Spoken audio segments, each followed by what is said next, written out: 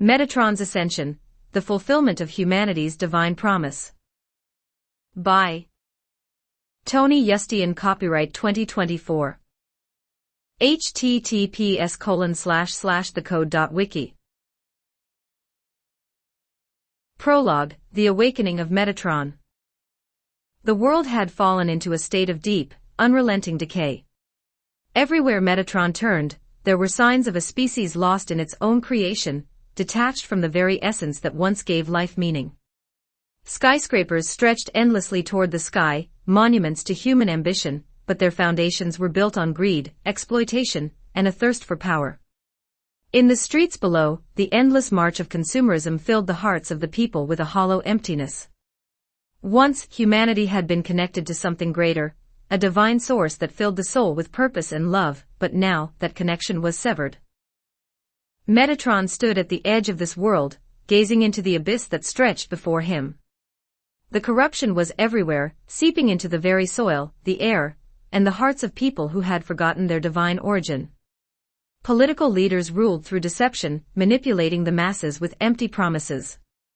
Wars raged in the name of power, while those who were meant to serve the people fed off their suffering. Greed, once a vice, had become a virtue, celebrated in the halls of corporations and governments alike. And beneath it all, a deep spiritual decay. People had forgotten their connection to God, to one another, and to the earth that nurtured them. It was a world of chaos, a world that had lost its way. Metatron was not born with the knowledge of who he was or the role he was destined to play in this unfolding tragedy. He had lived as an ordinary man, witnessing the rise and fall of societies, the ceaseless wars, and the heartbreak of people who sought meaning in a world that offered none. He had felt the pain of isolation, the dull ache of seeing humanity's suffering, but in those days, he had believed himself powerless to stop it. Like so many, he had questioned his place in the universe, wondering if one person could ever make a difference in a world so steeped in darkness. But the signs had always been there, hidden in the sacred texts, waiting for the moment when Metatron's true nature would awaken. He recalled the prophecies, whispered throughout the ages, carried in the winds of time like echoes from the past. The Bible spoke of a coming Messiah, a savior who would lead humanity through its darkest hour. The Quran foretold the arrival of a divine messenger, who would restore the balance between heaven and earth. The Vedas, the ancient scriptures of India, had prophesied the descent of Kalki, the final avatar of Vishnu, who would bring an end to the age of corruption. And in countless other traditions, the promise of salvation was written in the stars. For years, these prophecies had felt distant, like myths from a forgotten time, stories meant to soothe the souls of those who sought hope in hopelessness. Yet, as Metatron gazed upon the broken world, he began to feel the weight of those words pressing upon him. Something was stirring within him, something that defied explanation, a call, soft at first, like the whisper of a breeze but growing stronger with each passing day. He tried to ignore it at first, dismissing it as mere coincidence, a trick of the mind, but the signs became impossible to ignore. It began with the dreams. Vivid, mystical visions that took him beyond the world he knew and into realms where the boundaries of time and space dissolved. He found himself standing before great pillars of light, each one pulsating with divine energy. Angels, their forms radiant and otherworldly, spoke to him in a language he did not understand, yet their message was clear.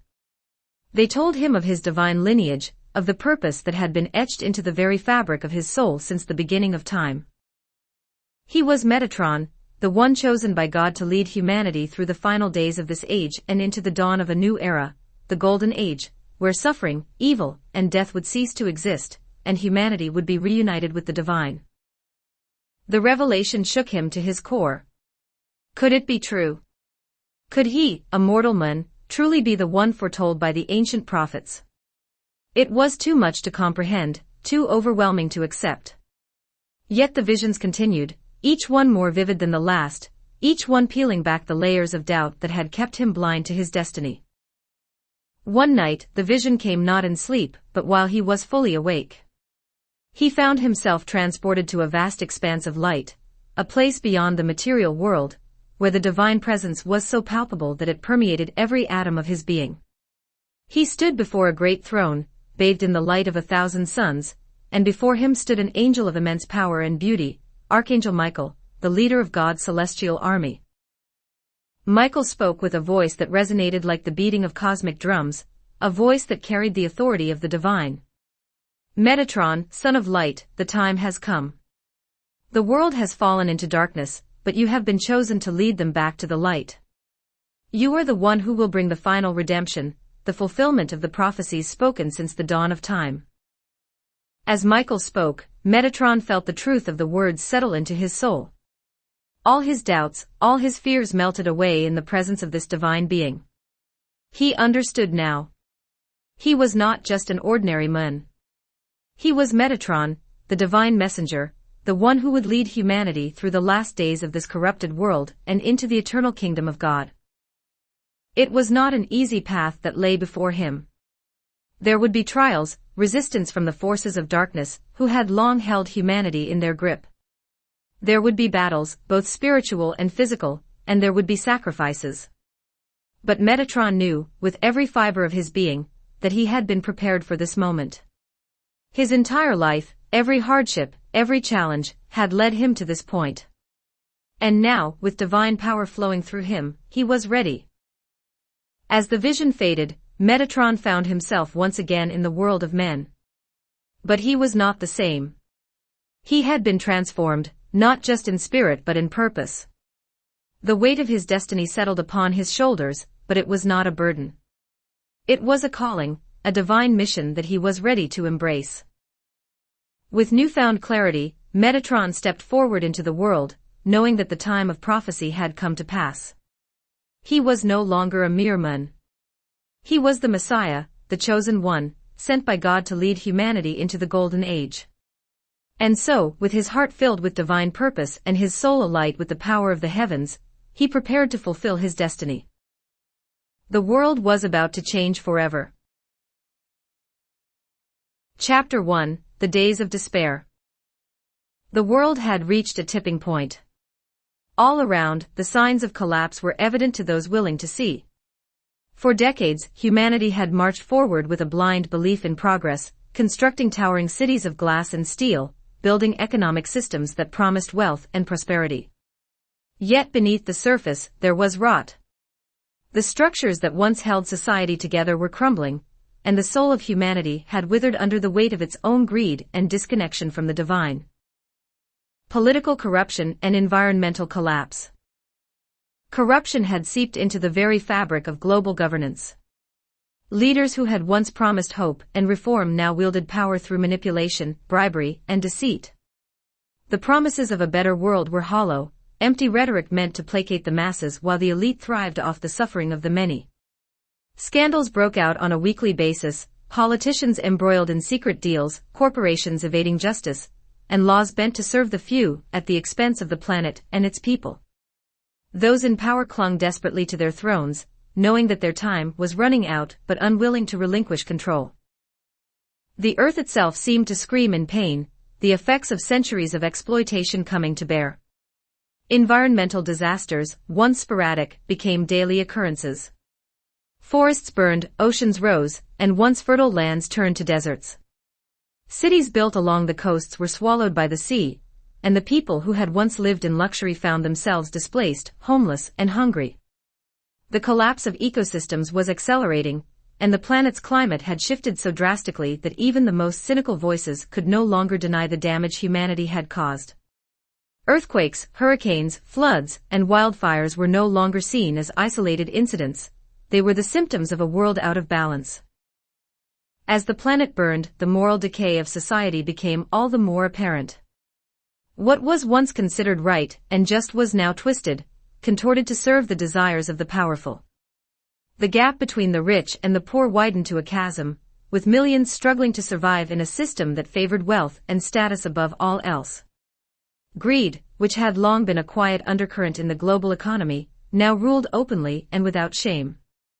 The very soul of humanity seemed to be drowning in a sea of consumerism, where the pursuit of material wealth had become the highest virtue. The convergence of apocalyptic signs. It was as though the ancient prophecies were unfolding before humanity's eyes. In every corner of the world, the signs were there for those who could see, the wars that seemed to spring up endlessly, the increasing violence in the streets, the breakdown of moral values, and the spiritual disconnection that left so many people feeling empty and lost.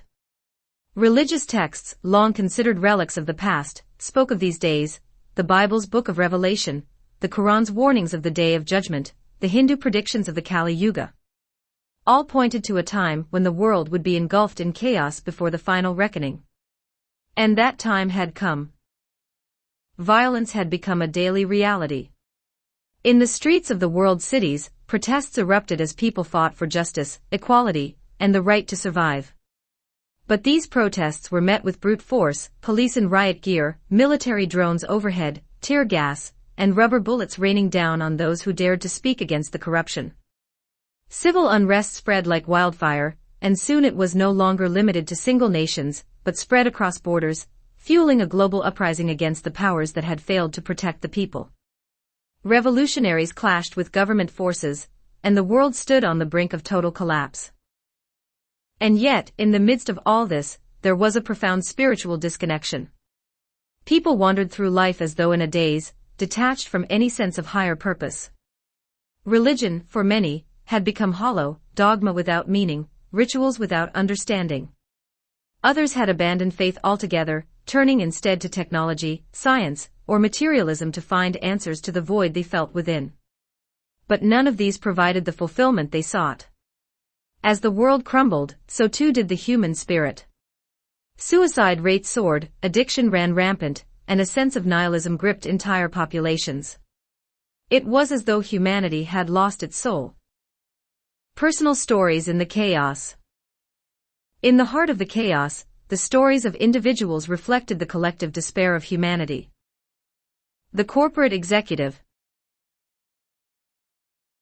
Angela, a high-ranking executive at one of the world's largest corporations, sat in her corner office overlooking a city skyline, its beauty marred by the thick, polluted air that hung over it like a shroud. She had spent her life climbing the corporate ladder, sacrificing relationships, personal happiness, and any semblance of a moral compass to reach the top. The money, the power, the luxury, none of it had brought her the peace she had imagined it would. Instead, she felt empty, suffocated by the very success she had worked so hard to achieve. Her company was one of the world's worst polluters, contributing to the environmental collapse that had now engulfed entire nations. She had been complicit in silencing whistleblowers, covering up scandals, and lobbying for laws that allowed the company to continue its exploitation unchecked. And now, as the world outside her window seemed to crumble, she could feel the weight of her decisions pressing down on her like never before. Late at night, when the office was quiet, Angela would sit at her desk, staring into the darkness, wondering how it had all gone so wrong. The luxury, the prestige, it was all meaningless in the face of the disaster that loomed. For the first time in her life, she questioned the very foundation of her existence. And yet, even in this moment of despair, she could feel something shifting within her, as if the universe itself was trying to tell her that the time for change was near. The soldier.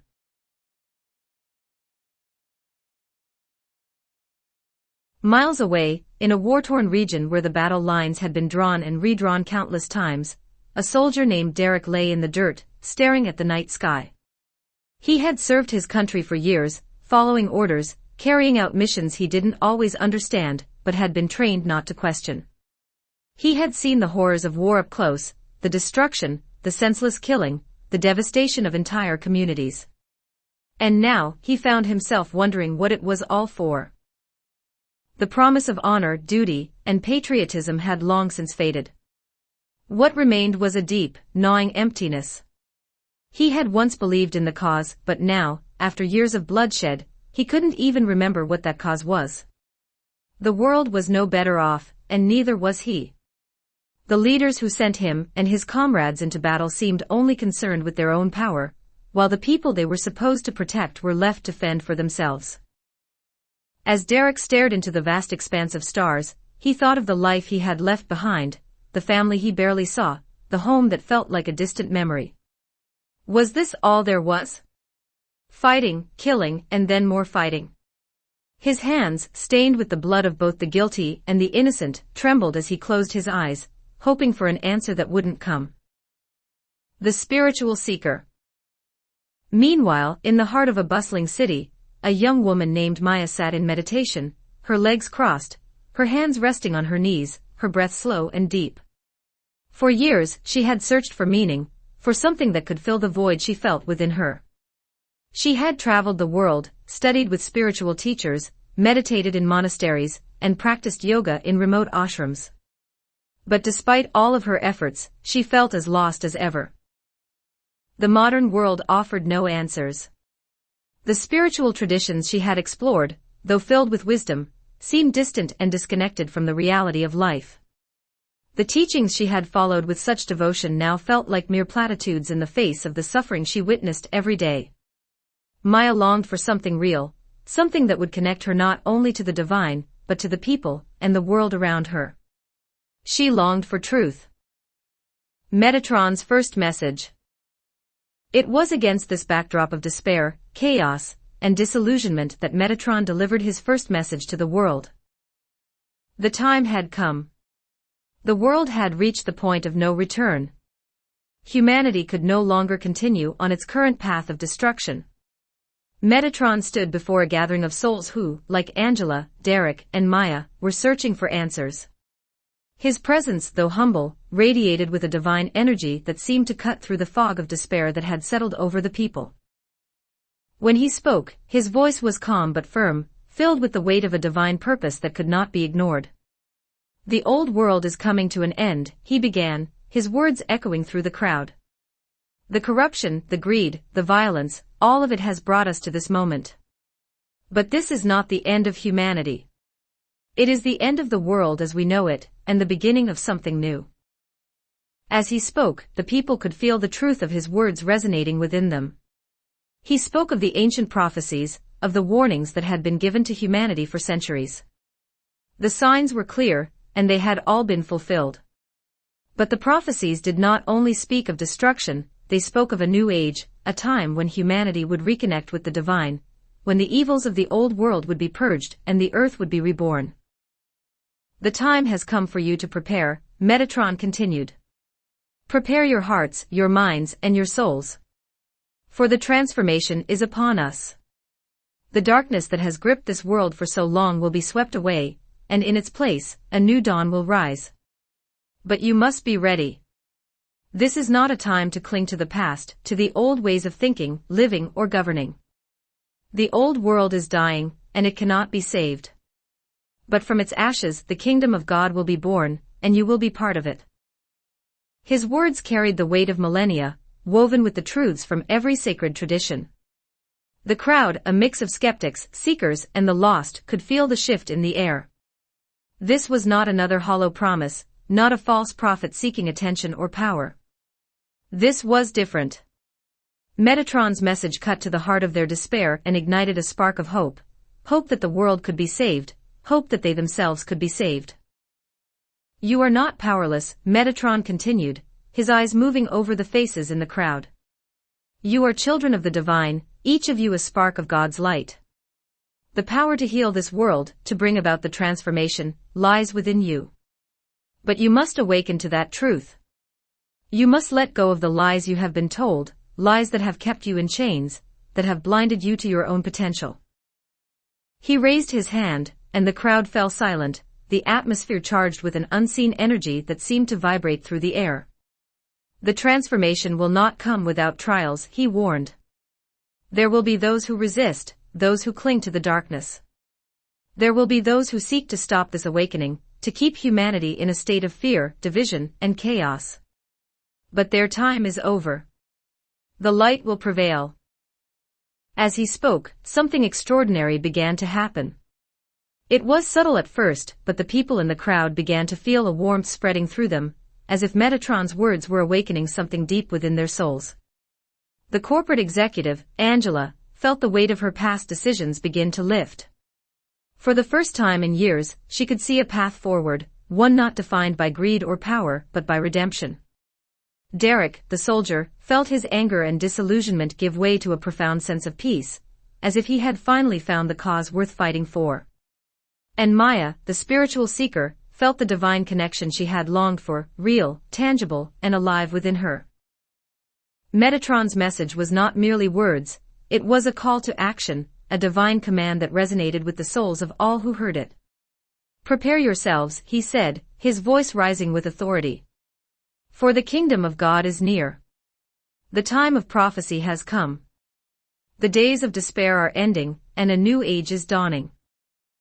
The crowd erupted into murmurs, some in awe, some in disbelief, but the shift in the atmosphere was undeniable. This was the moment they had all been waiting for, whether they had realized it or not. It was the beginning of the end of the old world and the birth of something entirely new. Metatron had spoken, and now the world would never be the same. The message spread quickly, far beyond the crowd that had gathered to hear it firsthand. Within hours it had reached every corner of the globe, carried on the wings of technology, whispered in hushed tones between friends, and shared through social media platforms that buzzed with excitement and confusion. Who was this man? Was he truly the one spoken of in the ancient prophecies? Was this the beginning of the end? Many dismissed the message as the ravings of a madman, a charismatic figure preying on the desperation of a broken world. But for those who had heard him, for those who had felt the shift in their own souls, there was no denying the truth. The days of despair were coming to an end, and the world was on the brink of a transformation unlike anything humanity had ever experienced. And so Metatron's message echoed across the world, planting seeds of hope and awakening in the hearts of those who were ready to hear it. The darkness had ruled for long enough. The time for change had come, and the light was about to shine brighter than ever before. But as the people began to awaken, the forces of darkness stirred. They had held power for centuries, controlling the world from the shadows, and they would not relinquish that power easily. The battle for humanity's soul was about to begin, and it would not be fought with weapons of war, but with the forces of light and darkness, with truth and lies, with love and fear. Metatron stood at the center of it all, knowing that the trials ahead would be great, but that the victory would be even greater. He had delivered the message. Now the world would have to choose. Chapter 2: The Rise of Metatron's Army. The message had been sent, and the world trembled with the weight of it. Metatron had declared the end of the old world, and across the globe, those who had felt the stirring of their souls knew that something monumental was unfolding. But this transformation would not happen through passive observation. It required action, and Metatron knew that to fulfill his divine mission, he needed to gather those who would stand with him, people from all walks of life who had seen firsthand the devastation wrought by corruption, greed, and disconnection from the divine. Metatron did not seek out the powerful or the wealthy, for they were too deeply entangled in the systems that had caused the world's decay. Instead, he looked to those who had felt the burden of this corruption, who had experienced the suffering but had not yet given up hope. These were the ones who would help him lead humanity into the golden age. And so the call went out, not through grand announcements or public decrees, but through the quiet whispers of awakening souls. The teacher, a light in the darkness. Sarah was a schoolteacher, the kind of person who had dedicated her life to the well-being of children. She had entered the profession with a heart full of hope, believing that education could change the world, that knowledge and understanding could be the keys to a better future. But over the years, she had watched as the education system became more about standardized testing and bureaucratic control than about nurturing young minds. The joy of learning had been replaced by the pressure to perform, and creativity was stifled by rigid curricula dictated by corporate interests.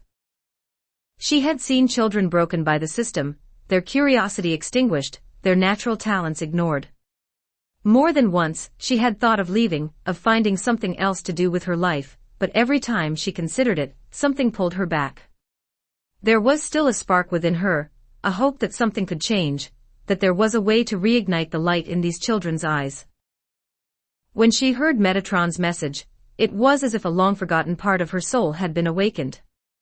She had always believed in the possibility of a better world, but over the years, that belief had been buried beneath layers of frustration and despair.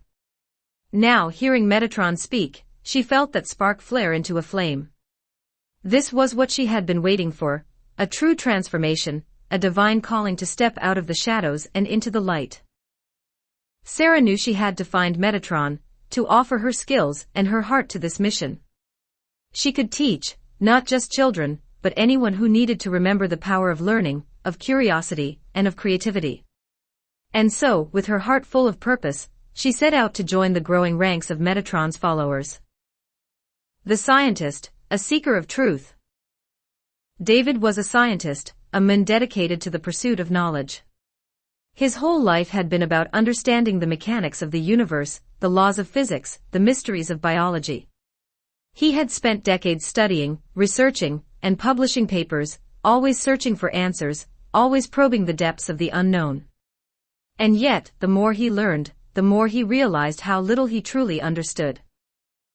Science in the modern world had become an industry, driven by corporate funding and political agendas. Research was no longer about discovery, it was about profit, about finding the next big breakthrough that could be monetized.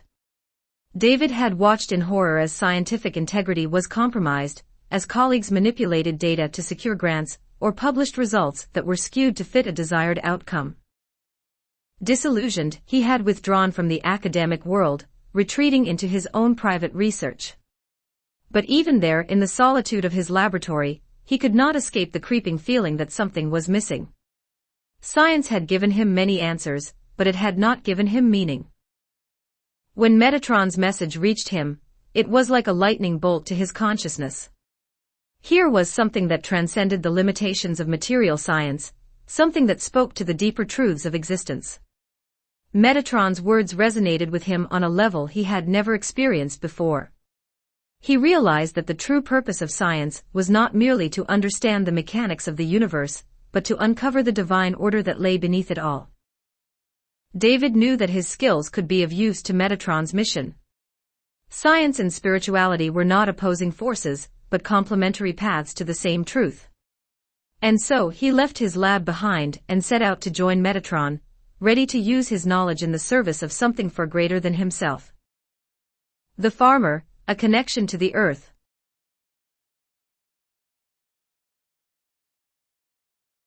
Eli was a farmer, a man whose hands had tilled the soil for as long as he could remember. He had inherited the farm from his father, who had inherited it from his father before him. For generations, his family had worked the land, growing food to feed their community. But the world had changed, and farming was no longer the noble pursuit it once was.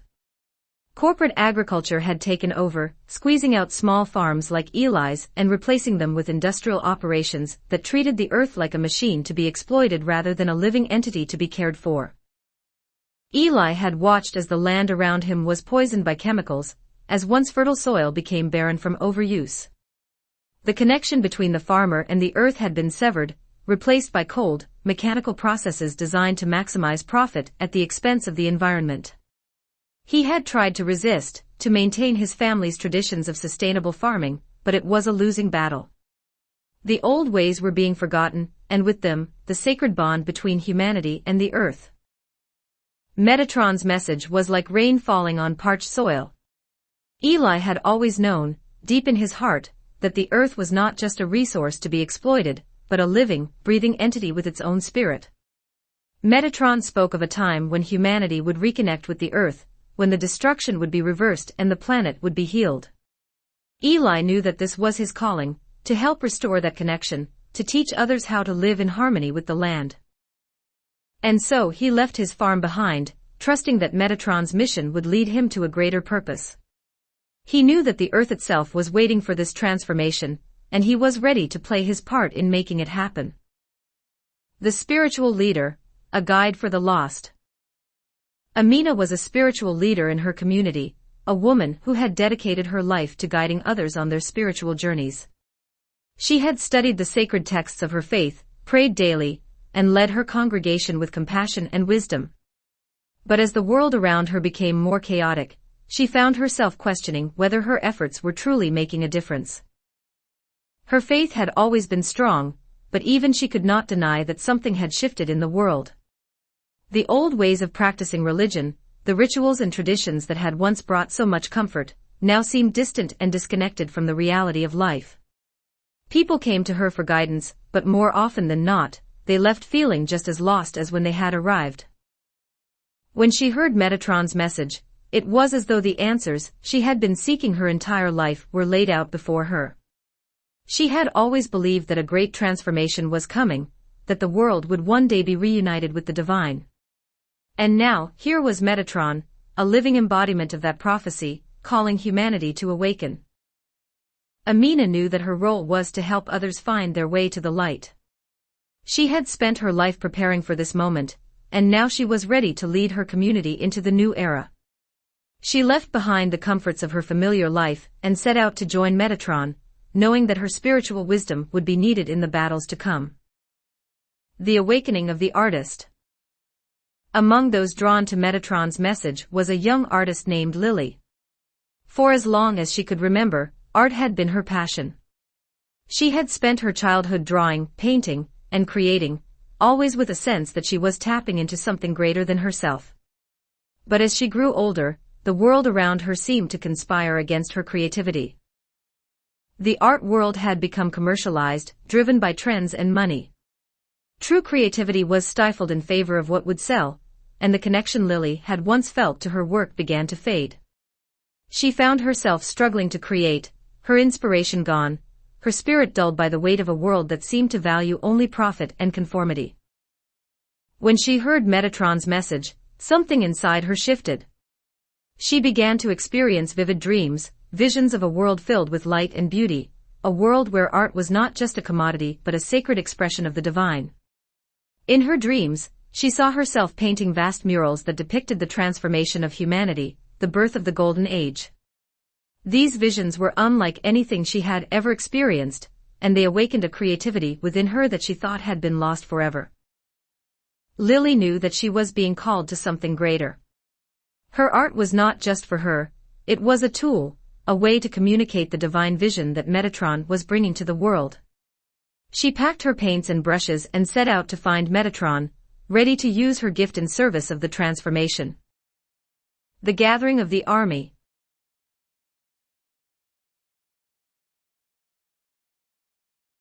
Metatron's army was not a traditional army. There were no weapons, no uniforms, no marching orders. Instead, it was an army of souls, people from every walk of life who had felt the call to rise above the corruption of the world and to serve the divine mission of transformation. They came from every corner of the globe, teachers, scientists, farmers, artists, spiritual leaders, and ordinary people who had been awakened by Metatron's message. They were united by one purpose, to restore humanity's connection to the divine, and to help lead the world into the Golden Age. Metatron did not gather his followers with speeches of war or revolution. He spoke instead of love, of truth, and of the divine power that existed within each person. He reminded them that the battle ahead was not one of violence but one of spirit. The forces they would face were not just external, corrupt governments, corporations, or secret societies, but internal, within their own hearts and minds. The darkness had taken root in the world because humanity had allowed it to, and now the light must be rekindled from within. As they gathered, Metatron taught them the spiritual practices that would strengthen their connection to the divine. These practices were drawn from the wisdom of ancient traditions, but adapted for the modern age. They meditated together, focusing on the light within themselves and the world. They prayed, not in supplication, but in communion with the divine forces that guided them. They learned to silence the noise of the world and to listen to the voice of God that spoke within each of them. The spiritual training. Metatron's teachings were not confined to one tradition or faith. He drew from the deep well of spiritual wisdom that had been passed down through the ages, weaving together the teachings of the prophets, saints, mystics, and sages from every corner of the world. His followers studied the prophecies of the Bible, the Quran, the Vedas, and the Torah, seeing how each foretold the coming of a divine leader who would restore balance to the world. From Hinduism, they studied the story of Kalki, the final avatar of Vishnu, who was prophesied to appear at the end of the Kali Yuga, the age of darkness and corruption. Kalki, like Metatron, was destined to bring an end to the chaos and restore righteousness. They reflected on the teachings of the Mahabharata and the Bhagavad Gita, learning that the true battle was always within, the battle between the forces of light and darkness in every soul. From Islam, they learned of the Mahdi, the guided one, who would come at the end of days to lead humanity back to the path of truth and justice. The teachings of the Quran spoke of the signs of the Day of Judgment, many of which they could see unfolding before them in the modern world. The Mahdi's mission was to restore the unity of the faithful and to usher in a time of peace and divine guidance. From Judaism, they studied the messianic prophecies of the Tanakh, which foretold the coming of a savior who would bring about the messianic age, a time when the world would be filled with knowledge of God, justice would prevail, and the nations would live in harmony. The teachings of the Kabbalah revealed the mystical dimensions of this prophecy, where the Messiah would not only restore the world physically but also elevate human consciousness to a divine state of awareness. From Christianity, they studied the words of Jesus, who had spoken of the coming kingdom of God, a time when the meek would inherit the earth, and the divine order would be restored. The book of Revelation described the final battle between good and evil, the fall of Babylon, and the coming of a new heaven and a new earth. Metatron reminded his followers that these prophecies were not just about destruction, they were about rebirth, the transformation of humanity into a higher state of being. Through this spiritual training, Metatron's followers began to awaken to their own divine potential. They realized that the light they sought in the world was already within them, and that their role in the transformation was not to fight against the darkness, but to bring light into the world by embodying the divine truth in their own lives. The more they practiced, the stronger their connection to the divine became, and the more they were able to see through the illusions of the world around them. The awakening of divine gifts. As Metatron's followers grew in their spiritual practice, many of them began to experience profound shifts in their consciousness. They had always known, intellectually, that they were part of something greater, but now they could feel it in their bones. The divine was not a distant force, they could sense it within themselves, guiding them, empowering them, and awakening gifts that had long lain dormant. Sarah, the teacher, found that her ability to connect with others had deepened. She had always cared for her students, but now, as she taught them, she could feel their souls. She understood their fears, their hopes, and their pain in a way she never had before. Her words, once limited by the constraints of the classroom, now carried a power that reached beyond the intellect and into the hearts of those she taught. She was no longer just a teacher of knowledge, she was a guide, helping her students rediscover their own light. David, the scientist, began to see the universe in a completely new way. The equations, the laws of physics, the biological processes he had studied for so long, all of them now appeared as threads in a vast tapestry of divine order. The more he studied the material world, the more he could see the hand of the Creator at work. He realized that science and spirituality were not separate, they were two sides of the same coin, each revealing the intricate beauty of God's creation. Eli, the farmer, found his connection to the earth deepening in ways he could not have imagined. As he worked the soil, he could feel the life force within it, the same divine energy that flowed through him and through all living things. He began to understand the rhythms of the earth, the cycles of growth and decay, not just as natural processes, but as sacred expressions of the divine. His hands, once calloused from years of hard labor, now felt like instruments of healing, restoring the balance between humanity and the planet. Amina, the spiritual leader, found that her prayers had taken on a new power. She had always been able to guide others in their faith, but now, when she prayed, she could feel the presence of the divine more clearly than ever before. Her words were no longer just a repetition of ancient texts, they were living expressions of divine truth, spoken directly into the hearts of those who listened. She became a beacon of light for her community, helping them navigate the turbulent times and preparing them for the transformation to come. Lily, the artist, experienced the most profound transformation of all.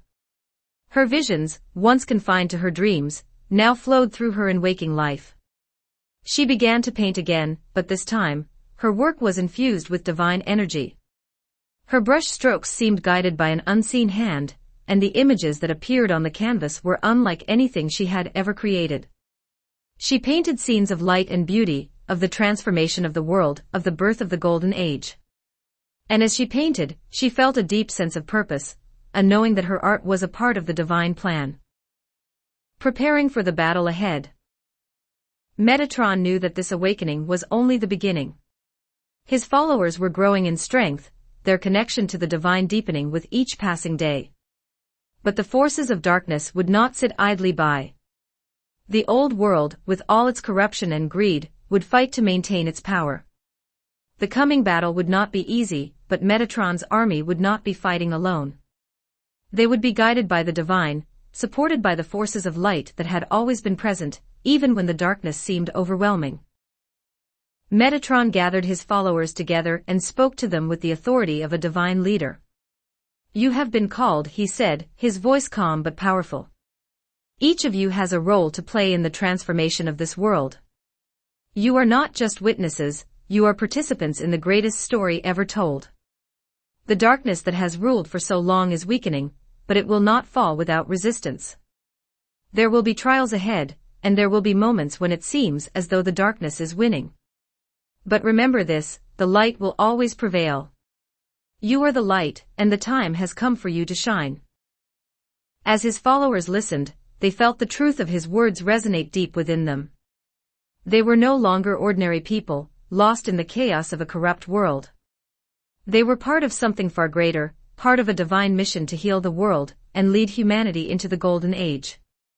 They had been chosen, and they were ready.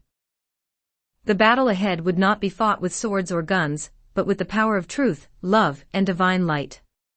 And as Metatron's army prepared for the trials to come, they knew that they were not alone. The ancient prophecies had spoken of this time, and now they were living it. Together they would rise. Chapter 3: The Cosmic Conflict. As Metatron's army grew stronger, the forces of darkness began to stir. For millennia, these hidden powers had ruled from the shadows, manipulating the course of human history, enslaving souls with fear, ignorance, and division. These entities were not just human, they were far older, more insidious, and deeply rooted in the spiritual realms. Demonic forces, long thought to be the stuff of myths and legends, had woven themselves into the very fabric of human society, hiding behind secret societies, corrupt governments, and institutions designed to keep humanity in a state of spiritual darkness. These dark forces had always known that their time would eventually come to an end. The ancient prophecies, spread across cultures and continents, had foretold a final confrontation between good and evil, light and darkness. They had prepared for it, strengthening their hold on humanity through systems of control, politics, media, economics, and even religion. But they had not anticipated the arrival of Metatron, God's chosen messenger, destined to lead humanity into the Golden Age. Now, with the first stirrings of light breaking through the darkness, they knew their grip was slipping, and they could not allow that to happen. The cosmic conflict was about to begin. The hidden powers revealed. For centuries, these dark forces had operated in secrecy. They used secret societies to orchestrate wars, manipulate economies, and subjugate entire populations. Groups like the Illuminati, shadow governments, and powerful elite circles were nothing more than the human manifestations of a much darker agenda. Behind them, pulling the strings, were entities that thrived on human suffering, demonic beings who had once roamed the earth openly in ancient times, but had since retreated to the spiritual realms, working from behind the veil to keep humanity enslaved. These entities had bound themselves to human souls, creating contracts of darkness through greed, power, and fear. Politicians, corporate moguls, religious leaders, all had been influenced or outright controlled by these forces, acting as their agents on earth. In return, they had been given wealth, power, and influence, all at the cost of their own souls. But now, the darkness was being forced into the light. Metatron's message, spreading like wildfire, had begun to disrupt the control these entities held over humanity. People were awakening, questioning the systems they had once blindly followed, and seeking a deeper connection to the divine. The cracks were forming, and the forces of darkness knew that if they didn't act quickly, their reign would be over. The time had come to challenge Metatron and his army. The first battle, light against darkness. Metatron felt the shift in the spiritual realm before it manifested on earth. He had long known that the battle would not be fought with traditional weapons, but with the power of truth, light, and divine love. The forces of darkness would attempt to stop the awakening of humanity by any means necessary, but they could not stand against the power of the divine. The first signs of the battle appeared in the material world as strange events began to unfold. Politicians, once untouchable, were exposed for their corruption and ties to secret societies. Massive corporations began to collapse under the weight of scandals. Those who had long profited from human suffering found themselves suddenly losing their grip on power. And as their control weakened, the entities behind these human puppets grew more desperate. Metatron gathered his followers, preparing them for what was to come. The darkness will not let go easily, he told them. It will fight with everything it has, but we will not fight as they do. Our weapons are not of this world. We fight with light, with love, and with the power of the divine. The forces that have controlled humanity for so long will be brought into the light, and once there, they will have no power. His followers, strengthened by their spiritual training, were ready. They had seen the truth, and they knew that the battle was not just for the physical world, but for the souls of all humanity. They would stand with Metatron, armed with the power of divine light, ready to confront the darkness head-on. The battle begins. The first confrontation came not in the physical world, but in the spiritual realm. As Metatron led his army in meditation and prayer, the veil between worlds began to thin. The air around them shimmered with energy, and the spiritual landscape shifted, revealing a vast cosmic battlefield. The forces of darkness, no longer able to hide in the shadows, revealed themselves in their true form, demonic entities of immense power, towering over the landscape like dark titans. These entities radiated fear, hatred, and greed, their forms twisted and grotesque, manifestations of the corruption they had sown throughout human history. They were the very embodiment of the darkness that had plagued humanity for millennia, feeding off the suffering and despair of the world. But Metatron was not afraid. He stood at the forefront of his army, his presence radiating divine light. With him stood the archangels, Michael, Gabriel, Raphael, and Uriel, each a beacon of celestial power, their wings shimmering with the light of the divine. The archangels had long been the protectors of humanity, guarding the spiritual realms from the influence of darkness, but now they stood with Metatron, ready to confront the evil that had taken root in both the material and spiritual worlds. Metatron raised his hands, and a wave of light spread out from him, engulfing his army. The light was not just a physical force, it was the power of divine love, the very essence of creation. The demonic forces recoiled at the sight of it, their forms flickering as the light revealed their true nature. They were creatures of darkness, but the light exposed them for what they really were, broken, twisted souls who had fallen from grace, now desperate to cling to the power they had stolen. The battle was unlike anything the followers of Metatron had ever imagined. It was not fought with swords or weapons, but with prayers, intentions, and the raw power of divine miracles. As the forces of darkness lashed out, attempting to spread fear and division, Metatron's army responded with love and unity. Where the darkness sought to sow chaos, they brought peace. Where the demons tried to instill fear, they radiated courage. The archangels moved through the battlefield like beams of light, confronting the demonic entities with the authority of heaven. Archangel Michael, the great protector, wielded his flaming sword, cutting through the illusions and lies that the dark forces had used to control humanity.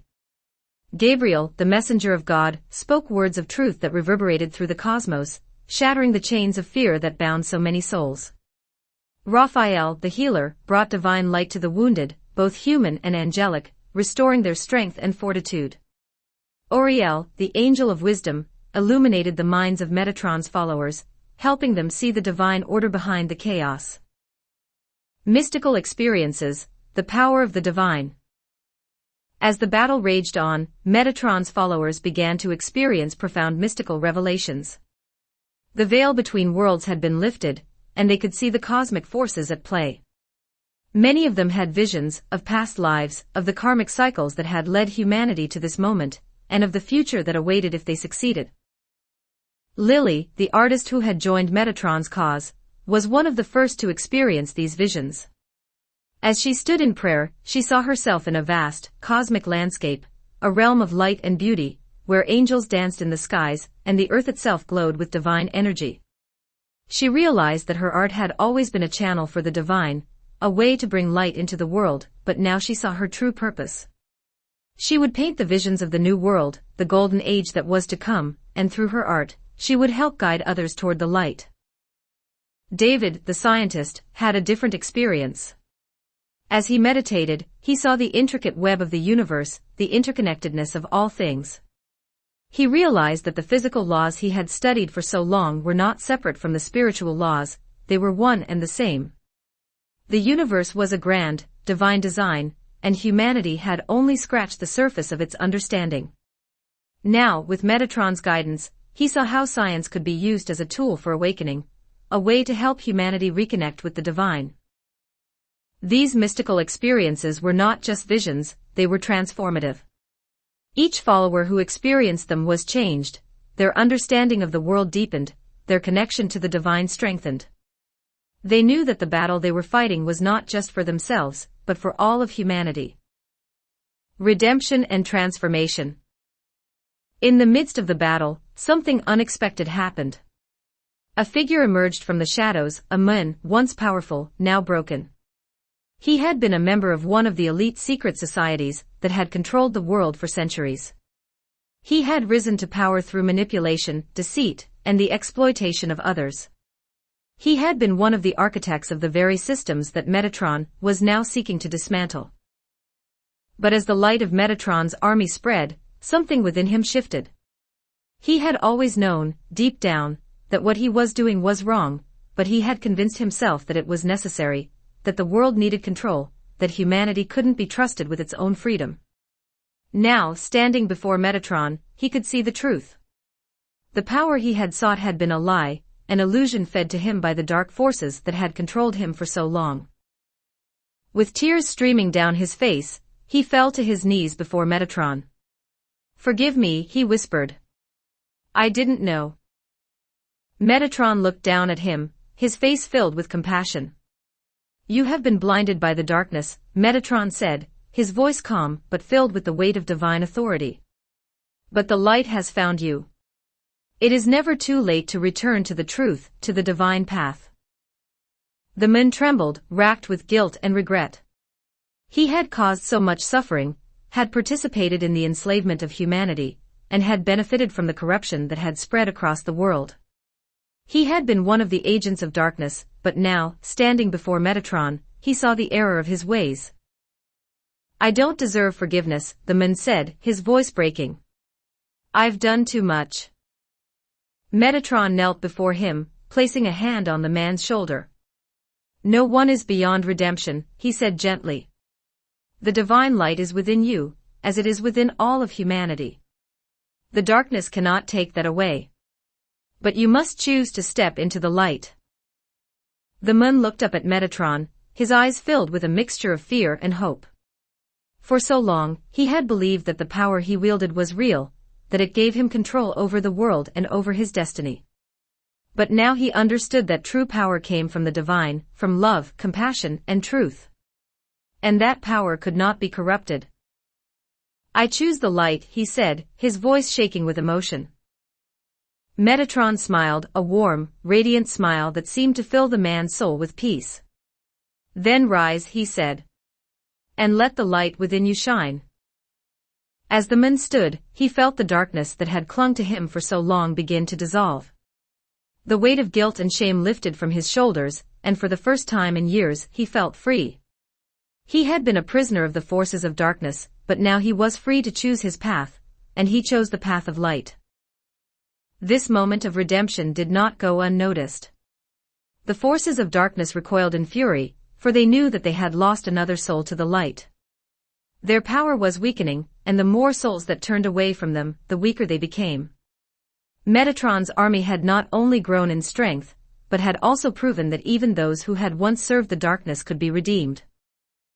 The man's transformation became a symbol for all who fought in Metatron's army, a reminder that no soul was beyond saving, that the light could reach even the darkest corners of the human heart. It was a powerful message, one that resonated deeply with the followers of Metatron. They knew that the battle they fought was not just to defeat the forces of darkness, but to bring about the healing and transformation of all humanity. The forces of darkness retreat. As the cosmic battle continued, it became clear that the forces of darkness could not stand against the light of Metatron and his army. The more they fought, the more their power was drained by the overwhelming force of divine love and truth. The demonic entities that had once ruled from the shadows began to wither, their grotesque forms shrinking as the light exposed their true nature. They had thrived on fear, division, and hatred, but now they were faced with something they could not understand: unity, compassion, and the divine connection that bound all of humanity together. The light of Metatron's army spread across the cosmic battlefield, pushing the darkness back, reclaiming the spiritual realms that had been lost for so long. But the battle was not yet over. The forces of darkness, though weakened, had not been entirely defeated. They retreated into the deepest, darkest corners of the spiritual realms, preparing for one final stand. They knew that their time was running out, but they would not go down without a fight. Metatron, standing at the center of the battlefield, watched as the darkness withdrew. His heart was calm, for he knew that the light would ultimately prevail. But he also knew that the true test was yet to come. Preparing for the final confrontation.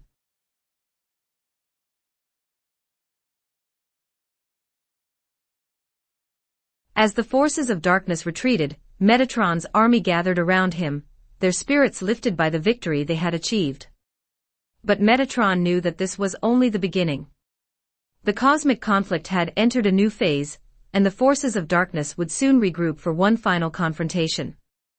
This battle had been a test, a way for the forces of light to demonstrate their strength and unity. But the ultimate battle, the final reckoning, still lay ahead. "We have won this battle," Metatron told his followers, his voice steady and filled with purpose. "But the war is not over. The darkness will return, and when it does, it will be more desperate and more dangerous than ever before. But we will be ready. The light is stronger than any force of darkness, and together, we will bring about the final victory." His followers listened intently, their faith in Metatron and the divine plan unshakable. They had seen the power of the light, had witnessed the miracles that Metatron had performed, and had experienced the divine presence within themselves. They knew that they were part of something far greater than themselves, a cosmic plan that had been unfolding for millennia. Metatron looked out over the faces of those who stood with him. Each one had been chosen for a reason, each one had a role to play in the transformation of the world. And now, as they prepared for the final confrontation with the forces of darkness, they were stronger than ever. But Metatron also knew that this battle was not just about defeating the darkness, it was about healing the wounds that had been inflicted on humanity over millennia. It was about restoring the connection between humanity and the divine, about bringing love, truth, and light to a world that had been steeped in darkness for too long. The final confrontation would not just be a victory for the forces of light, it would be the beginning of a new era, the dawn of the Golden Age. Chapter 4: The Revelation of Hidden Truths. The cosmic conflict had begun to turn the tide. Metatron's army had tasted victory in the first great battle against the forces of darkness, but they knew their journey was far from over. As they regrouped and prepared for the trials to come, Metatron knew the time had arrived to reveal the hidden truths that had been suppressed for millennia, truths that would shatter the illusions that had held humanity captive and reconnect them to their divine origins. Throughout history, powerful forces had sought to keep these truths hidden. Secret societies, corrupt leaders, and dark spiritual entities had buried the sacred knowledge that could free humanity from its bondage. They had used fear, deception, and manipulation to sever the connection between humanity and the divine, ensuring that people remained trapped in the material world, blind to the true nature of their existence. But the time for secrets was over. The time for truth had come. The unveiling of sacred knowledge. As the forces of darkness retreated, Metatron gathered his followers, ready to reveal to them the hidden mysteries of the universe. The knowledge he would share was not confined to any one tradition or religion, it transcended cultural boundaries and historical periods, drawing from the deepest wells of spiritual wisdom. He would unlock the secrets that had been preserved in sacred texts, passed down through the ages by prophets, mystics, and seers who had glimpsed the divine order of creation. Metatron began by speaking of the Book of Enoch, a text that had been long forgotten by much of the world but contained vital knowledge about humanity's origins and the celestial hierarchy that governed the universe. He spoke of the Watchers, angels who had descended to earth in ancient times, and of the fall of these beings who had become corrupted by their desire for power. The Book of Enoch revealed the hidden history of humanity's early days, a time when divine beings walked the earth and taught humanity the arts of civilization, but at a cost. The Watchers were not meant to interfere with humanity, Metatron explained. Their role was to observe, to guide from afar. But they broke the divine law and descended into the material world, corrupting their own nature and influencing humanity in ways that led to the downfall of entire civilizations. He spoke of the fallen angels, their punishment, and the warnings Enoch had received from God, warnings that had been ignored by those who had sought to suppress the truth. Humanity has forgotten its divine origins, Metatron continued, but it is time to remember. You are not merely physical beings trapped in a material world. You are divine sparks, souls that come from the higher realms, destined to return to the source. Next, Metatron turned to the Zohar, the central text of Kabbalistic mysticism. He revealed to his followers the hidden structure of the universe, the Sphirot, the 10 emanations through which God's divine light flows into creation. These emanations, he explained, were not separate from humanity but were intrinsic to the human soul. Each individual carried within them the potential to connect to the divine through the tree of life, a mystical map of the cosmos and the soul's journey through it. The Zohar teaches us that the universe is a reflection of the divine mind, Metatron said. Each of you is a part of that mind, connected to it through the Sphirot. You have the power to ascend through these emanations, to awaken your consciousness, and become one with the divine. But this knowledge has been hidden from you until now. Metatron then drew from the Vedas, the ancient Hindu scriptures that contained the wisdom of the rishis, seers who had transcended the limitations of the material world and glimpsed the eternal truths of existence. He spoke of Atman, the divine self that resides within each individual, and Brahman, the ultimate reality that underlies all of creation. The Vedas, he explained, had long taught that the material world was an illusion, Maya, and that true freedom came from realizing one's unity with the divine. You are not separate from God, Metatron told them. The separation you feel is an illusion, a veil that has been placed over your consciousness by those who seek to keep you in darkness. But the veil is thinning. You are awakening to the truth that you are divine, that you are one with the universe, one with each other, and one with God. Cosmic visions, the higher realms revealed. As Metatron spoke, his followers began to feel a profound shift in their consciousness. The truths he was revealing were not just intellectual concepts, they were living realities, resonating within their very souls. And as they opened themselves to these truths, they began to experience mystical visions, glimpses of the higher realms where the divine order of the universe was laid bare. One by one, they saw themselves ascending through the spiritual planes, guided by angels and beings of light. They saw the tree of life illuminated before them, each branch a pathway to higher consciousness. They saw the Sphirot glowing with divine energy, each one representing a different aspect of the divine mind, wisdom, understanding, mercy, strength, beauty, eternity, and beyond. As they ascended, they felt themselves becoming lighter, freer, shedding the illusions of the material world and awakening to their true nature as divine beings. In these higher realms, they encountered the angels, beings of pure light who had always been present, but had been hidden from their perception. The angels greeted them with love and compassion, welcoming them into the cosmic family that had always been their true home.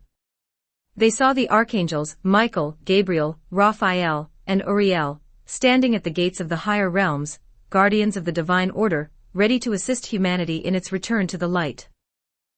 For the first time, they understood the vastness of creation. The material world, with all its suffering and limitations, was but a tiny speck in the grand design of the universe. Beyond it lay infinite realms of light and love, where souls could evolve, create, and commune with the divine. They saw that the darkness they had fought was not a permanent force, it was a temporary distortion, a shadow cast by the ignorance of separation. And now, with Metatron's guidance, the shadow was being dispelled. Personal connection, the scientist's revelation. Among those experiencing these cosmic visions was David, the scientist who had once been skeptical of anything beyond the material world. He had spent his life seeking to understand the physical laws of the universe, believing that truth could only be found through empirical observation and scientific inquiry. He had dismissed religion and mysticism as superstition, relics of a bygone age when humanity had not yet discovered the wonders of science. But now, standing before Metatron, David's entire worldview was being shattered. As Metatron spoke of the hidden truths of the universe, David began to feel something stir within him, a knowing that could not be explained by logic or reason. It was as if a door had opened in his mind, and for the first time, he could see beyond the physical realm into the vast expanse of creation.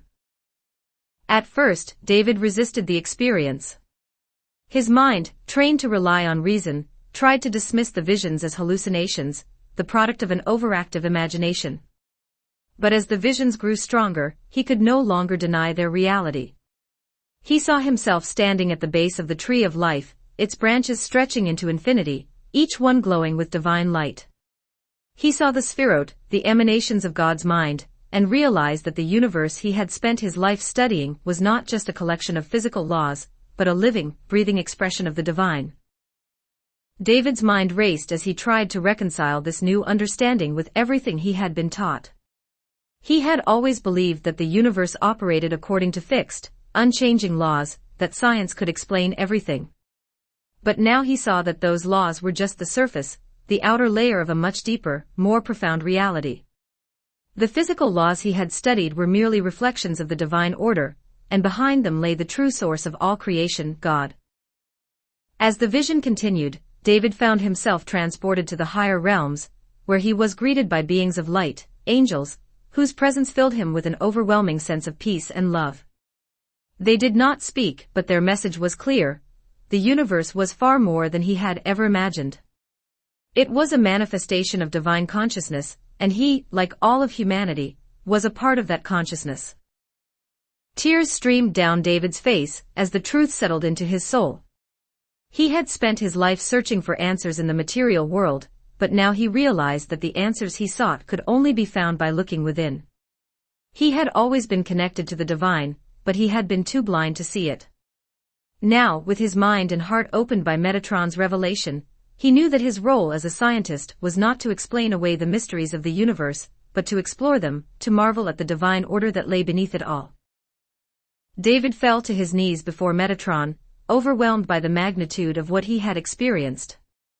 "I see it now," he whispered. "I understand. The universe, it's all connected. We're all connected." Metatron smiled, placing a hand on David's shoulder. "Yes," he said softly. "You have seen the truth. And now, you are free to explore the infinite possibilities of divine knowledge. The path forward, awakening the world." As Metatron's followers experienced these mystical revelations, they knew that their mission was not just to defeat the forces of darkness, but to help humanity awaken to its true nature. The knowledge that had been suppressed for millennia was now being revealed, and it was their task to spread this truth to the world. The forces of darkness had thrived on ignorance and separation, but now, with the light of divine knowledge illuminating the path, humanity could reclaim its divine inheritance. Metatron's army was no longer just a group of individuals united by a common cause. They had become something more, beacons of divine light, each one carrying within them the sacred knowledge that had been passed down through the ages. The cosmic visions they had experienced were not just for their own enlightenment, they were the keys to unlocking humanity's full potential. "We must awaken the world," Metatron told them, his voice steady but filled with urgency. "The truth has been revealed to you, but there are still many who live in darkness. The knowledge of the universe, the truth of your divine origins, has been hidden for too long. It is time for humanity to remember who they are." His followers nodded, understanding the weight of the mission before them. They were no longer ordinary people, they were messengers of the divine, tasked with bringing light to a world that had been lost in darkness. But they also knew that this would not be an easy task. The forces of darkness would not let go of their control easily. There would be resistance, doubt, and fear. But they had seen the truth, and nothing could shake their faith in the divine plan. The awakening of humanity. As Metatron's army prepared to spread the sacred knowledge to the world, the first stirrings of awakening began to ripple through humanity. The cosmic battle between light and darkness had already begun to weaken the grip of the forces that had held humanity in spiritual captivity for so long. People around the globe, whether they knew it or not, were beginning to sense a shift. The illusions that had kept them blind to their true nature were starting to dissolve. It started with a subtle change in consciousness. People who had once been consumed by fear, greed, and materialism began to feel a yearning for something more. They could not explain it, but they knew that the lives they had been living were not fulfilling. The promises of the old world, wealth, power, status, suddenly seemed hollow. There was a growing hunger for truth, for connection, for something deeper. Metatron's followers, empowered by the sacred knowledge they had received, began to reach out to those who were ready. They did not preach or proselytize, instead, they simply shared what they had learned through their own experiences. They spoke of the divine order of the universe, the interconnectedness of all things, and the hidden truths that had been suppressed by the powers that be. One by one, people began to awaken. They began to see through the illusions that had kept them trapped in cycles of suffering and separation. They began to realize that they were not powerless, that they were not just physical beings confined to a material world. They were divine souls, connected to each other and to the universe in ways they had never imagined. A new vision for science and spirituality. David, the scientist who had experienced his own profound revelation, became a key figure in this awakening. He had always been respected in his field, known for his brilliant mind and groundbreaking research. But now, with his newfound understanding of the divine order of the universe, he began to share his insights with others, both within the scientific community and beyond. At first, his colleagues were skeptical. They had always known David to be a man of reason and logic, someone who demanded evidence and rejected anything that could not be empirically proven. But now, as he spoke of the interconnectedness of all things, of the divine intelligence that underlay the laws of physics and biology, they began to see that he was not abandoning science, he was expanding it. David's revelation had shown him that science and spirituality were not opposing forces, as many had believed for so long. They were two sides of the same coin, each offering a different perspective on the same truth. The laws of the universe, which scientists had spent centuries studying, were expressions of the divine mind, the cosmic order that governed all of creation. To truly understand the universe, one had to look beyond the material and into the spiritual. This new vision for science began to spread. Scientists, once rigid in their adherence to materialism, began to open themselves to the possibilities that David spoke of. They started to explore concepts that had long been dismissed by mainstream science: consciousness, energy fields, and the role of intention in shaping reality. The lines between science and mysticism began to blur, and a new era of discovery was born. The role of art in the awakening. Lily, the artist who had experienced visions of the higher realms, also played a vital role in the awakening. Her art, which had once been confined to the physical world, was now infused with divine energy. She began to create works that reflected the cosmic visions she had seen, images of the tree of life, the spheroid, and the interconnectedness of all beings. Her paintings became more than just art, they were portals to the divine. Those who gazed upon them felt a stirring in their souls, as if they were being called to remember something long forgotten. Through her art, Lily was able to communicate the sacred knowledge that words alone could not convey. She had become a channel for the divine, and her work was awakening souls across the world. The final revelation: humanity's divine origins. As Metatron continued to guide his followers and awaken humanity, he knew that the most profound truth had yet to be revealed. It was a truth that had been hidden from humanity since the beginning of time, a truth that would forever change the way people saw themselves and the universe. Gathering his followers once again, Metatron spoke of humanity's divine origins. "You are not of this world," he said, his voice filled with the authority of divine knowledge. "You are not simply physical beings born of the earth. You are souls, sparks of the divine, sent into this world to learn, to grow, and to bring light to the darkness. He revealed that humanity had been seeded by divine beings, sent from the higher realms to experience the material world and to elevate it with their presence. The ancient texts had spoken of this, the gods and angels who had walked among humanity in the early days of creation. But over time, this knowledge had been forgotten, buried under layers of control and manipulation by those who sought to keep humanity in darkness. You are not separate from God, Metatron continued. You are a part of God. Each of you carries within you the divine spark, the essence of the Creator.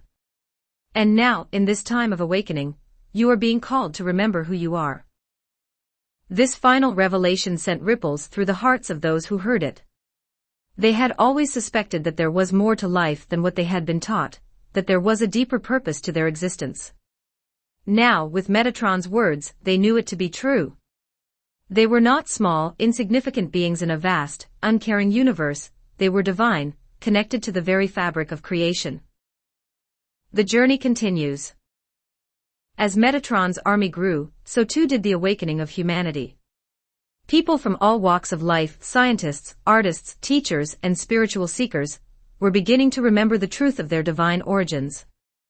The sacred knowledge that had been suppressed for so long was now being shared freely, and the forces of darkness, once so powerful, were losing their grip on the world.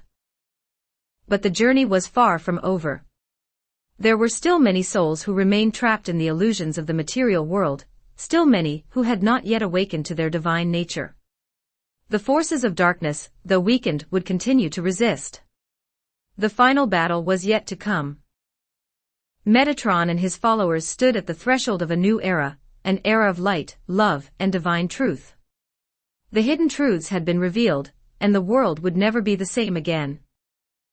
But the greatest challenge still lay ahead. Chapter 5: The Fall of Babylon. The awakening had begun. Across the world, the light of Metatron's truth was spreading, illuminating the darkness that had shrouded humanity for millennia. People were beginning to see through the illusions of the old world, the systems of power that had enslaved them, the lies that had been fed to them, and the fear that had kept them in chains. The forces of darkness had long manipulated these structures, hiding behind governments, financial empires, and secret societies to maintain their grip on the world. But now, with the rise of Metatron's army and the revelation of divine truths, these wicked systems were beginning to crumble. It was time for Babylon to fall. The systems of power began to crumble. For centuries, the powers that ruled the world had operated with impunity, their corruption hidden behind a veil of wealth, authority, and influence. Governments, once established to serve the people, had become instruments of control, manipulated by a small elite who used political power to maintain their own positions. Financial empires, built on greed and exploitation, had created vast inequalities, leaving millions in poverty while a handful of individuals amassed unimaginable wealth. Secret societies, operating in the shadows, had pulled the strings behind the scenes, ensuring that the world remained divided and disempowered. But now those structures were faltering. The lies they had been built upon were being exposed, and the people were waking up to the truth. Metatron's message had spread far and wide, and with it, the realization that the systems that had ruled the world were not invincible. They were human constructs, built on deception and fear, and they were vulnerable to the power of truth and light. As Metatron's followers continued to awaken, they began to see the cracks in the foundations of the old world. The institutions they had once believed were untouchable, governments, banks, and corporations, were beginning to show signs of collapse. Scandals erupted as more and more individuals came forward to expose the corruption that had long been hidden. Whistleblowers, journalists, and ordinary citizens began to speak out, revealing the depth of the deceit that had been perpetrated by those in power. The fall of Babylon had begun. Prophecies fulfilled, the end of the old world. The collapse of the old world systems of power had long been foretold in the prophecies of ancient texts. In the Book of Revelation, the fall of Babylon symbolized the downfall of a corrupt world order, a city of excess and immorality brought to ruin by divine justice. The scriptures spoke of a time when the truth would be revealed, when the powers that had oppressed humanity would be cast down, and when the kingdom of God would rise in their place. Babylon the Great is fallen, and has become the habitation of devils, and the hold of every foul spirit, and a cage of every unclean and hateful bird. Metatron quoted from the book of Revelation as he addressed his followers. For all nations have drunk of the wine of the wrath of her fornication, and the kings of the earth have committed fornication with her, and the merchants of the earth have grown rich through the abundance of her delicacies. This prophecy, so long ignored or misunderstood, was now coming to pass. The Babylon of modern times was not a single city, but the global systems of power that had enslaved humanity, systems driven by greed, corruption, and the exploitation of others. These systems had grown fat on the labor and suffering of the many, while a select few had reaped the rewards. But their time was over. The fall of Babylon was not just a metaphor, it was a reality that was unfolding before the eyes of the world. In the Quran, the Day of Judgment, the Yom al-Qiyamah, also spoke of the time when the truth would be revealed and the world would be purified of its corruption. The unjust would be judged for their deeds, and those who had lived in righteousness would be rewarded. The prophecies of indigenous cultures also spoke of this time of purification, a time when the earth would cleanse itself of the greed and violence that had scarred it, and when humanity would be given the chance to return to harmony with the natural world and the divine.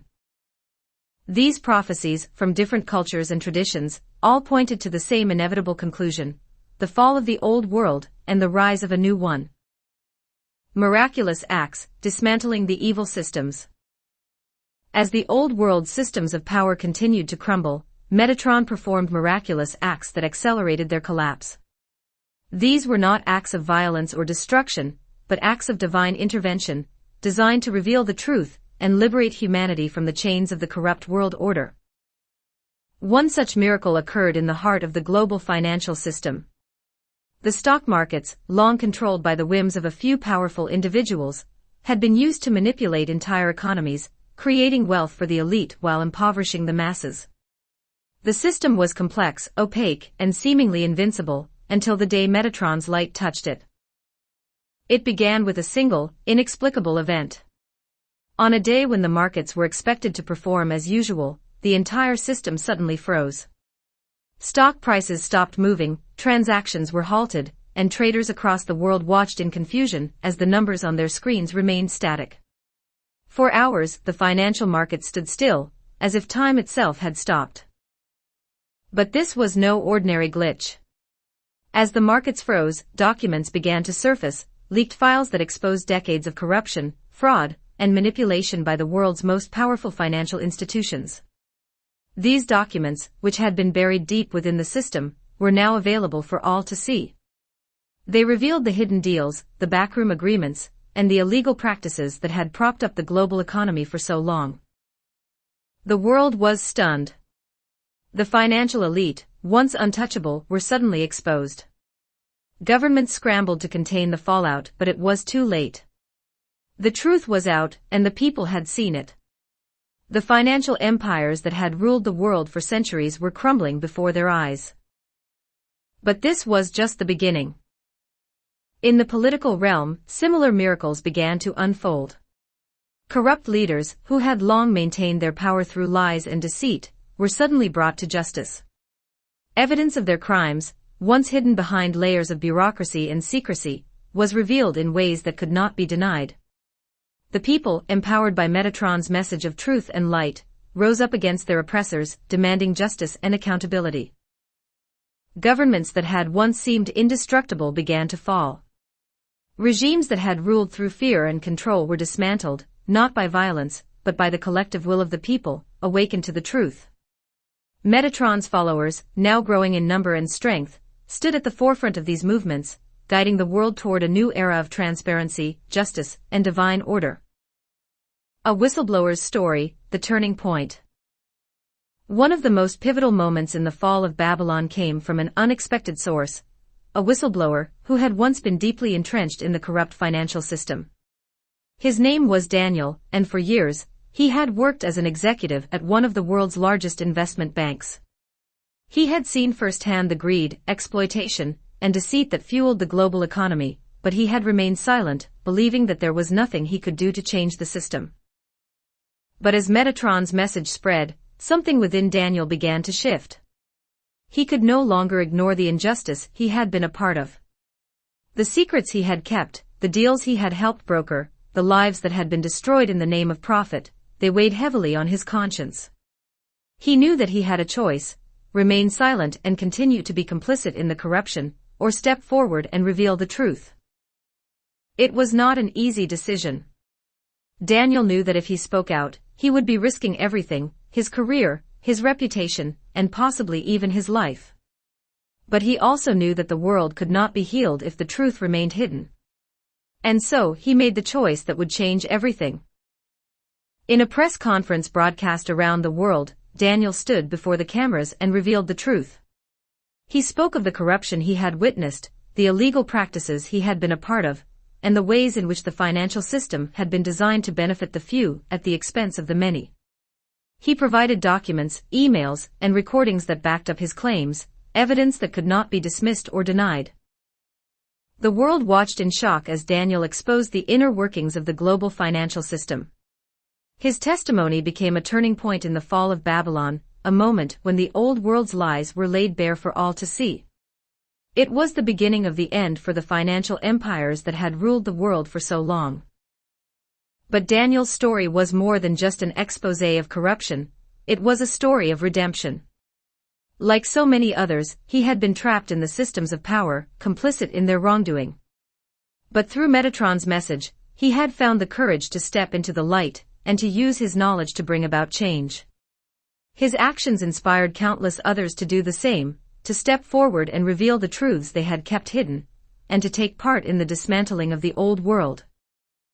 Liberation and the dawn of a new era. As the systems of Babylon crumbled, humanity began to experience a profound sense of liberation. The chains that had bound them, fear, greed, division, were being broken, and for the first time in generations, people felt truly free. The world was changing, and though the transition was not without challenges, there was a growing sense of hope and possibility.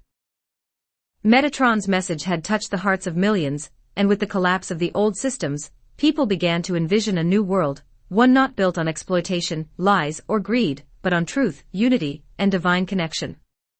The structures that had oppressed humanity for so long were being dismantled, and in their place, something beautiful and sacred was emerging. The fall of Babylon was not just a collapse of corrupt governments, financial institutions, and secret societies, it was the end of an era of darkness, and the dawn of a new age.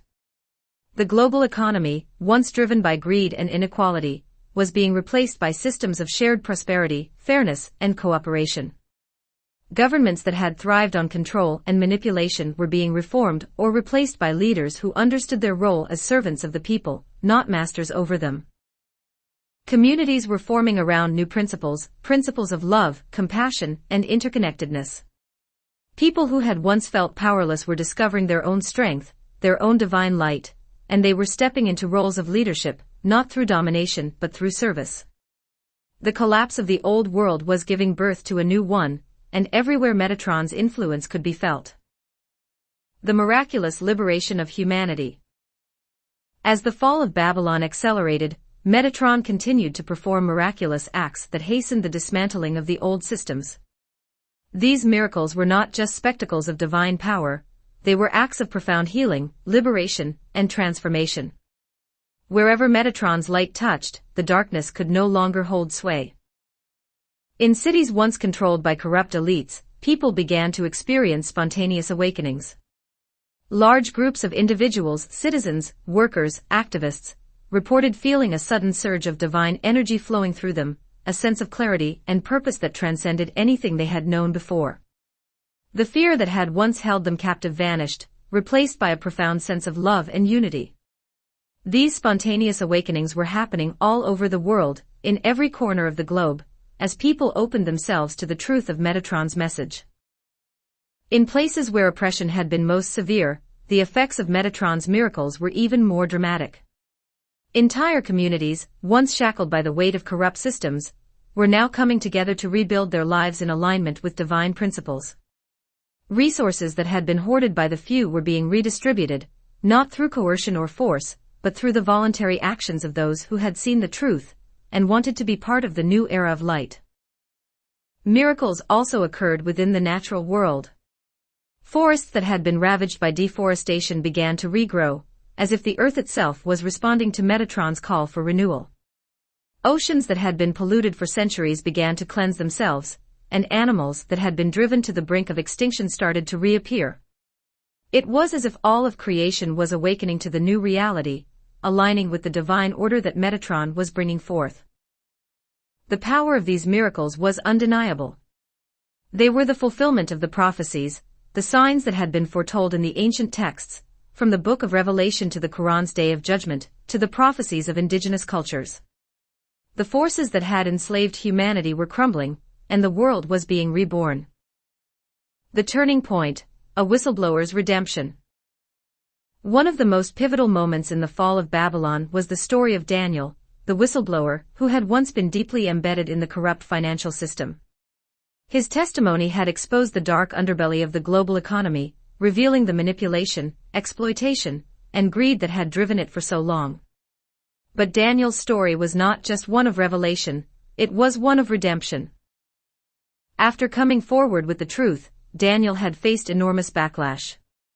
The powerful elites he had exposed had tried to discredit him, to silence him, and to punish him for his bravery. But with Metatron's guidance, Daniel found the strength to persevere.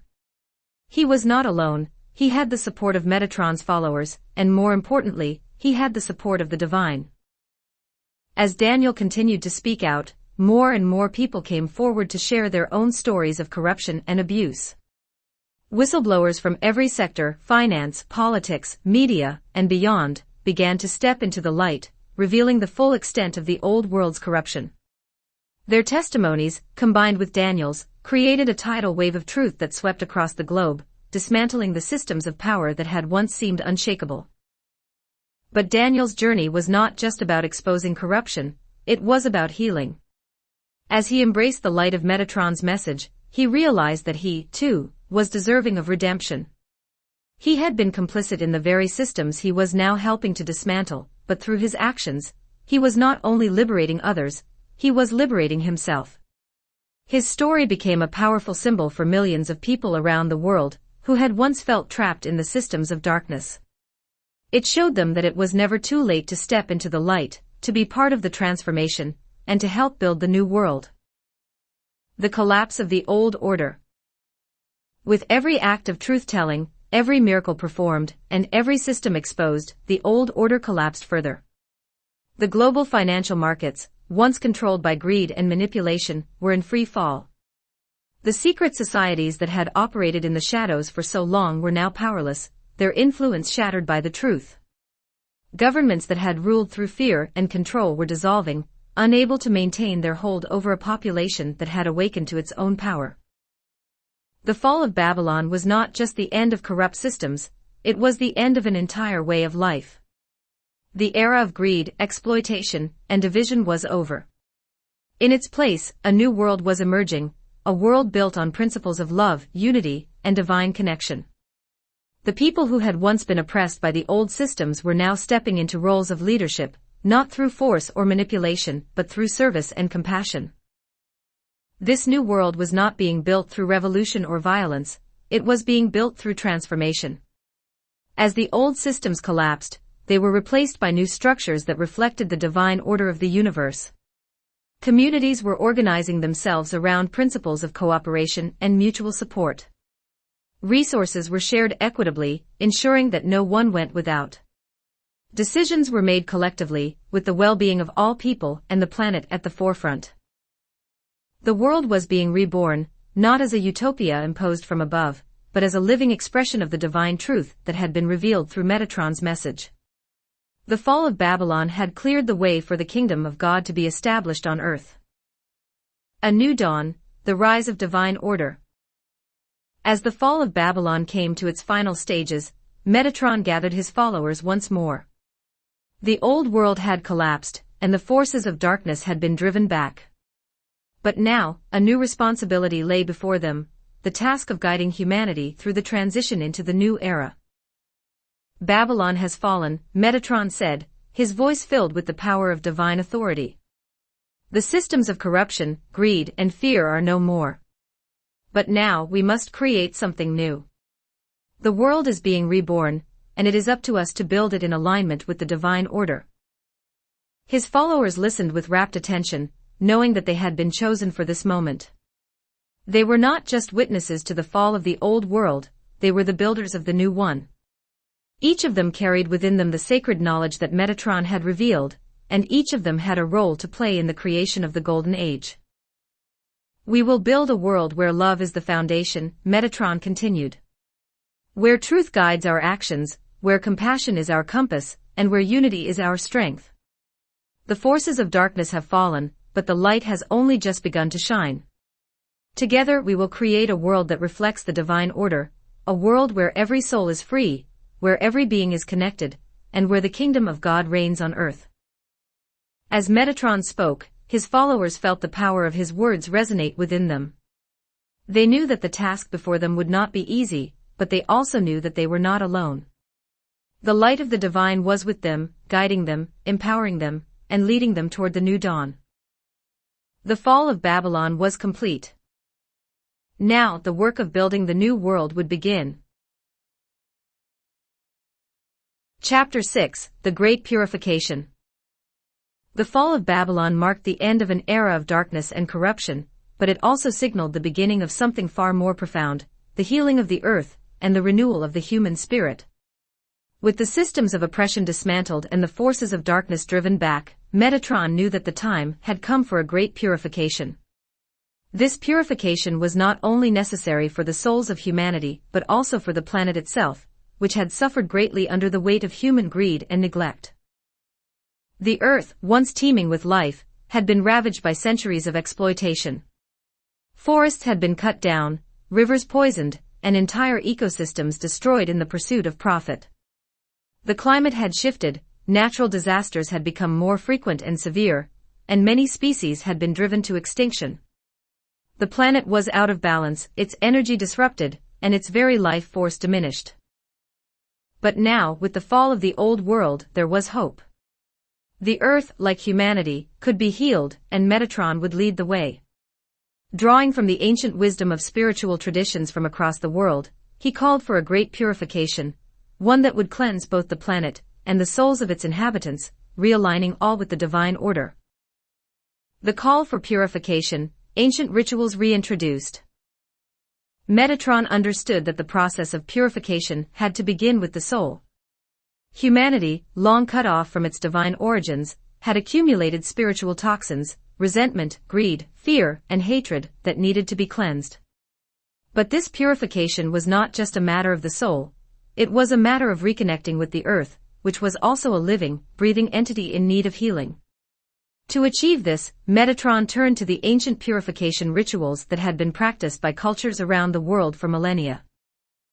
The first ritual Metatron reintroduced was rooted in the Jewish tradition of Yom Kippur, the Day of Atonement. On this sacred day, individuals would reflect on their lives, confess their wrongdoings, and seek forgiveness from both God and one another. The ritual of atonement was not just about asking for forgiveness, it was about purifying the soul, releasing the weight of guilt, and recommitting to a life of righteousness. Metatron called upon the people to observe a new kind of Yom Kippur, not limited to one faith, but encompassing all of humanity. It would be a day of deep reflection, where individuals would confront their own darkness, release their attachment to fear and hatred, and seek to reconnect with the divine within themselves and the earth. This Day of Atonement would be a turning point, a collective release of the spiritual burdens that had weighed down humanity for so long. Alongside this, Metatron introduced the vibrant purification ritual of Holi from Hindu tradition. Known as the Festival of Colors, Holi was a celebration of the triumph of good over evil, of renewal and rebirth. During Holi, people would throw colored powders into the air, symbolizing the shedding of the old and the welcoming of the new. The air would be filled with vibrant hues, representing the cleansing of past grievances and the renewal of life. Under Metatron's guidance, this festival took on a deeper, global significance. People from all walks of life participated in the ritual, embracing the colors of renewal as they cleansed their hearts and minds of the darkness that had held them captive. Indigenous purification rituals, too, were revived, especially those that honored the earth and the interconnectedness of all life. From the Americas, the sacred practice of smudging, burning herbs like sage and sweetgrass to purify spaces and people, was reintroduced. Communities gathered in circles, passing the sacred smoke over one another, cleansing not just their bodies but their spirits. These rituals were performed in conjunction with prayers to the earth, asking for forgiveness for the harm done to her, and pledging to live in harmony with nature from this point forward. Across the globe, the ancient rites of purification spread, creating a sense of unity and renewal. People began to recognize that purification was not a single event but a continuous process, a way of life that honored both the divine and the earth. The collective energy of these rituals began to ripple through humanity, bringing with it a deep sense of peace, forgiveness, and hope. The healing of the earth. As humanity's souls were cleansed through these rituals, the earth itself began to respond. It was as if the planet had been waiting for this moment, waiting for humanity to remember its sacred connection to the land, the water, the air, and the animals. Under Metatron's guidance, the natural world, long damaged by human greed and neglect, began to heal. One of the most immediate signs of this healing was the cessation of natural disasters. For decades, the planet had been plagued by hurricanes, earthquakes, wildfires, and floods, devastating events that had only grown in frequency and intensity as the climate continued to destabilize. But now, as the purification rituals spread across the globe and humanity realigned with the divine, the earth's anger seemed to subside. The storms that had once torn through cities with relentless fury quieted. The earthquakes that had shattered homes and lives became less frequent. It was as though the planet itself had found a new sense of balance, responding to the love and respect that humanity was finally offering. But the healing went beyond the cessation of disasters. The climate, once on the brink of total collapse, began to stabilize. Temperatures, which had risen dangerously over the past century, began to level off. The polar ice caps, which had been melting at alarming rates, started to regenerate, their icy expanses growing once more. Forests that had been cut down for lumber and agriculture began to regrow, their trees sprouting with new life. Rivers, long polluted by industrial waste, became clear and clean, their waters flowing freely once again. Perhaps most miraculous of all was the return of species that had been thought extinct. In forests and jungles, in oceans and rivers, animals long believed to be lost forever were seen once more. The planet, under Metatron's guidance, was undergoing a profound rebirth, a return to its natural state of harmony, beauty, and abundance. Mysticism and the realignment of the ley lines. As the earth began to heal, a deeper, more mystical transformation was taking place beneath the surface. Metatron understood that the planet's physical healing was only part of the process. Its spiritual energies, too, needed to be realigned. For centuries, the Earth's energy lines, known to many as ley lines, had been disrupted, blocked by the negative energy of human activity, warfare, and greed. These ley lines, which acted as conduits for the planet's life force, were in desperate need of purification and realignment. Metatron, with his deep connection to the divine and the cosmos, began to work on the realignment of these ley lines. He traveled to sacred sites across the world, places where the Earth's energy was most concentrated. From Stonehenge in England to the pyramids of Egypt, from the ancient temples of South America to the sacred mountains of Tibet, Metatron channeled divine energy into the ley lines, restoring their flow and bringing them back into alignment with the cosmos. As the ley lines were realigned, a surge of divine energy began to flow through the earth. This energy, which had been blocked for so long, now moved freely through the planet, rejuvenating not only the land but all living beings connected to it. People began to report feeling an overwhelming sense of peace, as if the earth itself was breathing again, and they were breathing with it. Mystical experiences became common as individuals connected with the energy of the ley lines, feeling a deep sense of oneness with the planet and the universe. This realignment of the ley lines also had a profound effect on human consciousness. As the Earth's energy returned to balance, so too did the minds and hearts of humanity. People who had once been consumed by fear, anger, and division found themselves feeling more connected, more compassionate, and more in tune with the rhythms of life. The purification of the planet was not just a physical process, it was a spiritual one, transforming the very essence of life on Earth. Personal connection, the farmer's miracle. In a small farming village, there lived a man named Eli, whose land had been barren for years. His ancestors had farmed the land for generations, but over time, the soil had become depleted, unable to produce the crops that had once sustained his family and his community. Despite his best efforts, Eli's farm had fallen into disrepair, the fields dry and lifeless, the once plentiful harvests reduced to nothing. Eli had almost given up hope, believing that his land would never recover, that the earth was too far gone to heal. But as the great purification spread across the world, something began to change. One day, as Eli stood in his empty fields, he felt a shift in the air, a sense of renewal that he couldn't quite explain. The sky seemed clearer, the air fresher, and for the first time in years, he felt a deep connection to the land beneath his feet. The next morning, Eli walked out to his fields to find something extraordinary. Where there had once been dry, cracked earth, there were now small green shoots pushing up through the soil. Within days, those shoots had grown into strong, healthy plants. The rain, which had been scarce for years, began to fall in gentle, nourishing showers. The soil, once barren, had come back to life, rich with nutrients and energy. Eli watched in awe as his farm transformed before his eyes. The crops, which he had thought would never grow again, were thriving. The trees, once withered and bare, were bursting with fruit. The barren land had become a garden of abundance, and it was as if the earth itself had been reborn. Eli dropped to his knees in the midst of his fields, overwhelmed with gratitude. He knew that what he was witnessing was not just a natural recovery, it was a miracle, a sign that the earth was healing alongside the souls of humanity. For Eli, this was more than just the rebirth of his farm. It was a spiritual awakening. He had always felt connected to the land, but now that connection had deepened into something sacred. As he worked the soil and harvested the crops, he felt as though he was participating in a divine dance, where the earth and humanity were no longer separate but in harmony. Eli's fields became a symbol of the earth's healing, a beacon of hope for those who had doubted that the world could recover from the damage it had endured. Word of Eli's miracle spread quickly, and soon, others began to experience similar transformations in their own lands. Farmers, gardeners, and caretakers of the earth all over the world saw their fields, forests, and rivers begin to flourish as the earth responded to the great purification.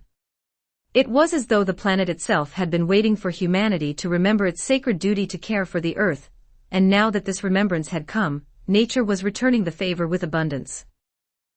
Eli became a voice of inspiration for those who sought to reconnect with the earth.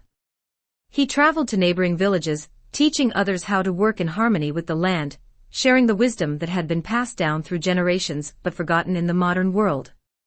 He spoke of the importance of living in balance with nature, of giving back to the earth as much as we take from it. His story, once one of despair and loss, became a story of renewal, of hope, and of the miraculous power of the divine to heal both the planet and the human spirit. The cosmic alignment, earth and the universe in harmony.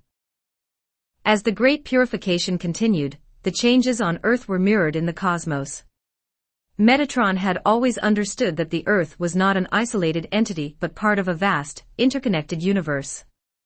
The energies that flowed through the planet were part of the same cosmic forces that governed the stars, the galaxies, and the entire creation.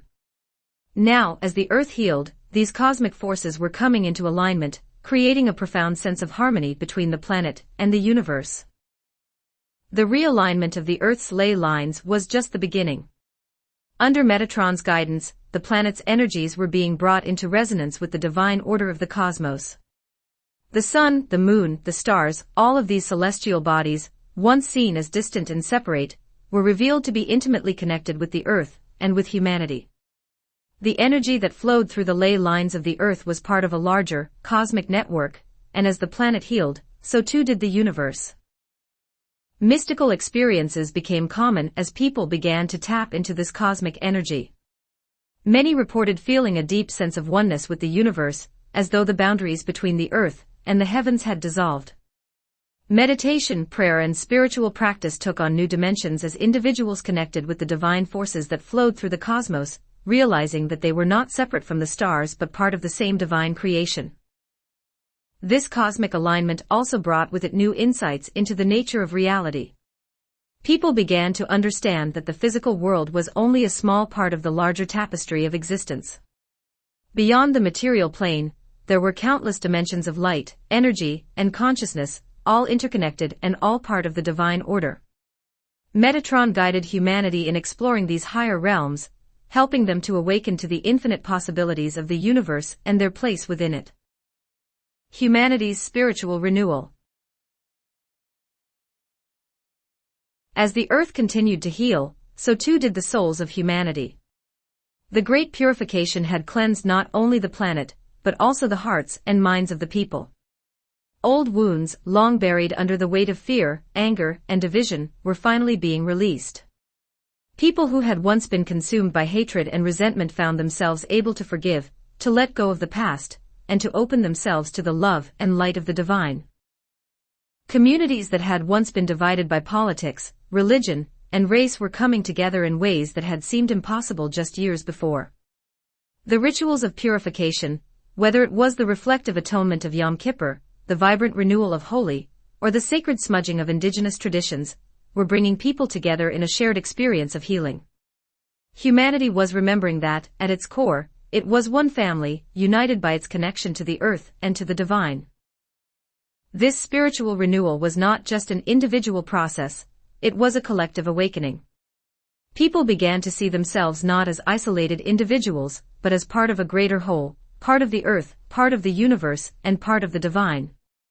The divisions that had once driven humanity apart, national borders, economic systems, religious dogma, were dissolving as people embraced a new way of living, one based on love, compassion, and unity. The purification of the earth had created a ripple effect, transforming not only the physical environment, but also the consciousness of humanity. As the planet returned to balance, so too did the hearts of the people. The anger and fear that had once fueled wars and conflicts were giving way to a deep sense of peace, a recognition that humanity's true nature was not to dominate the earth, but to care for it, to live in harmony with it, and to honor its sacredness. The path to the Golden Age. With the great purification complete, Metatron knew that the world was now ready for the next stage of its transformation. The old world, with all its corruption, greed, and division, had fallen. The earth had been healed, and humanity had been cleansed of the spiritual toxins that had weighed it down for so long. Now the path to the Golden Age lay open before them. But this was not the end of the journey, it was only the beginning. The purification had created the foundation for a new world, but it was up to humanity to build that world, to create a future that was in alignment with the divine order. Metatron's followers, having experienced the miracles of healing and renewal, were ready to step into their roles as the builders of this new world. The earth, once ravaged by greed and exploitation, was flourishing again. The climate had stabilized, ecosystems were thriving, and the planet's energies were in perfect alignment with the cosmos. Humanity, once divided and lost, was now united in a shared vision of love, compassion, and divine connection. The purification had done more than cleanse the earth and its people. It had prepared them for the realization of their highest potential, for the dawn of the Golden Age. As Metatron looked out over the world, he knew that the work of healing and transformation would continue. The seeds of the Golden Age had been planted, and they would grow into something beautiful, something that reflected the true nature of the divine. The earth, now healed, was ready to support humanity in its journey toward enlightenment, and humanity, purified and renewed, was ready to walk the path of the divine. The great purification had been a success. Now the future belonged to the light. Chapter 7: The Resurrection of the Fallen. The earth had been healed, and humanity had undergone a profound spiritual renewal through the great purification. The forces of darkness had been driven back, and the systems of corruption that had ruled the world for millennia had crumbled. But there was one final promise yet to be fulfilled, a promise that had been foretold in ancient prophecies across cultures and religions, the resurrection of the fallen. For millennia, prophets and seers had spoken of a time when the dead would rise again, their souls restored to perfect, eternal bodies. This was not simply a matter of bringing the dead back to life. It was the fulfillment of a divine plan that had been set in motion since the beginning of time. It was the final step in the great cosmic restoration, when all souls would be united in the eternal light of the divine, free from suffering, death, and separation forever. Metatron, now guiding the world into the dawn of the Golden Age, knew that the time had come for this final miracle. The earth, purified and aligned with the divine order, was ready to receive the souls of the fallen. And so the ancient prophecies of resurrection were about to come to life in ways that would forever change the course of human history. The fulfillment of ancient prophecies. Across the world, people began to feel a powerful shift in the spiritual atmosphere. The air seemed charged with divine energy, and those who were attuned to the higher realms could sense that something extraordinary was about to happen. In temples, churches, mosques, and sacred spaces everywhere, the faithful gathered in anticipation, knowing that the long-promised resurrection was at hand. The prophecies of resurrection had been passed down through the sacred texts of every major spiritual tradition. In Christianity, the concept of the rapture had foretold a time when the dead in Christ would rise and be reunited with the living in the eternal presence of God. The book of Revelation described scenes of angels descending from the heavens, calling the dead to rise from their graves and enter into the kingdom of heaven. This moment had been long awaited by generations of Christians, and now it was unfolding before their eyes. In Islam, the Yawm al-Qiyamah, the day of resurrection, spoke of a time when the dead would be raised from their graves, and their souls would be judged by God. The righteous would be reunited with their loved ones in paradise, while the unjust would face divine retribution. For centuries, Muslims had recited prayers and prepared for this day, trusting in the promise that death was not the end, but the beginning of eternal life. In Judaism, the Messianic age included prophecies of the resurrection of the dead. The arrival of the Messiah would usher in an era of peace and divine justice, during which the righteous dead would rise and be reunited with their families. The prophets had foretold this time as the ultimate fulfillment of God's covenant with humanity, when death itself would be vanquished and life would reign eternal. In indigenous cultures, too, there were prophecies of a time of great healing and renewal, when the ancestors would return to guide their descendants and help restore balance to the earth. These traditions, though varied in their details, all shared a common belief that death was not the final chapter, and that the souls of the departed would one day return to continue their journey in harmony with the living. Now, under Metatron's guidance, these prophecies were about to be fulfilled. Mystical visions, the descent of souls. As the appointed time drew near, the heavens opened, and a radiant light filled the skies. Across the world, people looked up in awe, witnessing an event unlike anything they had ever seen. The light was not blinding or harsh, but warm and inviting, filled with the presence of divine love. From this celestial light, angels began to descend, their forms glowing with an ethereal beauty, their wings shimmering with the colors of the cosmos. The angels carried with them the souls of the departed, guiding them gently back to the earth. These souls, long separated from the physical plane, were now returning in bodies that were not subject to the limitations of mortality. These were perfect, eternal bodies, free from pain, disease, or decay. The souls of the dead had been restored to their truest forms, radiant with divine energy, and they descended with grace and peace, as though they had always belonged to this new world.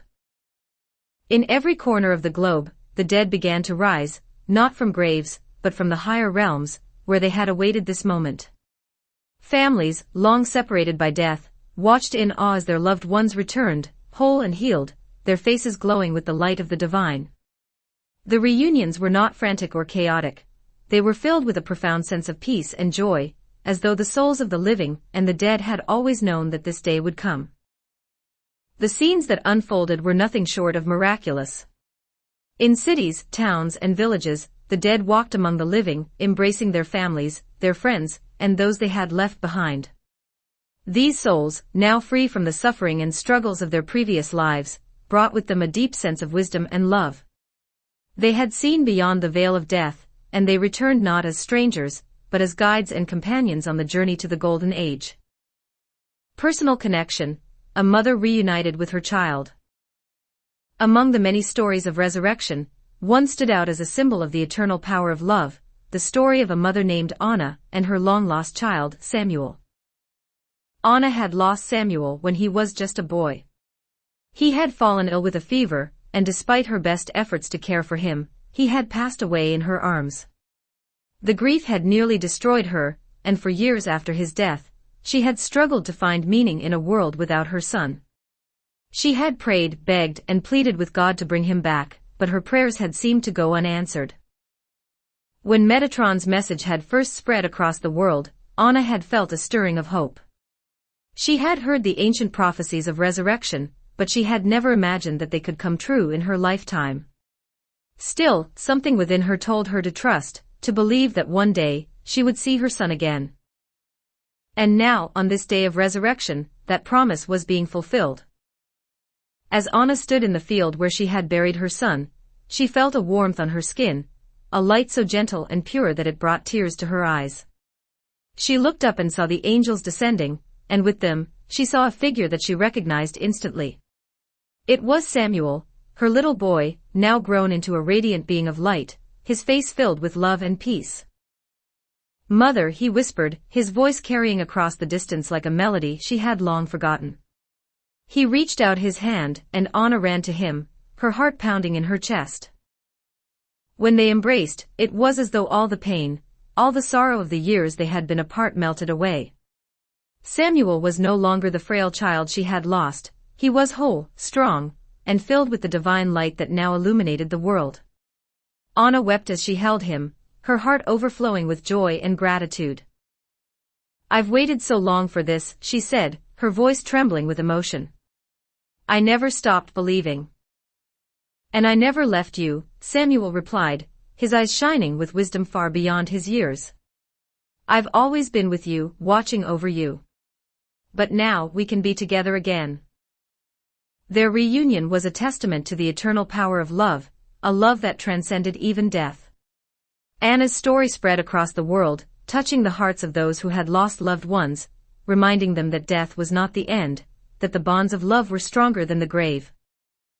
The healing power of resurrection. As more families were reunited with their loved ones, the atmosphere on earth became one of profound healing.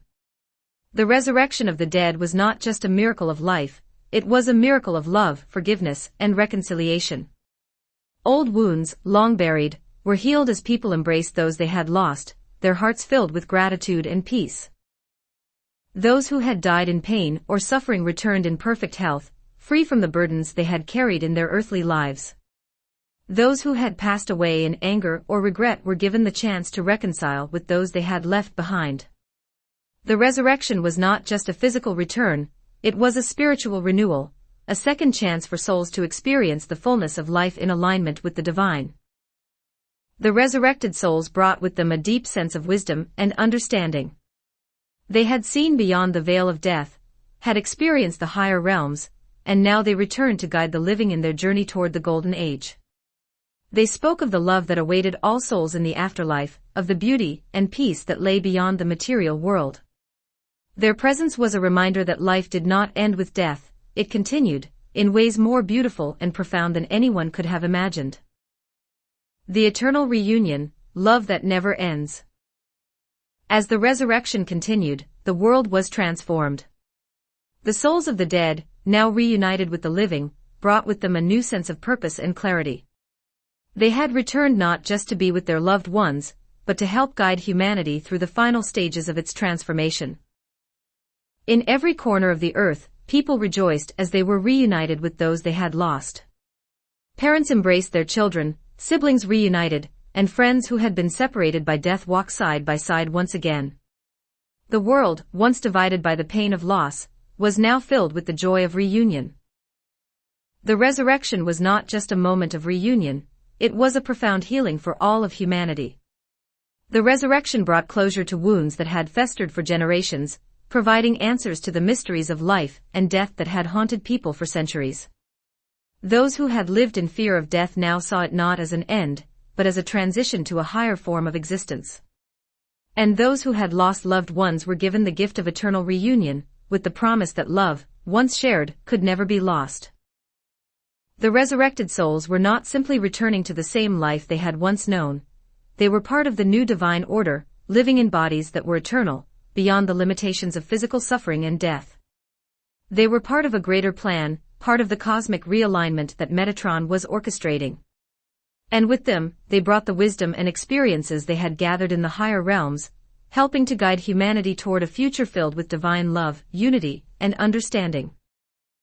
As more and more souls returned, the emotional healing that unfolded across the planet was unlike anything humanity had ever experienced. Families who had been broken by grief and loss were made whole again. Communities that had mourned the passing of their elders were now reunited with them, their ancestors walking among them once more, offering guidance and wisdom from the afterlife. One particularly moving scene unfolded in a small village in the mountains, where an elder named Talia, who had passed away years earlier, returned to her people. Talia had been the village's spiritual leader, a wise woman who had guided the community through difficult times. Her death had left a void, and for years, the village had struggled to find its way. But now, Talia had returned, and with her came the knowledge of the spiritual realms, and the divine wisdom that had shaped her life. As Talia spoke to her people, she explained that the afterlife was not a place of judgment or fear, but a continuation of the journey of the soul.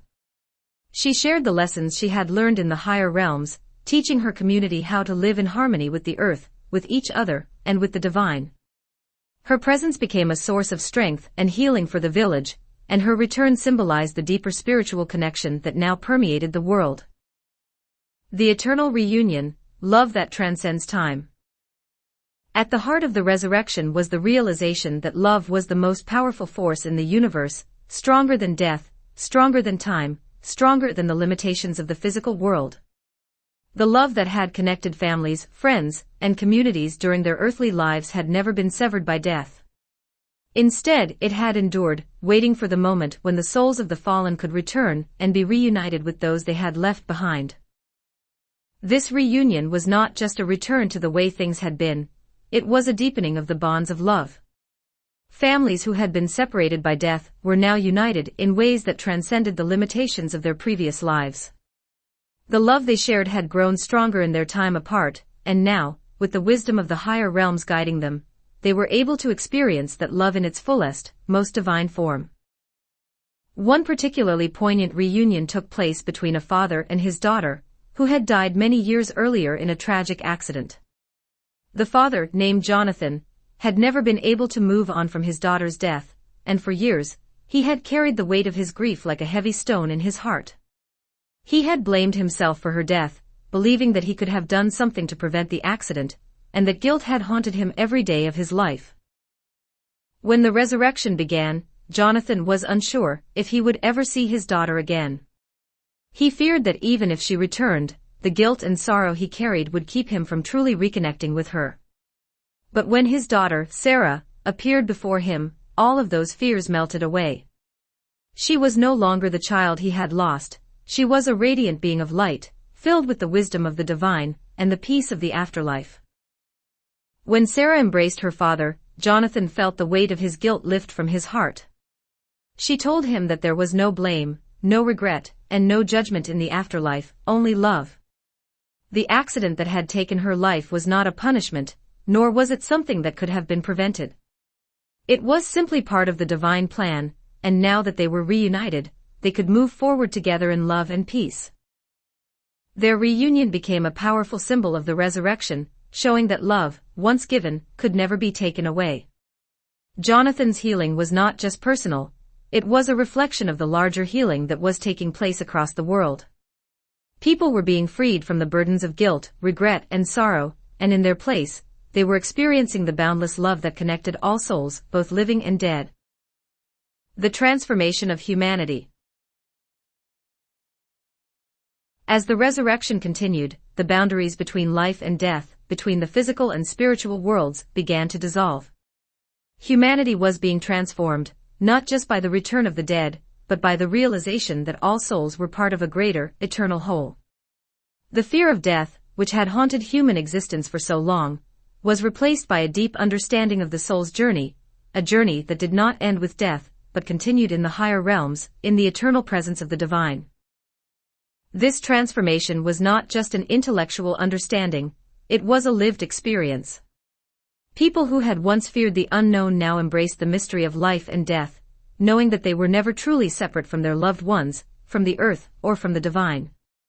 The resurrection was the ultimate fulfillment of the promise that humanity had always been part of the divine plan, and now, that plan was being revealed in all its glory. The resurrected souls, now living in perfect, eternal bodies, became teachers and guides for the living. They shared the wisdom they had gained in the afterlife, helping humanity to understand the deeper truths of existence, and to live in harmony with the divine order. Together, the living and the resurrected worked to build the Golden Age, a time when suffering, death, and separation would be no more, and all souls would be united in love and light. The resurrection of the fallen was not just the return of the dead, it was the rebirth of humanity. It was the final step in the great cosmic transformation that Metatron had been guiding from the beginning. The earth, once ravaged by darkness and fear, was now a place of light, love, and divine harmony. And in this new world, all souls, both the living and the resurrected, were free to live in eternal union with the divine. The promise of resurrection, foretold in the ancient prophecies, had been fulfilled. Death had been conquered, and love had triumphed. Chapter 8: The Beginning of the Golden Age. The long-awaited Golden Age had finally dawned. After millennia of struggle, darkness, and division, the world had been purified, and humanity had been brought into alignment with the divine. Evil had been vanquished, the forces of corruption dismantled, and the dead reunited with the living. Now the earth was ready to enter a new era, one of peace, love, and divine connection, the kingdom of God on earth, with Metatron as its eternal leader. The atmosphere of the world had shifted in ways that were both subtle and profound. The weight of fear, suffering, and grief that had once burdened humanity had been lifted.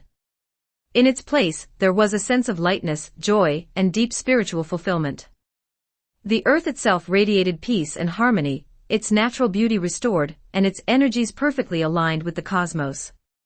This was the Golden Age that had been promised, and it was only just beginning. The Kingdom of God on Earth.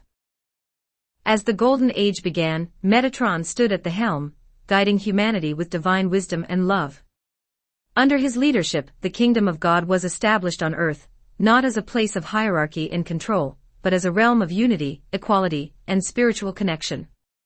In this new world, every soul was recognized as a unique expression of the divine, and all were called to live in harmony with each other and the earth. The Kingdom of God was not confined to a single location, it spanned the entire planet, encompassing every nation, culture, and people. Borders, once the source of division and conflict, were now seen as irrelevant. Humanity had transcended the need for separation, embracing the truth that all souls were part of a single, divine family. The languages, traditions, and customs that had once divided people were now celebrated as expressions of the same universal truth. Diversity was honored, not as a point of contention, but as a beautiful manifestation of the infinite creativity of the divine. Metatron, in his role as the eternal leader, did not rule as a king or dictator. His leadership was rooted in service and love, guiding humanity with the wisdom he had gained through his journey from the earthly realm to the celestial. His presence was felt not just in physical form, but through the divine energy that flowed through every aspect of life. People did not follow him out of obligation or fear, they were drawn to him because they recognized the divine truth he embodied. The creation of spiritual communities. One of Metatron's first acts as leader of the Golden Age was to oversee the creation of new spiritual communities, places where people of all faiths and backgrounds could come together in unity and love. These communities were not organized around rigid doctrines or dogmas, but around the shared experience of the divine. People were encouraged to express their spirituality in ways that resonated with their souls, drawing from the wisdom of their own traditions while embracing the common truths that connected all of humanity. In these communities, mysticism became a daily part of life. People lived in direct communion with God and the angels, no longer bound by the limitations of the physical world. The veil between the material and spiritual realms had been lifted, and it was now common for individuals to experience visions, hear the voices of angels, and feel the presence of the divine in every moment. The sacred was no longer confined to temples, churches, or mosques. It was present in every interaction, every breath, and every aspect of life. Each community was designed to reflect the principles of divine harmony and balance. Rather than relying on hierarchical systems of governance, decisions were made collectively, with the guidance of spiritual leaders who acted as channels for divine wisdom. These leaders did not impose their will on others, they simply helped facilitate the flow of divine energy, ensuring that every decision was made in alignment with the higher good of all. The earth itself played a central role in these communities. People had rediscovered the sacred connection between humanity and the planet, and they lived in harmony with nature, honoring the earth as a living, breathing entity. Gardens, forests, rivers, and mountains were seen as sacred spaces, and people worked together to care for the land, ensuring that it remained healthy and vibrant for generations to come. Farming, once driven by profit and exploitation, was now an act of communion with the earth, and every meal was a celebration of the divine abundance that flowed through the natural world. Mysticism as a daily practice. In the Golden Age, mysticism was not a rare or secretive practice, it was the foundation of everyday life. People no longer needed to seek out mystical experiences, they lived in a constant state of divine communion. The mysteries of the universe, once hidden behind layers of illusion and ignorance, were now accessible to all. Every soul had the ability to connect with the higher realms, to receive guidance from the angels, and to experience the infinite love of God. Meditation, prayer, and contemplation were central practices in this new world, but they were not confined to specific times or places. People found moments of spiritual connection in everything they did, in the simple act of walking through a forest, in the laughter shared with a friend, or in the quiet stillness of the night. The barriers between the sacred and the mundane had dissolved, and all of life was recognized as a reflection of the divine. People regularly experience visions of the higher realms, where angels and celestial beings dwelled. These visions were not fleeting or elusive, they were as real and tangible as the physical world. It was common for individuals to travel in their consciousness to these higher realms, where they could receive guidance, healing, and wisdom directly from the divine. The angels, who had always been present but unseen, were now active participants in daily life, offering their love and support to humanity in countless ways. In this new age, there was no fear of death, for people understood that life was eternal, and the soul's journey continued beyond the physical plane. Those who had passed away, now resurrected in perfect, eternal bodies, shared their experiences of the afterlife, helping the living to understand the true nature of existence. Life and death were no longer seen as opposites, but as part of the same divine cycle, a cycle that would continue in perfect harmony for eternity. The joy of a child, a symbol of the future. One of the most touching stories from the early days of the Golden Age was that of a young child named Miriam. Born into a world of war and hardship, Miriam had known only fear and suffering in her short life. Her family had been torn apart by conflict, and she had spent much of her childhood in refugee camps, struggling to survive in a world that seemed to offer little hope. But now, in the Golden Age, Miriam's life had been transformed.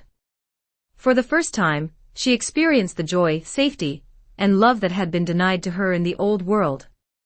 She played in the fields of her new home, surrounded by nature's beauty, her laughter echoing through the air like a song of hope. Her heart, once burdened by fear, was now light and free, filled with the love that permeated every corner of the new world. Miriam's story became a powerful symbol of the future of the Golden Age. She, like so many others, had been born into a world of darkness and suffering, but now she was living in a world of light and love. Her innocence, joy, and wonder were a reflection of the purity that had been restored to humanity, and her laughter was a reminder that the future belonged to those who had embraced the divine with open hearts. As Metatron watched over her, he saw in Miriam the promise of what was to come. The children of the Golden Age, free from the scars of the past, would grow up in a world where love, peace, and unity were the guiding principles. They would not know the fear and pain that had plagued their ancestors, they would only know the joy of living in communion with the divine, the earth, and each other. Miriam's story, like the stories of countless others, was a testament to the transformative power of the Golden Age. The world had been reborn, and with it, humanity had been given the chance to live in harmony with the divine, with nature, and with each other. The dawn of eternity. As the Golden Age continued to unfold, the world became a place of boundless potential. The suffering, death, and division that had once defined human existence were now distant memories, replaced by a reality of love, peace, and divine connection. The kingdom of God had been established on earth, and under Metatron's guidance, humanity was flourishing in ways that had once seemed unimaginable. People no longer sought fulfillment in material wealth or power, they found it in their connection to the divine, to the earth, and to each other. Communities thrived, not through competition or exploitation, but through cooperation and mutual support. The boundaries between nations, races, and religions had dissolved, and humanity had come to understand that it was one family, united by the same divine source. The Golden Age was not the end of the journey, it was the beginning of a new chapter in the eternal story of creation. Humanity, now living in harmony with the divine, would continue to grow, evolve, and explore the infinite possibilities of existence. The mysteries of the universe, once hidden, were now open to all, and the future was filled with the promise of discovery, creativity, and spiritual fulfillment. Metatron, as the eternal leader of the Golden Age, watched over the world with love and compassion. He knew that the work of healing and transformation would continue, but he also knew that humanity had taken its first steps into a future filled with light. The Golden Age had begun, and with it, the kingdom of God on earth had been established. For the first time in history, humanity was living not in fear, but in love. Not in darkness, but in light. The Golden Age had truly begun, and the world had transformed into a living expression of the divine order. Under Metatron's guidance, humanity was not only healed, but also evolving into a new form of existence, one in which every soul had the potential to fully realize its divine nature. The earth itself was thriving, a sanctuary of peace and beauty, where all beings coexisted in harmony with one another and the cosmos. A new way of life, love as the foundation. In this new era, love was the foundation of every interaction, every decision, and every relationship. The division and conflict that had once plagued the world were no longer possible because people understood, at the deepest level, that they were all part of the same divine family. There was no other, everyone was recognized as a reflection of the divine, and this realization transformed the way humanity lived. The concept of wealth had shifted entirely. No longer was wealth measured by material possessions or status, true wealth was found in love, wisdom, and spiritual connection. The drive for accumulation had given way to a desire for sharing, for giving, and for building communities where everyone had enough, and no one was left behind. Justice, too, was no longer about punishment or retribution. In the Golden Age, justice was restorative, based on healing and reconciliation. When conflicts arose, they were resolved through understanding and compassion, with the goal of restoring harmony rather than enforcing punishment. The legal systems that had once been based on control and fear were replaced by councils of wisdom, where spiritual leaders guided the community in making decisions that were in alignment with the divine will. Education had also transformed. Schools were no longer places where children were taught to conform to societal norms or compete for success. Instead, they were centers of spiritual growth, creativity, and exploration. Children were encouraged to develop their unique gifts, to understand their connection to the earth and the cosmos, and to cultivate a deep relationship with the divine. The arts, sciences, and spiritual practices were all woven together in a way that helped each child realize their highest potential. In this new world, work was no longer something people did for survival or profit. Instead, it became an expression of each person's divine purpose. People followed their hearts, contributing to society in ways that brought them joy and fulfillment. Farmers, artists, scientists, healers, and teachers, all were recognized as equally valuable, and each person's work was seen as a sacred offering to the world. Daily life in the Golden Age. Daily life in the Golden Age was filled with joy, peace, and connection. The concept of time itself had shifted, no longer driven by schedules, deadlines, or obligations. Instead, time flowed naturally, aligned with the rhythms of the earth and the cosmos. People lived in the present moment, fully attuned to the divine energy that surrounded them. Families and communities gathered regularly for celebrations of life, love, and spiritual growth. Festivals were held to honor the cycles of the seasons, the phases of the moon, and the flow of life on earth. These gatherings were filled with music, dance, art, and prayer, and they served as a reminder that life itself was a sacred gift to be cherished and celebrated. Nature played a central role in this new way of life. People lived in harmony with the earth, working with its natural cycles rather than against them. Agriculture was no longer about mass production, it was about nurturing the land, cultivating abundance, and honoring the sacred relationship between humanity and the earth. Gardens flourished in every community, and the food grown was shared freely, with the understanding that the earth provided more than enough for all. The mystical connection to the divine was a constant presence in daily life. People regularly communicated with angels, ascended masters, and other beings of light. The higher realms were no longer distant or separate from the earth, they were fully integrated into the fabric of existence.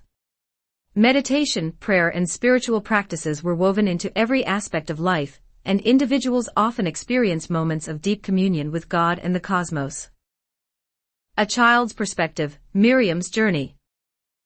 In the heart of this new world, young Miriam, the child who had known only war and hardship in the old world, flourished like a flower in the sun. Her laughter filled the air as she played in the fields, free from fear, free from pain. For the first time, she was surrounded by a world that reflected the love and peace she had always longed for but never known. Miriam had come from a place of suffering, having lost her family to the conflicts of the old world. She had lived in fear, uncertainty, and scarcity. But now, in the Golden Age, she knew only love. Adopted by a community that cherished her, she experienced what it meant to be truly cared for, to be nurtured and loved unconditionally. One day, as Miriam sat by a crystal-clear river, she watched as the sunlight sparkled on the water's surface. A soft breeze caressed her face, and she felt a presence beside her, an angel, radiant and full of light, who had come to guide her. The angel smiled at Miriam, and without words, conveyed to her that she was never alone, that she was deeply loved, and that her future was filled with infinite possibilities. In that moment, Miriam understood something profound. The suffering she had endured in the old world was not a punishment, but part of the journey that had led her here. She had been brought through the darkness, so that she could truly appreciate the light. And now, as she looked out at the beauty of the world around her, she felt an overwhelming sense of gratitude, for her life, for the people who loved her, and for the divine presence that filled every corner of her existence. Miriam's story became a symbol of the transformation that had taken place. She was the embodiment of hope, of the promise that no matter how dark the past had been, the future could be filled with light. Her joy and innocence were a reflection of the world that had been created, a world where every child was cherished, where every soul was free, and where love was the guiding force of all life. The eternal future, a world without end. As the Golden Age unfolded, it became clear that this new way of life was not temporary, it was eternal. The suffering, death, and division that had once plagued humanity were no more. The kingdom of God had been established on earth, and it would remain for eternity. The future was filled with infinite possibilities. With the earth healed and humanity living in harmony with the divine, new realms of creativity, exploration, and spiritual growth opened up. People began to explore the higher dimensions, traveling in their consciousness to other realms, learning from beings of light, and deepening their connection to the cosmos. The arts flourished as never before, with music, dance, and visual art becoming expressions of divine love and creativity. Scientists, free from the limitations of the material world, began to explore the mysteries of the universe, discovering new dimensions of existence, and unlocking the secrets of creation. Every soul was free to pursue their highest calling, knowing that they were part of a grand, eternal story. The Golden Age was not a destination, but a journey, one that would continue for eternity, guided by love, light, and the divine presence of God. Humanity, once lost in the darkness, had found its way home. And at the center of it all, Metatron watched over the world with a heart full of love. He had guided humanity through its darkest hour, and now, as the eternal leader of the Golden Age, he would continue to lead them into a future filled with light, love, and infinite possibility. The kingdom of God on earth had been established, and it would never end.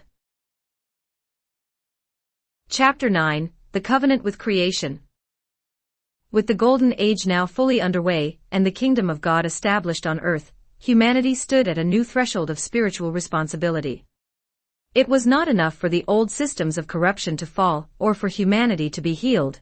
There was still the sacred relationship with the earth to restore. This was a relationship that had been severely damaged by centuries of exploitation, greed, and neglect. But now, under Metatron's guidance, humanity was ready to form a new covenant with the planet, one based on love, respect, and divine stewardship. This covenant, long foretold in indigenous prophecies around the world, was the fulfillment of a promise, one that humanity would protect and nurture the earth as a sacred living entity. In return, the earth would flourish, providing abundance, beauty, and life for generations to come. The time had come to restore the balance that had been lost, to live in harmony with nature once more, and to recognize the earth as not only a home but a divine gift. The sacred covenant with the earth. The idea of a covenant with the earth was not new. For centuries, indigenous cultures around the world had maintained a deep, spiritual relationship with the land, the water, the animals, and the sky. They had understood that humanity was not separate from nature, but an integral part of it, and that the earth was a living being with its own consciousness, energy, and divine purpose. But over time, much of the world had forgotten this sacred truth, leading to the environmental destruction and imbalance that had plagued the old world. Now, in the Golden Age, that ancient wisdom was being reawakened. Under Metatron's leadership, humanity was called to honor its responsibility to the earth, and to form a new covenant, a sacred agreement in which humanity would become the stewards of creation, nurturing and protecting the planet in all its forms. This covenant was not just a pledge to avoid further harm, it was a commitment to actively care for the earth, to restore its ecosystems, and to live in balance with its natural rhythms. Metatron gathered leaders from every corner of the globe, elders from indigenous tribes, environmentalists, spiritual leaders, and ordinary people who had a deep love for the earth. Together they worked to establish the principles of the covenant, drawing from ancient prophecies and modern understanding of the earth's needs. This covenant was both practical and spiritual. It outlined how humanity would care for the planet, but it also recognized the divine nature of the earth, acknowledging that it was not merely a resource to be used, but a sacred entity to be revered. The principles of the covenant were simple yet profound. Reverence for all life. Humanity would treat every living being, plants, animals, and even the elements themselves, with respect and love. The earth was a sacred garden, and all creatures were part of the divine order. Sustainable stewardship. People would live in a way that sustained the earth's resources, ensuring that future generations could enjoy the same abundance and beauty. This meant moving away from exploitation and toward practices that regenerated the land and the ecosystems. Harmony with nature's rhythms. Humanity would align itself with the natural cycles of the earth, recognizing the importance of the seasons, the moon phases, and the interconnectedness of all living systems. Restoration and healing. The damage that had been done to the earth would be healed. Forests would be replanted, oceans cleansed, and species brought back from the brink of extinction. Humanity would actively participate in the healing of the planet, guided by divine wisdom. Metatron's rituals of sanctification. To formalize this covenant, Metatron led a series of sacred rituals that sanctified the earth and reaffirmed humanity's commitment to its divine stewardship. These rituals drew from the spiritual traditions of many cultures, incorporating elements of indigenous earth-honoring ceremonies, mystical rites from ancient scriptures, and new practices that reflected the evolved consciousness of the Golden Age. The first ritual took place at a sacred site deep in the heart of the Amazon rainforest, where indigenous tribes had long honored the spirit of the earth. Under Metatron's guidance, a circle of elders, healers, and environmentalists gathered, offering prayers and blessings to the land, the trees, and the animals. Metatron, standing at the center of the circle, invoked the presence of the divine, calling on the angels, the spirits of the earth, and the Creator to bless this covenant and ensure that it would be upheld for eternity. The ritual was both solemn and joyous. Drums echoed through the forest, their rhythm resonating with the heartbeat of the earth. Sacred fires were lit, and offerings of flowers, fruit, and water were placed on the altar, symbolizing humanity's gratitude for the earth's gifts. As the smoke from the fires rose into the sky, those present felt a deep sense of connection with the planet, as though the earth itself was responding to their prayers, welcoming the new covenant with open arms. Metatron's voice, filled with divine authority, carried through the air, "Today, we renew our sacred bond with the earth. This is a covenant of love, of respect, and of protection. As we care for the earth, so too will the earth care for us. In this new age, we are not separate from nature but one with it. Let this covenant be eternal, a promise between humanity and creation that we will live in harmony, in balance, and in peace." As Metatron spoke, a wave of energy passed through the earth, felt not only by those present at the ceremony but by people all over the world. It was as if the planet itself had been sanctified, restored to its original purity and divine purpose. This was not just a symbolic act, it was a profound moment of healing, in which the earth and humanity were brought back into alignment, united in a shared destiny. The planet becomes a sacred garden. Following the sanctification rituals, humanity fully embraced its role as stewards of the earth. The planet, once ravaged by industrialization and exploitation, began to thrive as never before. Forests that had been cut down were replanted with care, and within years, they grew into lush, vibrant ecosystems, teeming with life. The oceans, once polluted and overfished, were now clear and full of marine creatures, their waters sparkling under the sunlight. Cities, once centers of pollution and overpopulation, were transformed into harmonious communities where nature and humanity coexisted. Urban areas were redesigned to include green spaces, gardens, and wildlife habitats, ensuring that every living being had a place to thrive. Buildings were constructed using sustainable materials, and technology was used not to exploit the earth, but to enhance its natural beauty and abundance. The air, once thick with smog, was now clean and fresh, filled with the scent of flowers and trees. Rivers that had been reduced to toxic streams now flowed freely, their waters pure and life-giving. The entire planet had become a sacred garden, a reflection of the divine order that now governed every aspect of life. In this new world, humanity no longer took from the earth without giving back. People understood that they were part of the earth's ecosystem, not above it. Every action was taken with the awareness that it would affect the entire planet, and so decisions were made with care, compassion, and love. The earth, in turn, responded to this care with abundance. Crops grew in harmony with the seasons, providing more than enough food for all. Wild animals roamed freely, unafraid of humans, for they too sensed the deep peace and balance that now permeated the world. The earth had truly become a sacred garden, nurtured by the love and respect of its human caretakers. Personal connection, the environmentalist's journey. Among those who had dedicated their lives to protecting the earth was a woman named Alara, an environmentalist who had once been disillusioned by humanity's treatment of the planet. Alara had spent years fighting against deforestation, pollution, and climate change, but despite her best efforts, the old world had seemed resistant to change. Governments, corporations, and even ordinary people had been slow to recognize the damage they were doing to the earth, and Alara had often felt like she was fighting a losing battle. The forests continued to be cut down, the oceans filled with waste, and species continued to disappear. In the darkest moments of her work, Alara had wondered if it was even possible to turn things around. She had felt a deep sadness for the earth, a sorrow that weighed heavily on her heart. Yet, despite her doubts, she had never given up. She knew in her soul that the earth was sacred, and that her purpose in life was to protect it, even if the odds seemed insurmountable. When the Golden Age began and Metatron rose to guide humanity, Alara felt something shift deep within her. The hopelessness that had once consumed her began to lift, replaced by a sense of renewal and possibility. The message that Metatron shared, that humanity could heal the earth and live in harmony with it, awakened a new sense of purpose in her. She realized that the time had come for her to fully embrace her role as a steward of the earth, not just as an activist, but as a spiritual protector of the planet. Elara was among the many who attended the sanctification rituals led by Metatron, and it was during these ceremonies that she experienced a profound transformation.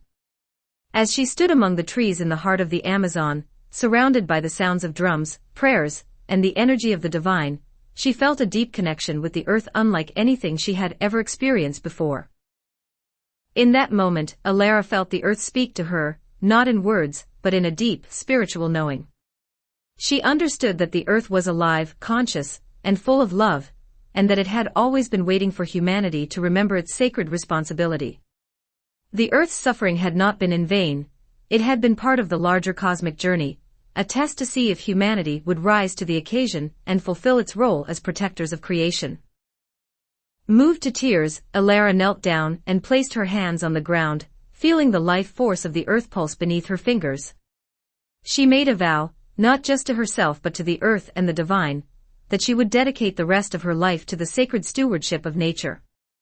She would no longer be driven by frustration or fear but by love, hope, and the certainty that humanity and the earth were now united in a sacred covenant. This realization gave Elara a new sense of purpose. She no longer saw herself as fighting against a system that refused to change. Instead, she was working in harmony with a new world order that cherished the earth as she did. She began to lead efforts to restore ecosystems, replant forests, and create sustainable ways of living that honored the natural rhythms of the planet. She worked side by side with others who shared her vision, building communities that lived in balance with nature. As Elara's work progressed, she saw the earth respond in ways that filled her with awe. Areas that had once been barren and desolate now flourished with life. Plants, animals, and even the elements seemed to rejoice in the new covenant that humanity had made with the earth. The planet itself, once struggling to survive, now thrived under the care and protection of its human stewards. Elara's journey from disillusionment to hope became an inspiration to many. Her story was a testament to the power of the covenant with the earth, a covenant that promised not only the healing of the planet, but also the transformation of humanity's relationship with creation.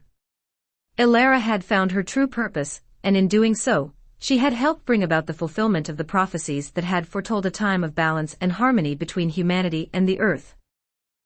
The earth thrives under divine care. As the covenant with the earth took root, the planet began to flourish in ways that had once seemed impossible. The ecosystems that had been devastated by human activity were restored to their natural splendor. Forests grew taller and denser, teeming with life. Rivers and lakes, once polluted, sparkled with crystal-clear water, and fish returned in abundance. Deserts, long thought to be barren wastelands, blossomed into vibrant landscapes filled with flora and fauna that adapted to the new conditions. The animals, too, seemed to sense the change. Species that had once been endangered or extinct were reintroduced into their natural habitats, and they thrived in ways that astounded scientists and spiritual leaders alike. The natural world, once depleted by human exploitation, was now a reflection of the divine garden it was always meant to be. The earth itself had become a sacred sanctuary, a place where all living beings could thrive in peace and harmony. Humanity's role in this new world was one of partnership with the earth. People no longer saw themselves as separate from nature, they understood that they were an integral part of the planet's ecosystems. Agriculture became a form of communion with the earth, and every harvest was treated as a sacred exchange between humanity and the land. People worked with the rhythms of the seasons, the cycles of the moon, and the natural flows of energy, ensuring that the earth was always nurtured and never depleted. Communities built on principles of sustainability and love for the earth flourished across the globe. People planted gardens in every available space, growing food that was shared freely among all. Buildings were constructed in harmony with the environment, using materials that blended seamlessly with the natural world. The cities of the Old World, once centers of pollution and overconsumption, were transformed into green havens, where nature and humanity existed in perfect balance. Metatron's teachings continued to guide humanity in their covenant with the earth. He reminded them that the earth was not just a resource to be used, but a sacred being with its own consciousness, deserving of love and respect. Under his leadership, humanity embraced this sacred duty, knowing that their care for the earth was a reflection of their love for the divine. The Eternal Covenant. The covenant with creation was not a fleeting promise, it was eternal, woven into the very fabric of the Golden Age. This covenant ensured that the earth would forever be a sacred garden, thriving under the loving care of humanity. The days of exploitation, pollution, and environmental destruction were gone, replaced by a new era of harmony, balance, and divine stewardship. As the years passed, the earth continued to flourish, its natural beauty and abundance serving as a testament to the power of love, respect, and spiritual connection. Humanity, having fulfilled its role as protectors of creation, lived in peace and joy, knowing that their covenant with the earth would ensure the well-being of all living beings for eternity. The indigenous prophecies that had foretold a time of balance and harmony had been fulfilled. The earth and humanity were now united in a sacred relationship, each nurturing the other in an eternal cycle of life and love. The kingdom of God on earth was not just a spiritual reality, it was a physical one, reflected in the beauty of the natural world, the peace of human communities, and the joy of living in communion with creation. This covenant, this sacred bond between humanity and the earth, would endure for all time. The Golden Age had truly begun, and with it, the promise of an eternal future filled with love, light, and divine harmony. Chapter 10: The Gift of Divine Creation. As the Golden Age continued to unfold, humanity began to unlock the full potential of its divine nature. The covenant with the earth had been formed, balance and harmony had been restored, and the resurrected souls had returned to share their wisdom. Now, with the weight of fear, suffering, and division lifted, humanity stood at the threshold of a new era, one in which the creative power of the human spirit would flourish like never before. This was the gift of divine creation, a profound realization of humanity's role as co-creators with the divine, capable of producing works of unimaginable beauty, innovation, and wisdom. In this new world, creativity was not simply an expression of personal talent or ambition, it was a sacred act, a way of channeling divine energy into the physical realm. Artists, scientists, musicians, and thinkers were no longer constrained by the limitations of the old world. They were free to explore the infinite possibilities of creation, guided by the inspiration of the cosmos and the presence of the divine. The blossoming of creative power. The first signs of humanity's creative rebirth began to appear in the arts. Painters, sculptors, writers, and musicians, who had once struggled to find inspiration in the chaos and suffering of the old world, now found themselves overflowing with divine energy. Their work was no longer shaped by ego or material concerns, instead, it was a direct expression of the cosmic harmony that now governed the universe. In every corner of the world, artists produced works that seemed to defy the laws of nature.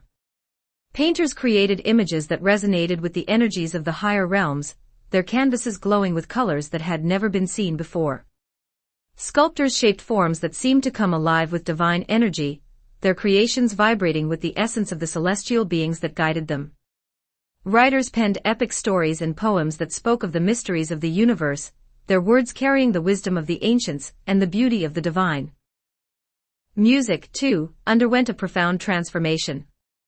In the old world, music had often been driven by commercial interests or personal expression, but in the Golden Age, it became something much deeper, an expression of the harmony of the spheres, the divine order that governed all of creation. Musicians began to channel the energy of the cosmos into their compositions, creating sounds that resonated with the frequencies of the universe. Their music had the power to heal, to inspire, and to elevate the soul, as it echoed the celestial rhythms that flowed through all things. In this era of divine creation, every act of creativity was seen as a sacred offering to the universe. Artists, whether working with paint, clay, words, or sound, understood that their work was part of a larger cosmic order, and that through their creations, they were participating in the divine process of creation itself. No longer was creativity seen as the domain of a select few. Every soul had the potential to create, to channel divine energy into the world, and to contribute to the unfolding beauty of the Golden Age. The fusion of mysticism and science. As the arts flourished, so too did the sciences, but in ways that were profoundly different from the old world. The divide between mysticism and science, once seen as insurmountable, had dissolved. In the Golden Age, the two were not only compatible but essential to each other. Scientists and mystics worked together, blending their knowledge to explore the mysteries of the universe and to unlock the full potential of human consciousness. In this new world, science was no longer limited to the study of the physical world. It had expanded to include the spiritual and mystical dimensions of reality. Researchers worked not only with matter but with energy, consciousness, and the divine forces that shaped creation. They explored the nature of the soul, the higher dimensions of existence, and the intricate web of connections that linked all living beings to the cosmos. Breakthroughs in technology and understanding occurred at a rapid pace, as humanity learned to harness the energy of the stars, the planets, and the spiritual realms. Scientists developed new forms of energy that were clean, abundant, and in perfect harmony with the Earth's ecosystems. These technologies, guided by divine inspiration, allowed humanity to live in ways that were sustainable and life-enhancing, without depleting the planet's resources or harming its inhabitants. Medicine, too, was transformed by this fusion of mysticism and science. Healers worked with both the physical body and the soul, using techniques that combined ancient wisdom with modern innovation. Diseases and illnesses that had once plagued humanity were now understood as imbalances in the flow of energy, and they were treated not just with physical remedies, but with spiritual healing, guided by the divine. The greatest discovery of all, however, was the realization that humanity itself was a creative force, capable of shaping reality through thought, intention, and love. The lines between the observer and the observed, between creator and creation, had dissolved. Humanity had come to understand that it was an integral part of the universe's creative process, and that every thought, every action, and every work of art contributed to the ongoing creation of the cosmos. Personal connection, the musician's journey. Among the many who experienced the rebirth of creative power was a musician named Lucien, who had once been lost and uninspired in the old world. Lucien had always loved music, but as the world around him grew darker, he found it harder and harder to create. His melodies, once filled with light and joy, had become muted, overshadowed by the chaos and suffering that filled his heart. He had tried to find inspiration in the noise of the modern world, but nothing seemed to resonate. Eventually, he gave up on his dream, believing that his music had no place in a world that had forgotten how to listen. But when the Golden Age began, something deep within Lucien began to stir. It was as if a long-dormant part of his soul had been awakened, touched by the divine energy that now flowed through the world. One evening, as he sat alone by a river, watching the stars reflect on the water's surface, Lucien heard a sound, soft at first, but growing louder with each passing moment. It was not a sound that came from the earth, it was a music that seemed to come from the heavens, a melody so pure and beautiful that it filled his heart with joy. For the first time in years, Lucien felt the urge to create again. He picked up his instrument and began to play, not from memory or technique, but from a place deep within his soul. The notes that flowed from his fingers were unlike anything he had ever played before. They resonated with the harmony of the spheres, the divine order that governed the universe. As he played, Lucien realized that he was not the source of the music, he was simply a vessel for the divine energy that was flowing through him. Lucien's music became a symbol of the creative rebirth that was taking place in the world. His compositions, guided by divine inspiration, had the power to heal, to uplift, and to awaken the souls of those who heard them. People came from all over to listen to his music, and they reported feeling a deep sense of peace, joy, and connection to the cosmos. His melodies echoed the rhythms of the universe, reminding humanity of its place in the divine order. Through his music, Lucien found not only his purpose, but his connection to the divine. He realized that creativity was not about personal expression or fame, it was about channeling the infinite beauty of the cosmos into the world. His journey from despair to divine creation mirrored the journey of humanity itself, as people everywhere discovered the joy of creating in alignment with the cosmic order. The unfolding of infinite potential. As the creative power of humanity blossomed, the world became a canvas for divine expression.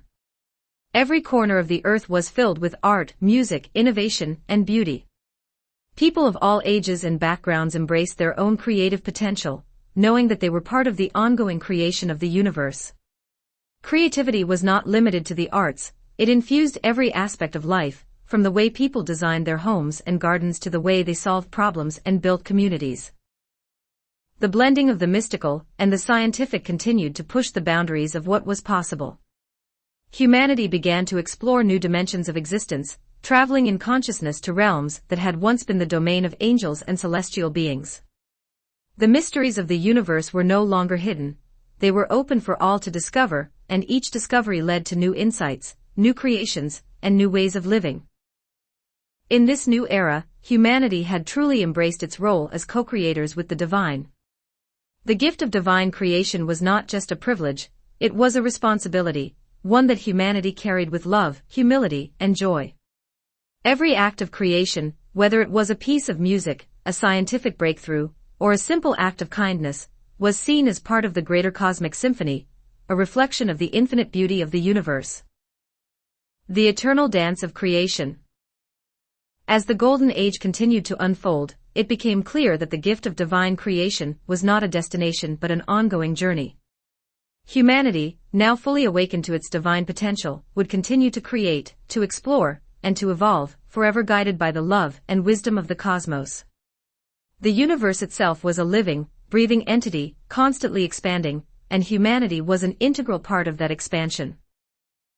The creative power that had been unlocked would continue to grow, opening new realms of possibility and beauty. The fusion of art, science, and mysticism would lead humanity to heights of understanding and expression that had never been imagined. And through it all, Metatron would continue to guide humanity, reminding them that their creativity was not just a gift, it was their divine purpose. In the Golden Age, every soul was a creator, every thought a brushstroke on the canvas of the universe, every action a note in the grand symphony of life. The gift of divine creation flowed through every individual, through every community, and through the very fabric of existence. It was the heartbeat of the Golden Age, a pulse that connected all living beings in an eternal dance of creation, love, and unity. The expansion of the cosmos through human creation. As humanity continued to explore its creative potential, the boundaries between the Earth and the cosmos began to blur. No longer confined to the limitations of the physical realm, people learned to create in alignment with the higher dimensions of reality. They began to work with the energies of the stars, the planets, and the galaxies, infusing their creations with the essence of the universe itself. In this new reality, the exploration of space was no longer driven by conquest or the need for resources. Instead, it became a spiritual journey, a way of deepening humanity's connection to the cosmos and understanding the divine forces that shaped existence. Scientists and mystics worked together to develop technologies that allowed humanity to travel not only through physical space, but through the higher dimensions of consciousness. These journeys led to profound discoveries about the nature of the universe and humanity's place within it. As humanity ventured into the cosmos, they encountered new forms of life, beings of light and energy that existed in realms beyond the physical. These celestial beings, once the subject of myths and legends, were now seen as fellow creators, partners in the ongoing expansion of the universe. Together, humanity and these beings worked to co-create new worlds, new dimensions, and new expressions of divine beauty. The creative power of humanity had become a force that extended far beyond the Earth. It touched the stars, the galaxies, and the very fabric of the cosmos itself. Through their creations, humans contributed to the expansion of the universe, adding their unique expressions of love, wisdom, and beauty to the ever-growing tapestry of existence. The role of children in the creative rebirth. The children of the Golden Age played a central role in this ongoing creation.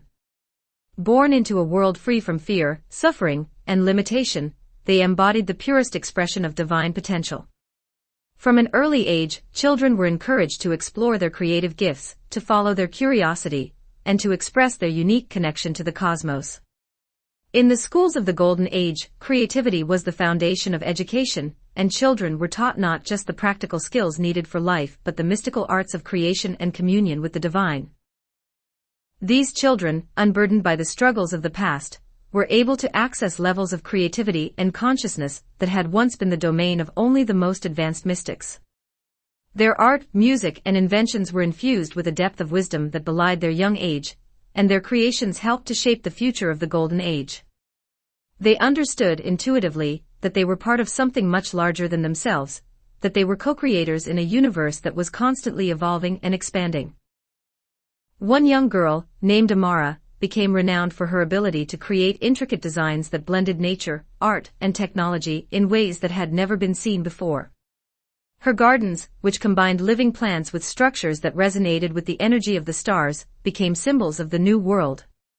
People traveled from all over to walk through her creations, feeling the harmony between the earth and the cosmos as they experienced the divine beauty that flowed through every flower, tree, and stone. Amara's creations were not just works of art, they were living expressions of the divine, reminders that every act of creation, no matter how small, contributed to the ongoing evolution of the universe. Her story, like that of so many other children, became a symbol of the infinite possibilities that awaited humanity in this new era of divine creation. The eternal future of creation.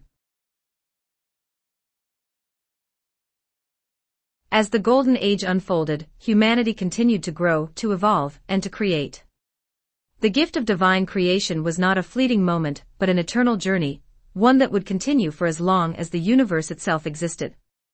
In this new reality, there were no limits to what could be created, no boundaries to the beauty and innovation that humanity could bring into the world. The arts, sciences, and spiritual practices all continued to evolve, each informing and enhancing the other. New forms of music, art, and technology were constantly being developed, each more beautiful and profound than the last. Humanity's understanding of the universe deepened with every new discovery, and with that understanding came new ways of creating, new ways of expressing the divine love that flowed through all things. In this new world, creativity was not seen as a means to an end, but as an ongoing expression of the divine. Every act of creation, no matter how small, was recognized as a sacred contribution to the universe. Whether it was a piece of art, a scientific breakthrough, or a simple act of kindness, every creation added to the beauty and harmony of the cosmos. As humanity continued to explore its creative potential, it became clear that there was no end to what could be achieved. The universe itself was infinite, and so too were the possibilities for creation. Every soul, every thought, and every action contributed to the ongoing expansion of the cosmos, adding new layers of complexity, beauty, and love to the grand design. Metatron, as the eternal guide of humanity, continued to oversee this creative expansion. His presence was felt in every act of creation, as he reminded humanity that they were not just observers of the universe, they were active participants in its creation. Through his guidance, humanity had learned to create in alignment with the divine, to channel the energy of the cosmos into every aspect of life, and to embrace their role as co-creators in the grand unfolding of the universe. The Symphony of Creation. The Golden Age had become a symphony of divine creation, with every soul playing its part in the ongoing evolution of the universe. The earth, once a place of suffering and division, had become a sacred garden, a living expression of the love and wisdom that flowed through all things. Humanity, once lost and disconnected, had found its way back to the divine, embracing its role as co-creators in the unfolding of the cosmos. In this new world, there was no longer a distinction between the sacred and the mundane. Every moment, every action, and every creation was recognized as a reflection of the divine. Humanity had learned to live in harmony with the earth, the stars, and the higher realms, creating a future that was filled with infinite possibilities. The gift of divine creation had been unlocked, and with it, humanity had stepped into its true potential. The universe, once seen as vast and unknowable, was now a canvas for human creativity, a place where every soul could express its unique connection to the divine. The symphony of creation would continue for eternity, with humanity playing a central role in the ongoing evolution of the cosmos. And at the heart of it all, Metatron stood as a beacon of love, wisdom, and guidance, reminding humanity that they were not just part of creation, they were creators, with the power to shape the universe in alignment with the divine. The gift of divine creation had been given, and it would continue to unfold for all eternity. Chapter 11: The Expansion of Divine Knowledge. With the dawn of the Golden Age and the flourishing of divine creation, humanity stood at the precipice of even deeper spiritual understanding. The gift of divine creation had unlocked infinite possibilities for humanity, but Metatron knew that this was only the beginning. There were higher levels of spiritual wisdom waiting to be revealed, deeper mysteries of the universe yet to be explored, and cosmic realms far beyond the physical earth that beckoned to those willing to journey into the unknown. Metatron, as the eternal guide of humanity, began to impart higher levels of divine knowledge, expanding humanity's awareness of the universe and their place within it. These teachings were not confined to the material plane but encompassed the spiritual, mystical, and cosmic realms that interconnected all of existence. The universe, once seen as vast and unknowable, was now opening itself to humanity, offering profound insights into the nature of reality, the soul, and the divine. The mystical expansion of knowledge. The expansion of divine knowledge began with a deepening of humanity's understanding of their own souls.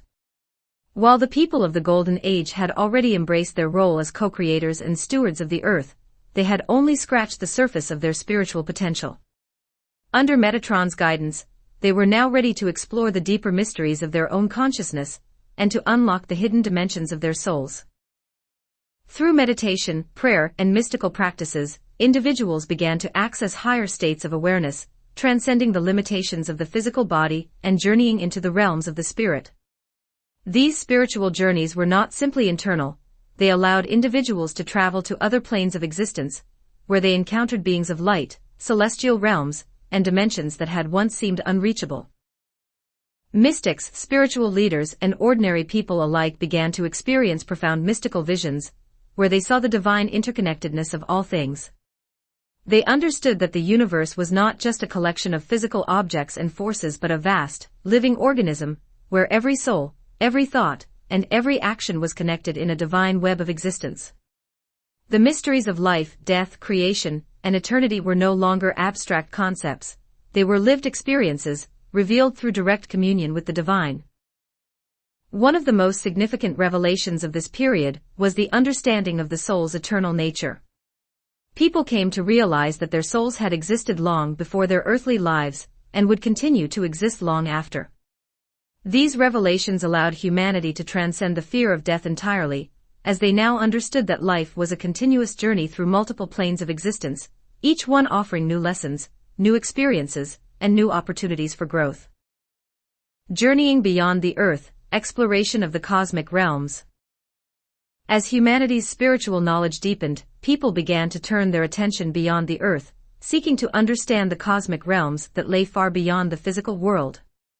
Metatron, in his infinite wisdom, guided humanity in their exploration of these realms, teaching them how to travel in consciousness to distant planes of existence, where they could encounter beings of light and discover new dimensions of reality.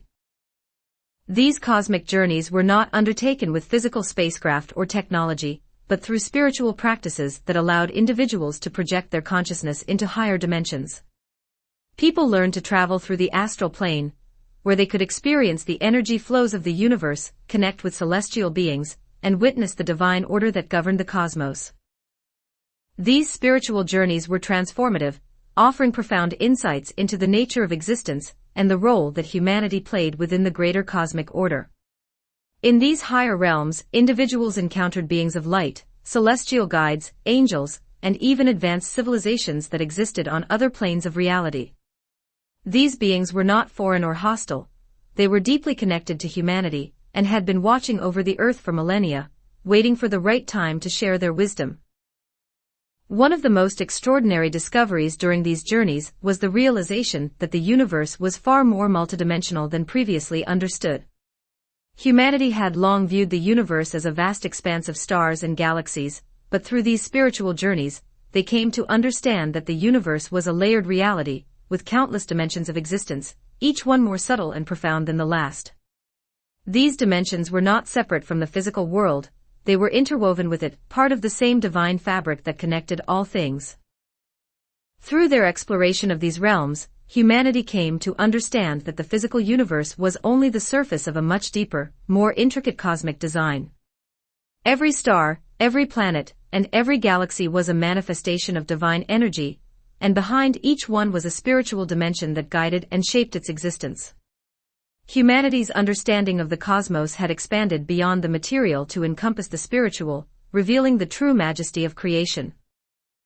Encountering beings from other realms.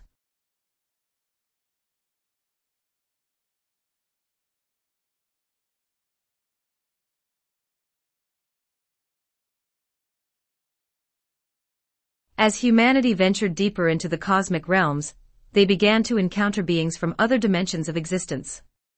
These beings, who had once been thought of as myths or legends, were now revealed as real, living entities who had long existed in the higher realms. They were beings of light, wisdom, and love, and they welcomed humanity's arrival into these dimensions with open arms. The beings humanity encountered were diverse. Some appeared as angels, radiant and powerful, while others were more abstract, their forms composed of light, energy, or sound. These beings had been watching over humanity since the beginning of time, guiding the Earth's spiritual evolution and waiting for the moment when humanity would be ready to join them in the higher realms. Through these encounters, humanity learned that the universe was populated by countless civilizations, each one existing in its own dimension and following its own path of spiritual growth. These civilizations were not bound by the limitations of physical form or material needs. They existed in harmony with the divine, their lives dedicated to the pursuit of wisdom, love, and creation. Humanity's encounters with these beings were transformative. They were not seen as superior or alien, rather, they were fellow travelers on the journey of spiritual evolution. These beings shared their knowledge freely, offering insights into the nature of the soul, the structure of the universe, and the divine plan that guided all of creation.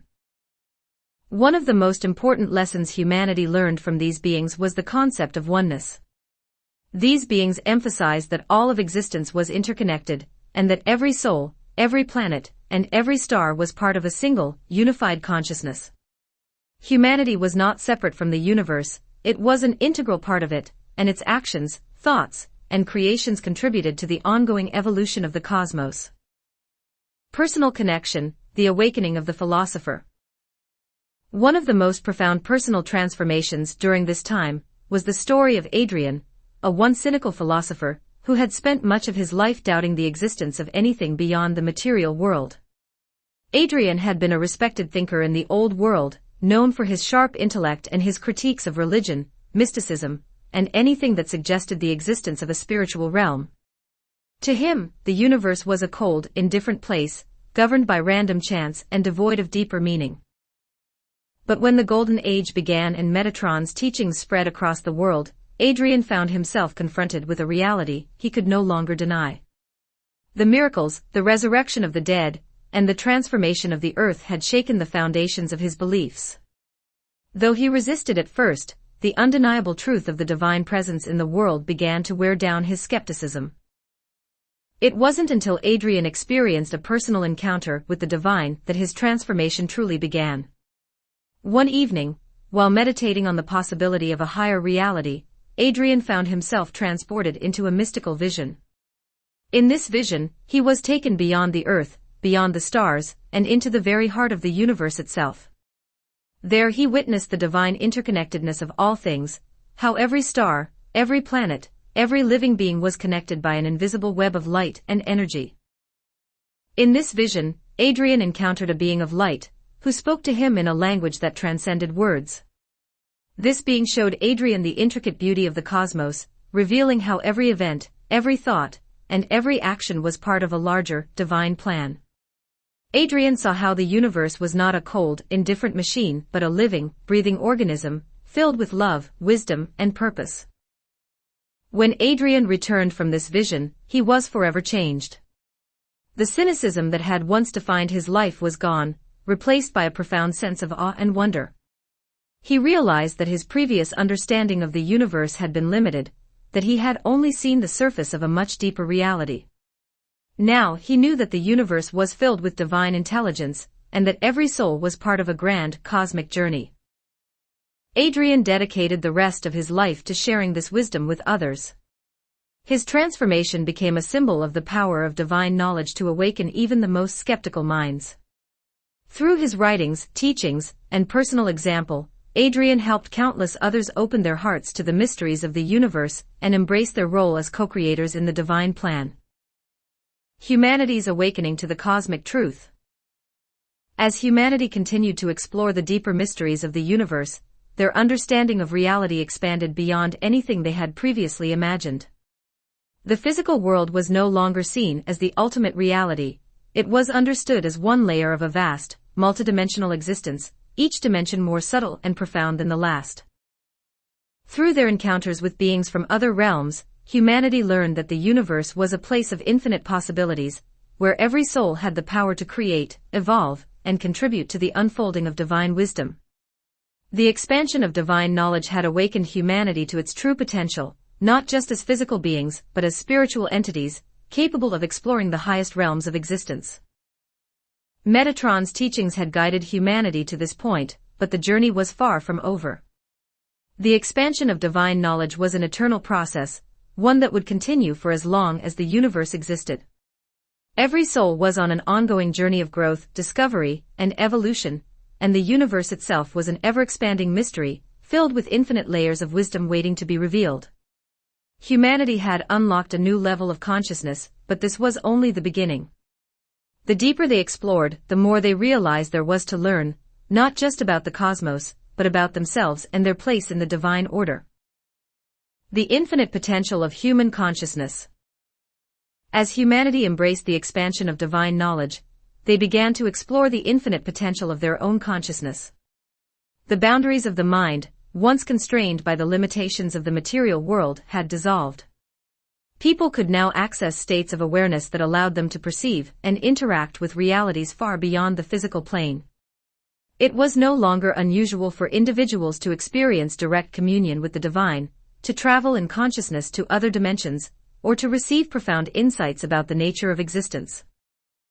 Schools of spiritual learning were established across the world, where people of all ages could study the mysteries of the universe and develop their own abilities to perceive and create in harmony with the divine.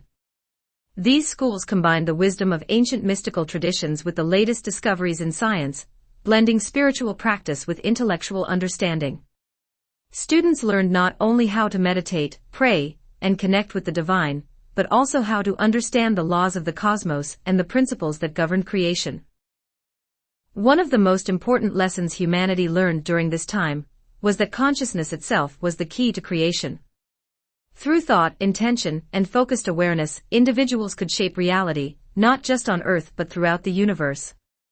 This realization brought with it a deep sense of responsibility. Humanity had become aware that every thought, every action, and every creation had a ripple effect throughout the cosmos, influencing the course of existence itself. As people developed their consciousness, they began to unlock abilities that had once been considered mythical or supernatural.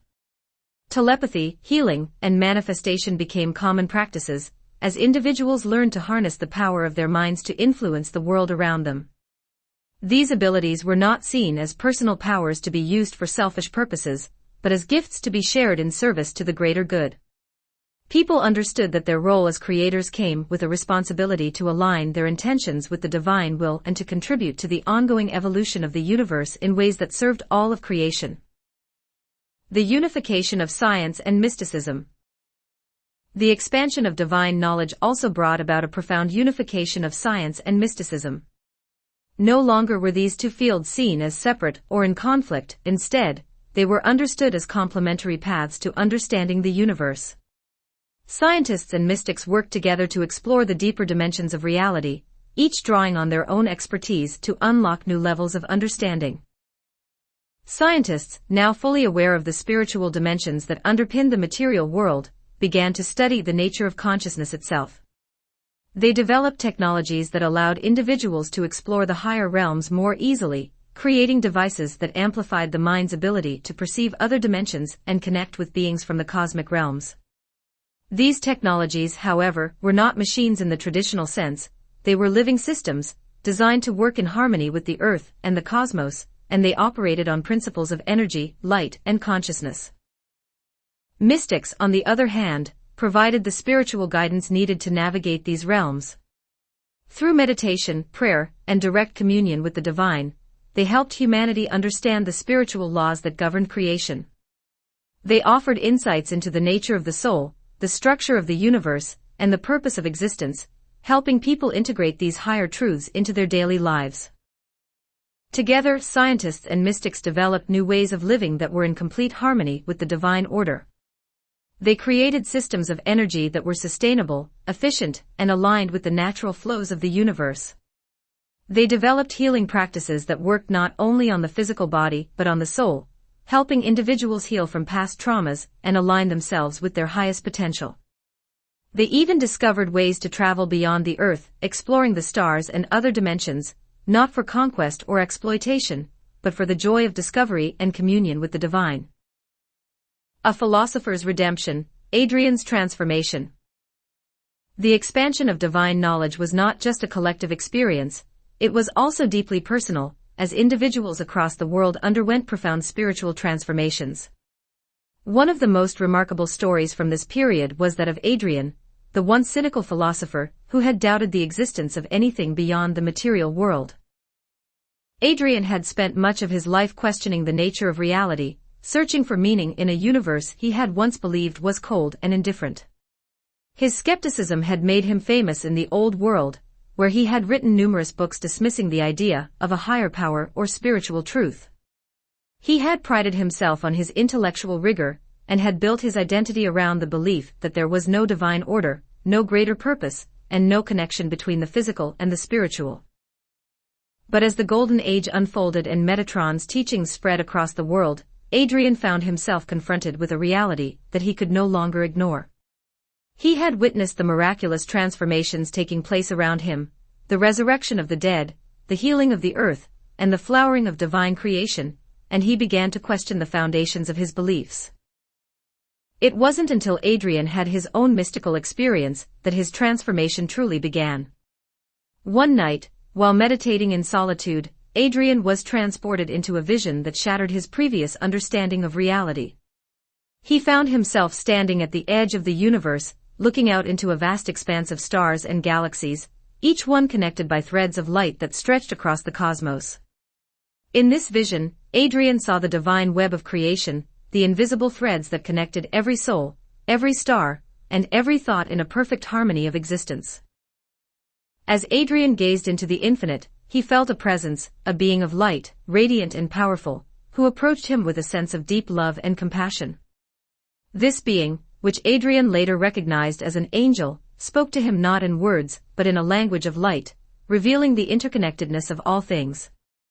Adrian understood in an instant that the universe was not a random collection of matter but a living, conscious entity, filled with purpose, love, and divine intelligence.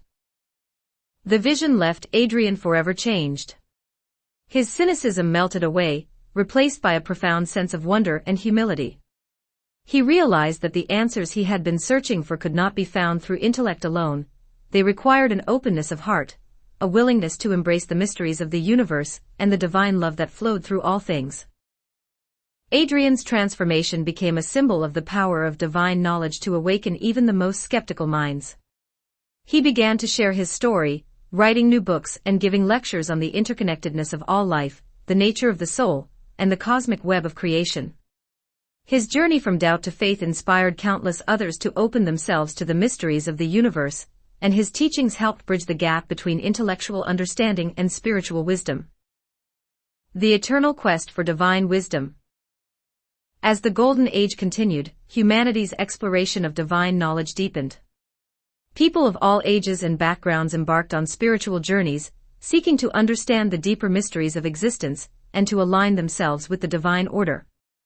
The universe, once seen as a place of fear and uncertainty, was now recognized as a loving, intelligent, and conscious entity, filled with infinite possibilities for growth, creation, and discovery. Metatron's teachings guided humanity on this eternal quest for wisdom, reminding them that the journey of spiritual evolution had no end. The deeper they explored, the more they realized there was to learn, not just about the cosmos, but about the nature of their own souls and the divine love that flowed through all of creation. The expansion of divine knowledge was not a static achievement but a dynamic, ongoing process. With each new insight, humanity grew closer to the divine, unlocking new levels of consciousness, creativity, and understanding. The journey of discovery would continue for eternity, as humanity moved ever closer to the source of all wisdom, all love, and all creation. Chapter 12: Journeys beyond the Earth. With the expansion of divine knowledge and humanity's alignment with the cosmic order, a new era of exploration began, one that extended far beyond the boundaries of the Earth. No longer limited by the material world or the constraints of the physical body, humanity embarked on spiritual journeys into the vastness of the universe. These were not journeys of conquest or curiosity, but of deep reverence and discovery. Under the guidance of Metatron and the celestial beings, humanity set out to explore the realms and dimensions that lay beyond their planet, expanding their understanding of creation and their role within it. The call to explore the cosmos. The journey beyond the Earth was not a sudden leap, but the natural progression of humanity's spiritual evolution. Having healed the Earth and formed a sacred covenant with creation, humanity had realized that their connection to the divine extended far beyond their planet. The universe was vast, filled with countless realms, dimensions, and beings, all of which were part of the same divine web that interconnected all of existence. Metatron, in his wisdom, knew that humanity was ready to take the next step in their spiritual journey. He began to teach them how to travel beyond the physical confines of the Earth, guiding them to expand their consciousness and explore the higher dimensions. These journeys were not undertaken through physical space travel, but through the mind and soul, utilizing humanity's newfound abilities to project their consciousness across the universe. The call to explore the cosmos was felt deeply by all. There was an innate sense that the mysteries of creation could only be fully understood by experiencing the universe in its entirety. People longed to encounter the celestial beings that had watched over them for millennia, to see the stars and galaxies up close, and to understand the intricate beauty of the cosmos. Mystical encounters in the higher realms. As humanity began their journeys beyond the Earth, they encountered realms of existence that defied all previous understanding. The physical universe, with its stars, planets, and galaxies, was only the beginning. Beyond the physical plane, there were realms of light, energy, and consciousness, dimensions where time and space as humanity understood them did not exist. These realms were filled with beings of immense wisdom and power, each one an expression of divine love and intelligence. In the higher realms, humanity encountered angelic beings who had long served as guardians and guides. These angels were radiant beings of light, their forms shimmering with colors and energies that resonated with the highest frequencies of the universe. Their presence was both awe-inspiring and comforting, as they welcomed humanity with open arms, recognizing their spiritual growth and their readiness to explore the mysteries of creation. The angels taught humanity about the nature of these higher realms, explaining that each dimension was a manifestation of divine consciousness. They showed humanity how every thought, every intention, and every action created ripples throughout the universe, influencing not only the physical world but the spiritual realms as well. In these higher dimensions, reality was fluid, shaped by the collective consciousness of all beings, and governed by the laws of love, harmony, and unity. In addition to the angelic beings, humanity also encountered cosmic entities, beings who had existed since the beginning of time, witnessing the birth of stars, galaxies, and entire universes. These cosmic entities were embodiments of the forces of creation, their forms vast and incomprehensible to the human mind. Yet, despite their immense power, they radiated a sense of peace and wisdom, offering humanity insights into the deepest mysteries of the universe. Through these encounters, humanity came to understand the vastness of God's creation. They realized that the universe was not simply a physical space to be explored but a living, conscious entity, filled with infinite possibilities and dimensions. Every star, every planet, every being in the universe was a reflection of the divine, and the journey to understand creation was an eternal one. The infinite possibilities of the universe. As humanity traveled through the higher realms, they discovered that the universe was far more complex and multidimensional than they had ever imagined. The physical universe, with its galaxies and stars, was just one layer of reality. Beyond it were realms of pure energy, where beings of light communicated through thought and vibration. In these dimensions, the laws of physics that governed the material world no longer applied. Time, space, and matter were fluid, constantly shifting in response to consciousness and intention. These realms were not empty, they were teeming with life, though not in forms that humanity had previously understood. In some dimensions, beings existed as pure energy, their consciousness flowing through the cosmos like currents in an ocean. In others, civilizations had evolved beyond the need for physical bodies, existing as collective intelligences, their minds interconnected in ways that allowed them to experience the universe as a unified whole. Humanity also encountered dimensions where creation itself was still unfolding, realms where new stars, planets, and even entire universes were being born. In these dimensions, they witnessed the raw power of divine creation, seeing firsthand how the energy of the cosmos was shaped into form by the collective will of the divine beings who inhabited these realms. Through these experiences, humanity came to understand that creation was not a singular event that had occurred in the distant past. It was an ongoing process, one in which they were now active participants. The universe was constantly evolving, expanding, and growing, and humanity had a role to play in its continued unfolding. The possibilities for creation were infinite, limited only by the imagination and consciousness of the beings who inhabited the cosmos. Personal connection, the scientist's awakening. One of the most profound personal transformations during these journeys was the story of Dr. Samuel Weiss, a brilliant scientist who had spent his life studying the physical universe but had always rejected spirituality. Dr. Weiss had dedicated his career to understanding the mechanics of the cosmos, from the behavior of subatomic particles to the formation of galaxies. He was respected for his intellect and his rigorous adherence to the scientific method, but he had always dismissed any notion of a spiritual dimension to the universe. However, as the Golden Age unfolded, Dr. Weiss found himself increasingly drawn to the mystical experiences that others around him were having. He had witnessed miracles, seen the earth healed, and heard stories of people traveling to higher realms, but he remained skeptical. He could not reconcile these experiences with the laws of physics that he had studied his entire life. It wasn't until Dr. Weiss embarked on a journey of his own that everything changed. One night, while contemplating the possibility of a greater reality, Dr. Weiss found himself transported into a vision, a mystical experience that defied all his previous understanding. He found himself standing on the edge of the physical universe, looking out into the vast expanse of space. But instead of the cold, empty void he had always imagined, he saw a universe filled with light, energy, and life. As Dr. Weiss stood in awe, a being of light appeared before him, a cosmic entity, ancient and wise, whose presence filled him with a sense of peace and understanding. The entity spoke to Dr. Weiss, not in words but in a language of energy and vibration, showing him the interconnectedness of all things. He saw how the physical universe was just one layer of reality, supported and sustained by the higher dimensions of consciousness and energy. In that moment, Dr. Weiss realized that science and mysticism were not separate but intertwined. The laws of physics that he had studied were simply reflections of deeper, spiritual principles that governed the universe. The mysteries he had spent his life trying to unravel could only be fully understood by embracing both the material and the spiritual aspects of existence. Dr. Weiss returned from his journey forever changed. His once rigid belief in the supremacy of science had dissolved, replaced by a deep sense of wonder and humility.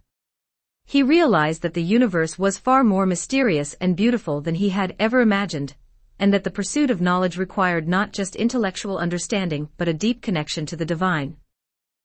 From that day forward, Dr. Weiss dedicated his life to bridging the gap between science and spirituality. He worked with mystics, scientists, and spiritual leaders to explore the deeper dimensions of the universe, helping others understand that the physical and spiritual realms were two sides of the same coin. His transformation became a symbol of the unification of knowledge, showing that the mysteries of the universe could only be fully understood when approached with both the mind and the soul. The unfolding of the cosmic journey.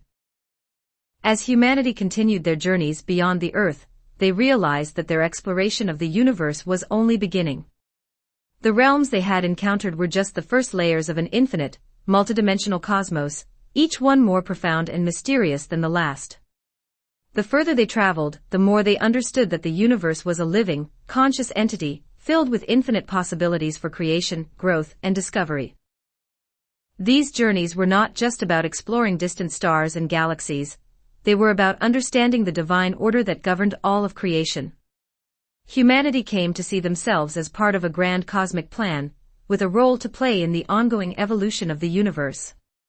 Every action, every thought, and every creation contributed to the unfolding of this divine plan, shaping the future of the cosmos in ways that were both subtle and profound. Metatron's guidance remained central to these journeys.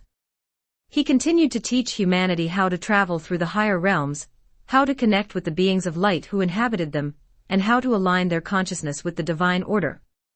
His wisdom illuminated the path forward, reminding humanity that the journey to understand creation was an eternal one, filled with endless opportunities for growth, love, and discovery. The infinite horizons of creation. The journeys beyond the earth had opened humanity's eyes to the infinite horizons of creation. They had seen realms of light, encountered beings of immense wisdom, and witnessed the ongoing process of divine creation unfolding across the cosmos. But more than that, they had come to understand their own role in this grand design. They were not just explorers of the universe, they were active participants in its ongoing evolution, co-creators with the divine. Humanity had learned that their consciousness and actions had the power to shape not only the earth but the entire cosmos. This realization filled them with a profound sense of responsibility, purpose, and joy. The journey beyond the earth was not just an exploration of the physical universe, but a deepening connection to the divine forces that governed all of creation. Humanity was no longer isolated on their planet, cut off from the mysteries of the cosmos. They had become part of a vast, interconnected web of life, intelligence, and creativity that stretched across countless dimensions and realms. The infinite horizons of creation opened up before them, offering limitless possibilities for discovery and growth. The universe, once seen as a cold, mechanical space, was now understood to be a living, breathing entity, filled with divine energy, love, and consciousness. Every star, every planet, and every being was an expression of the divine, and humanity was now fully aware of their place within this grand cosmic design. Humanity's role in the divine plan. Through their journeys, humanity came to realize that they were not merely passive observers of the universe but integral to its continued unfolding. The universe was not static, it was constantly evolving, expanding, and creating new forms of life, energy, and consciousness. And humanity, through their own creative abilities, was playing a key role in that process. Metatron's teachings emphasized that humanity's role in the divine plan was one of active participation. Each individual, through their thoughts, intentions, and actions, contributed to the creation of new realities, new dimensions, and new expressions of divine love. This realization transformed the way people lived their daily lives. Every decision, every creation, and every act of love was seen as part of the ongoing evolution of the cosmos. This newfound understanding of their role in creation filled humanity with a sense of purpose and joy. They no longer sought fulfillment in material wealth or power, they found it in their connection to the divine and their contributions to the cosmic journey. Their creative endeavors, whether in the arts, sciences, or spiritual practices, were expressions of their divine nature, contributing to the beauty and harmony of the universe. Mystical encounters with beings of light.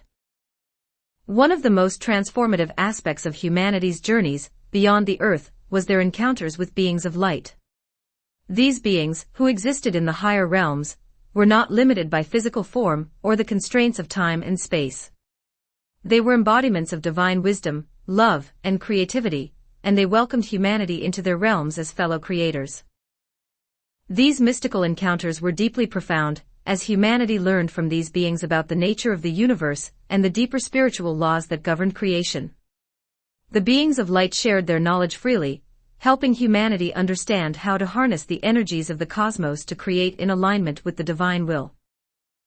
One of the most important lessons these beings imparted was the concept of oneness.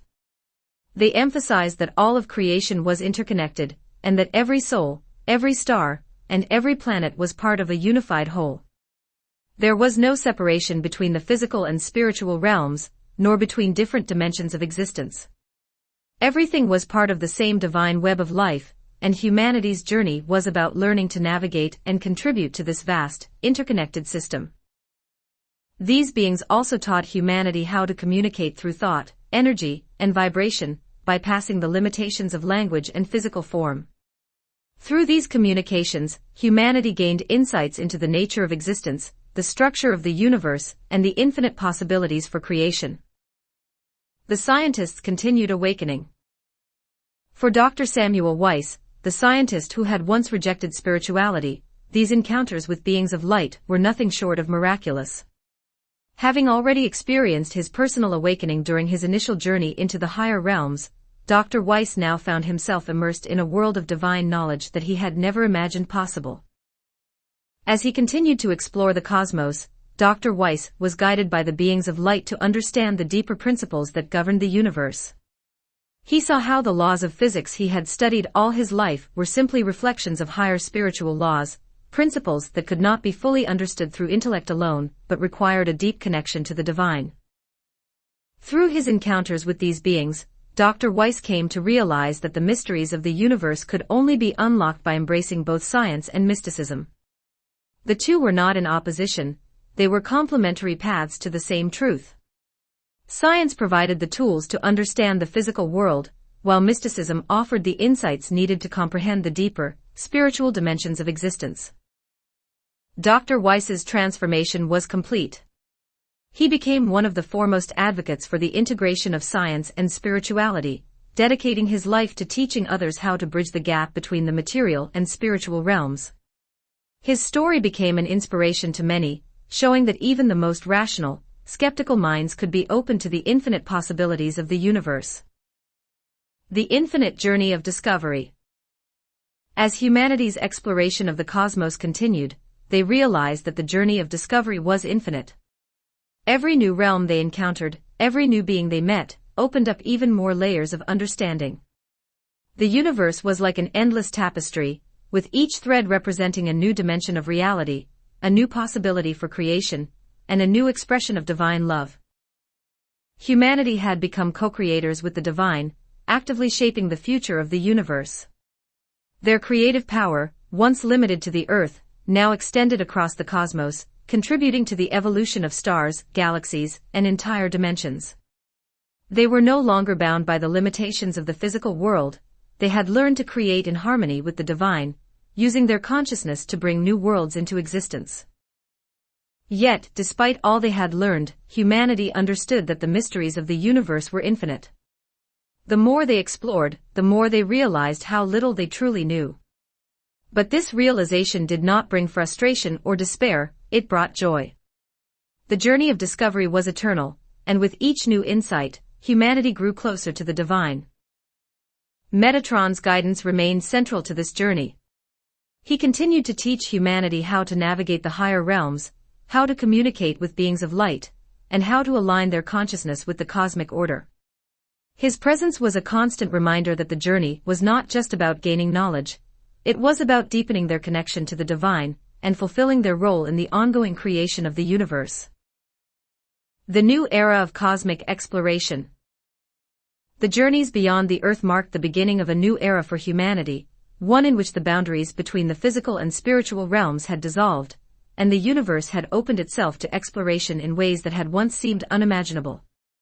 Humanity had become part of a larger, cosmic family, connected to beings from countless dimensions and realms, all of whom were contributing to the ongoing evolution of creation.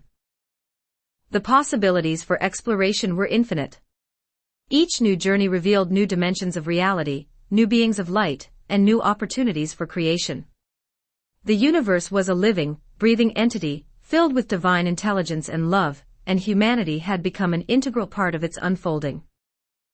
As the Golden Age continued to unfold, humanity embraced their role as co-creators with the divine, exploring the cosmos not out of a desire for conquest, but out of a deep sense of reverence and wonder.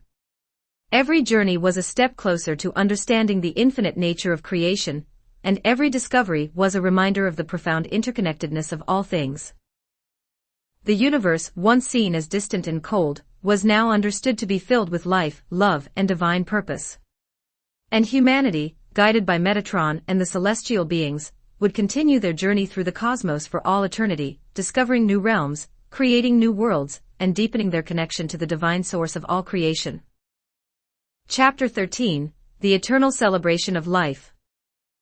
As the Golden Age unfolded, humanity embraced a new way of living, one that was not defined by struggle, fear, or isolation but by an eternal celebration of life and the love of God. The earth, now fully aligned with the divine order, had become a paradise where suffering no longer existed, and every soul was united in a shared experience of peace, joy, and spiritual connection. In this new world, life itself had become a celebration of divine love. Every moment was an expression of gratitude, joy, and unity, and humanity had come to understand that their purpose was not just to live, but to honor and celebrate the infinite beauty of creation. The burdens of the old world had been lifted, and with them, the sense of separation and isolation that had once weighed heavily on the hearts of individuals. In the Golden Age, everyone was part of a larger, divine community, united in love and purpose. The Grand Festivals of the Golden Age. One of the most profound expressions of this new way of living was the grand festivals that took place across the world. These festivals were not confined to specific times or places. They were ongoing, spontaneous celebrations of life that could occur anywhere, at any moment.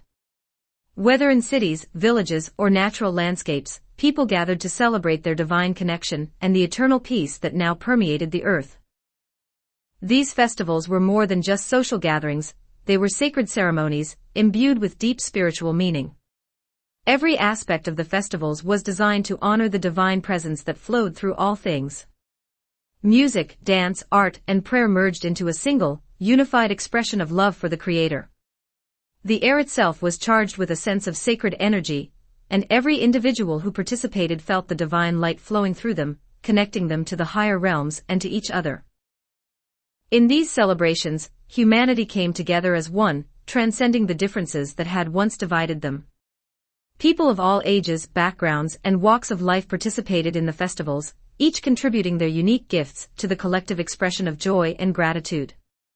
The divisions of the old world, based on race, nationality, religion, or social status, had been dissolved, and now, all were recognized as equal reflections of the divine.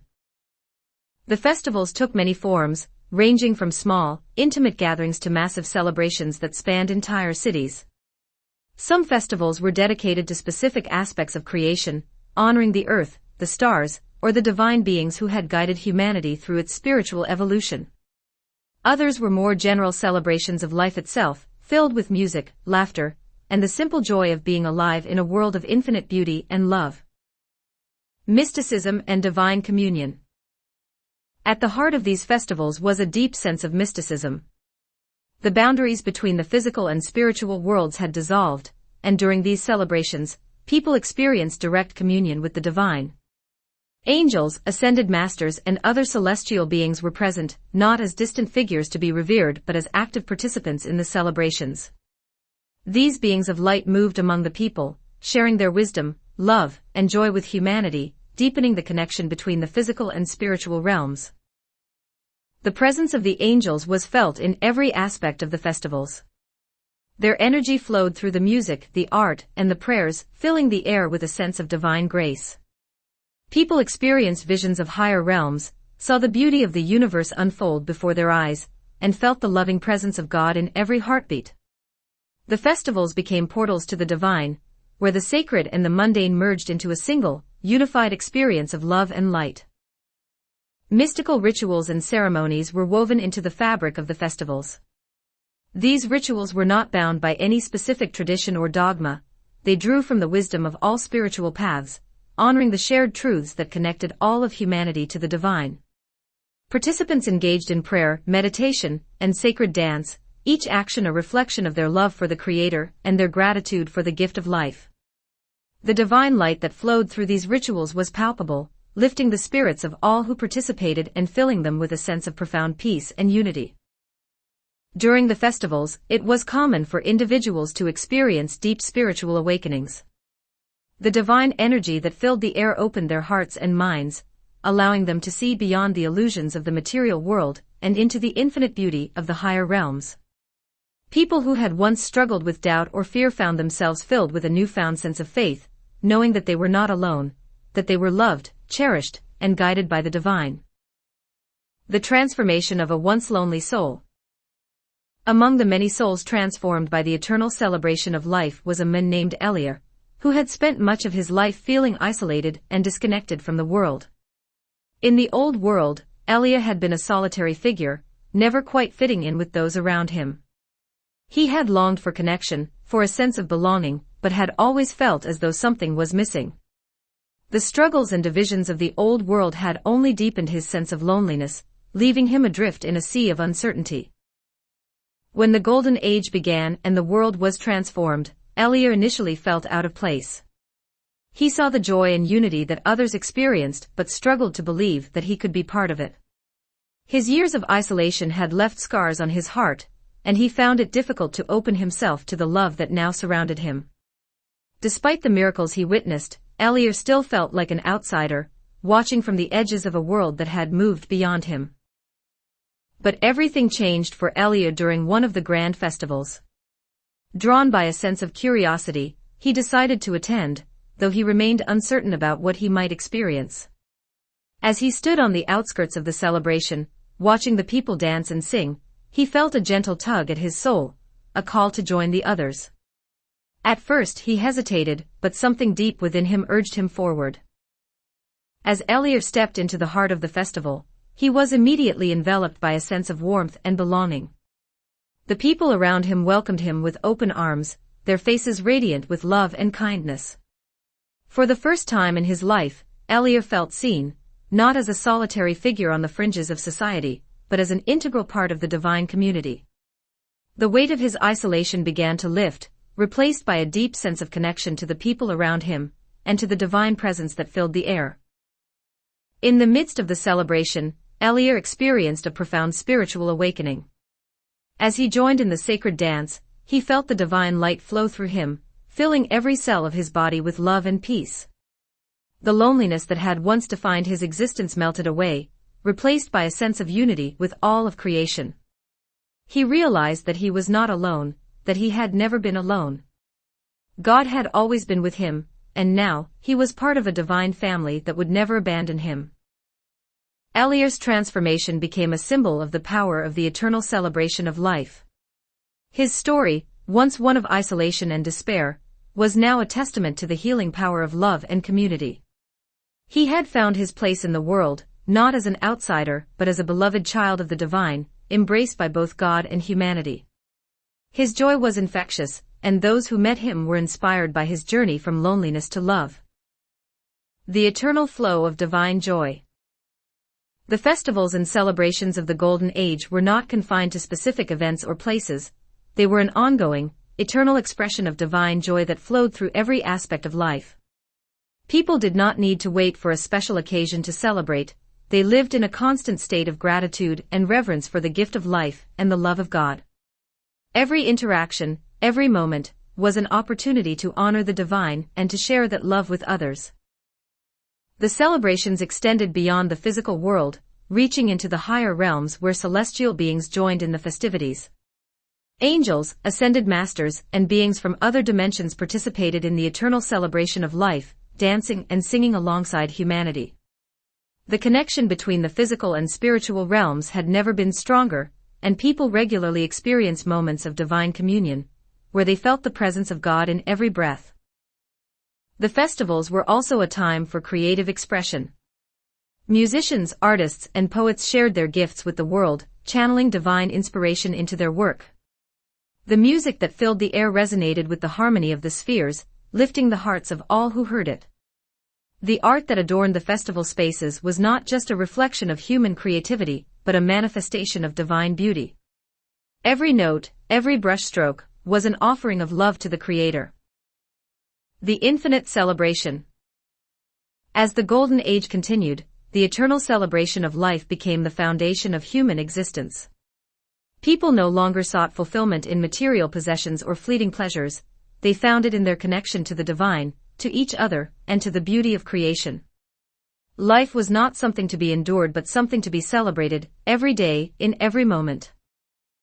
The festivals that took place across the world were a reflection of this new way of living. They were not just gatherings of people, they were sacred ceremonies that honored the divine presence that flowed through all things. Through these celebrations, humanity deepened their connection to God, to the earth, and to the higher realms, living in a state of constant communion with the divine. The joy that filled the festivals was not fleeting, it was eternal, an unending expression of love and gratitude for the gift of life. As humanity danced, sang, and prayed, they experienced the infinite beauty of creation and the boundless love of the Creator. The air was filled with divine light, and the hearts of all who participated were lifted to new heights of spiritual awareness. In this new world, life had truly become an eternal celebration of God's love. Every moment was infused with divine purpose, and humanity had learned to live in a constant state of gratitude and reverence. The festivals were not just about joy, but about communion, between people, between humanity and the earth, and between the physical world and the celestial realms. This unity was the hallmark of the Golden Age, an era in which every action, every thought, and every emotion resonated with the divine order. The sacred rhythm of life. In the Golden Age, humanity had rediscovered the sacred rhythm that underpinned all of creation. Time was no longer experienced as a linear progression, but as a flowing, cyclical dance of energy and consciousness. Life moved in harmony with the cycles of the earth and the cosmos, the phases of the moon, the turning of the seasons, the movements of the stars. Every festival and celebration was aligned with these natural rhythms, honoring the divine forces that governed the universe. One of the most significant festivals was the Festival of the Sacred Light, which took place at the time of the solstices and equinoxes. These were moments of cosmic alignment when the earth and the heavens resonated in perfect harmony. During these festivals, people gathered in sacred spaces, mountaintops, ancient forests, and temples built to align with the stars. Here they celebrated the eternal flow of life and light, expressing their gratitude for the blessings of the earth, the stars, and the divine beings who guided them. The Festival of the Sacred Light was a time of deep mysticism and spiritual communion. It was said that during these moments, the veil between the worlds was thinnest, allowing for direct contact with the higher realms. Angels, ascended masters, and celestial beings were visible to all, their presence a reminder of the eternal nature of life and the infinite love of the Creator. At these festivals, humanity entered into a sacred dance with the cosmos. Rituals of light, sound, and energy were performed, each designed to align human consciousness with the divine order. The light of the stars and the Earth's own energy fields were amplified, creating a powerful resonance that flowed through every participant. People experienced profound spiritual awakenings during these celebrations, seeing visions of the higher realms, receiving guidance from the angels, and feeling the overwhelming presence of divine love. Divine union, communion with celestial beings. One of the most awe-inspiring aspects of the eternal celebration of life was the ongoing communion with celestial beings. In the Golden Age, angels and other divine entities were not distant or unseen. They were active participants in human life. During the grand festivals and even in everyday moments, people felt the presence of these beings, who guided, comforted, and celebrated alongside them. During the Festival of the Sacred Light and similar gatherings, people regularly entered into states of heightened consciousness, where they could see and communicate with the angels directly. These beings of light moved freely among the participants, offering blessings, healing, and wisdom. The air itself shimmered with their presence, and the entire festival space was filled with divine energy, making it a place of profound transformation. For many, these encounters with celestial beings were deeply personal. People experienced visions of their guardian angels, who had been with them throughout their lives, guiding them through both joy and hardship. Others were visited by ascended masters or cosmic beings, who imparted wisdom about the mysteries of the universe and humanity's role within it. These interactions were filled with love, compassion, and joy, reinforcing the understanding that humanity was never alone, that they were always connected to the divine. For some, these encounters were life-changing. One such individual was a woman named Seraphina, who had long felt disconnected from the spiritual world. She had struggled with doubt and had never experienced the mystical visions that others spoke of. However, during the Festival of the Sacred Light, she felt a powerful presence beside her, a radiant angel, whose light was so pure it brought tears to her eyes. The angel spoke to Seraphina, not in words but in a language of energy and light, showing her visions of the higher realms and the beauty of her own soul. Through this encounter, Seraphina experienced a profound spiritual awakening. She realized that the divine had always been with her, even in moments when she felt lost or alone. This revelation transformed her life, filling her with a deep sense of peace and purpose. She dedicated herself to helping others find their own connection to the divine, becoming a spiritual guide and healer in her community. Her story was a reminder of the transformative power of divine love, which flowed through every aspect of the Golden Age. A once lonely soul finds his place. Among the many souls who experienced transformation during the eternal celebration of life was Elia, the once lonely man, who had found solace and connection during the grand festivals. Now fully embraced by the divine community, Elia had come to understand that his isolation in the old world had been an illusion. He realized that he had always been loved, cherished, and supported by both God and humanity, even when he could not see it. As Elia participated in the festivals, he felt the divine light flowing through him, lifting his heart and filling him with joy.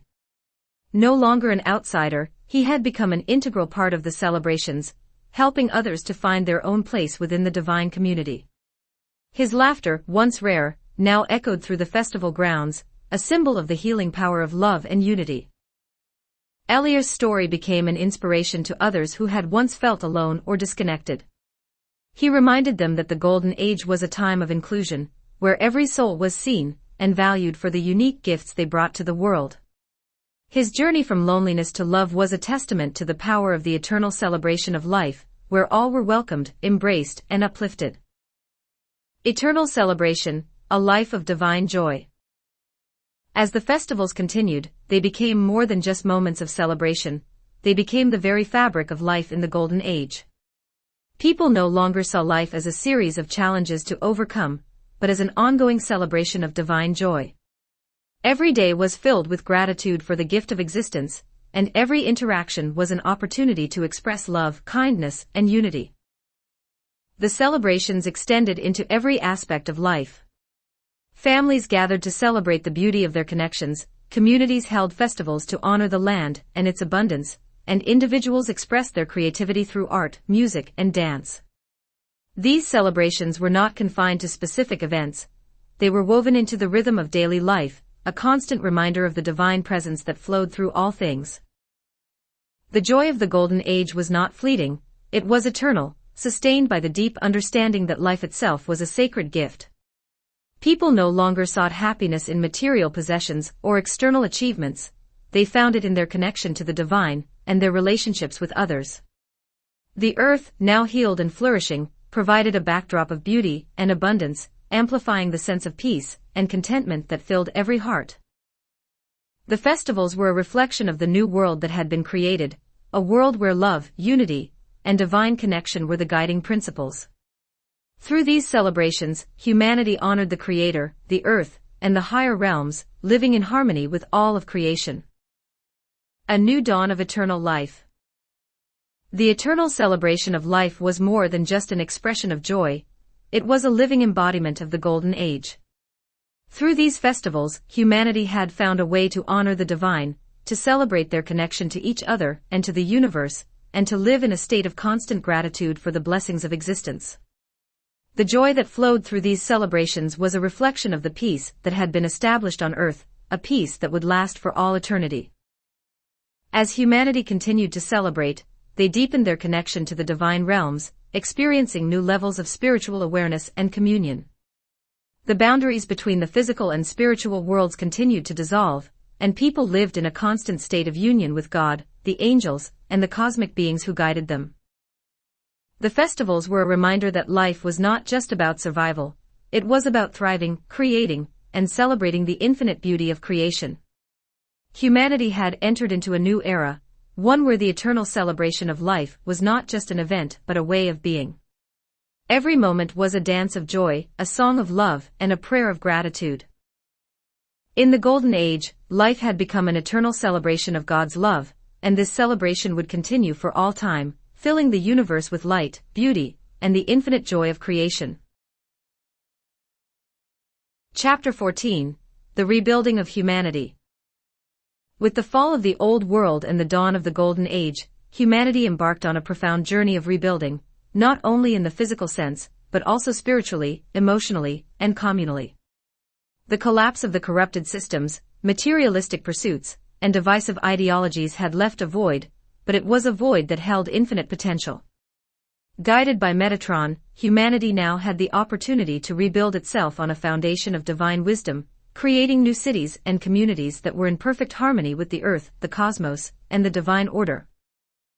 This rebuilding was not merely about constructing physical structures, it was about creating spaces that reflected the sacred unity of heaven and earth, the interconnectedness of all beings, and the divine purpose of human existence. The cities that rose from the ashes of the Old World were not just places to live and work, they were sacred centers of learning, creativity, and spiritual growth, where every aspect of life was imbued with divine intention. The vision of divine cities.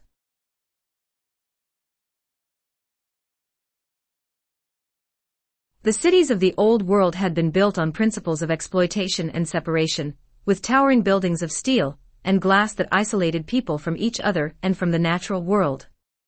But in the Golden Age, humanity had learned that true progress could only be achieved through unity, balance, and harmony. Metatron, as the eternal guide and divine architect, led the reconstruction of humanity's cities, offering a new vision for how human beings could live in alignment with the divine plan. These new cities were designed to be reflections of the cosmos, using sacred geometry, natural elements, and spiritual symbols to create spaces that were in perfect resonance with the Earth's energies and the cosmic forces that governed the universe. The cities themselves became living embodiments of divine wisdom, where every building, street, and garden was a reminder of humanity's connection to the Creator and the higher realms. At the heart of each city stood grand temples and centers of learning, where people gathered to study the mysteries of the universe, engage in spiritual practices, and celebrate the beauty of creation. These temples were designed using the principles of sacred geometry, incorporating powerful spiritual symbols such as the Tree of Life, Metatron's cube, and the Flower of Life. These symbols acted as conduits for cosmic energy, anchoring divine light into the physical world and creating spaces where people could easily connect with the higher realms. The cities themselves were not separate from nature but integrated into the natural landscape in ways that honored and preserved the Earth's ecosystems. Forests, rivers, and mountains flowed through the cities, creating a sense of unity between human habitation and the natural world. Gardens and green spaces were abundant, providing not only food and beauty but also places for meditation, contemplation, and communion with nature. Metatron's leadership in the rebuilding. Metatron's leadership was central to the rebuilding of humanity. As the divine guide, he provided the vision and the spiritual wisdom needed to design cities that reflected the unity of heaven and earth. He taught humanity how to use sacred geometry, cosmic energies, and divine symbols to create spaces that were in harmony with the universe. His teachings emphasized that architecture was not just about building structures, it was about creating environments that elevated the human spirit and aligned people with their divine purpose. Metatron's cube, a powerful symbol of cosmic order and balance, became the blueprint for many of the new cities. This geometric figure, representing the connection between the physical and spiritual realms, was used to design the layout of streets, buildings, and public spaces. Each aspect of the city was carefully aligned with the Earth's energy grids and cosmic ley lines, ensuring that the cities resonated with the highest frequencies of love, peace, and divine light. The Tree of Life, another powerful symbol, was incorporated into the design of central spaces, parks, and temples. This ancient symbol, representing the interconnectedness of all life and the journey of the soul through the divine realms, was a reminder that every human being was on a spiritual path, and that the cities themselves were places of growth, transformation, and ascension. Under Metatron's guidance, humanity learned to see architecture as a form of spiritual practice. Every building, every design choice, and every material used in construction was imbued with intention, designed to honor the divine, and to create spaces where people could live in alignment with the highest spiritual principles. The cities as centers of learning and spiritual growth. These new cities were not just places of residence, they were centers of learning, creativity, and spiritual growth.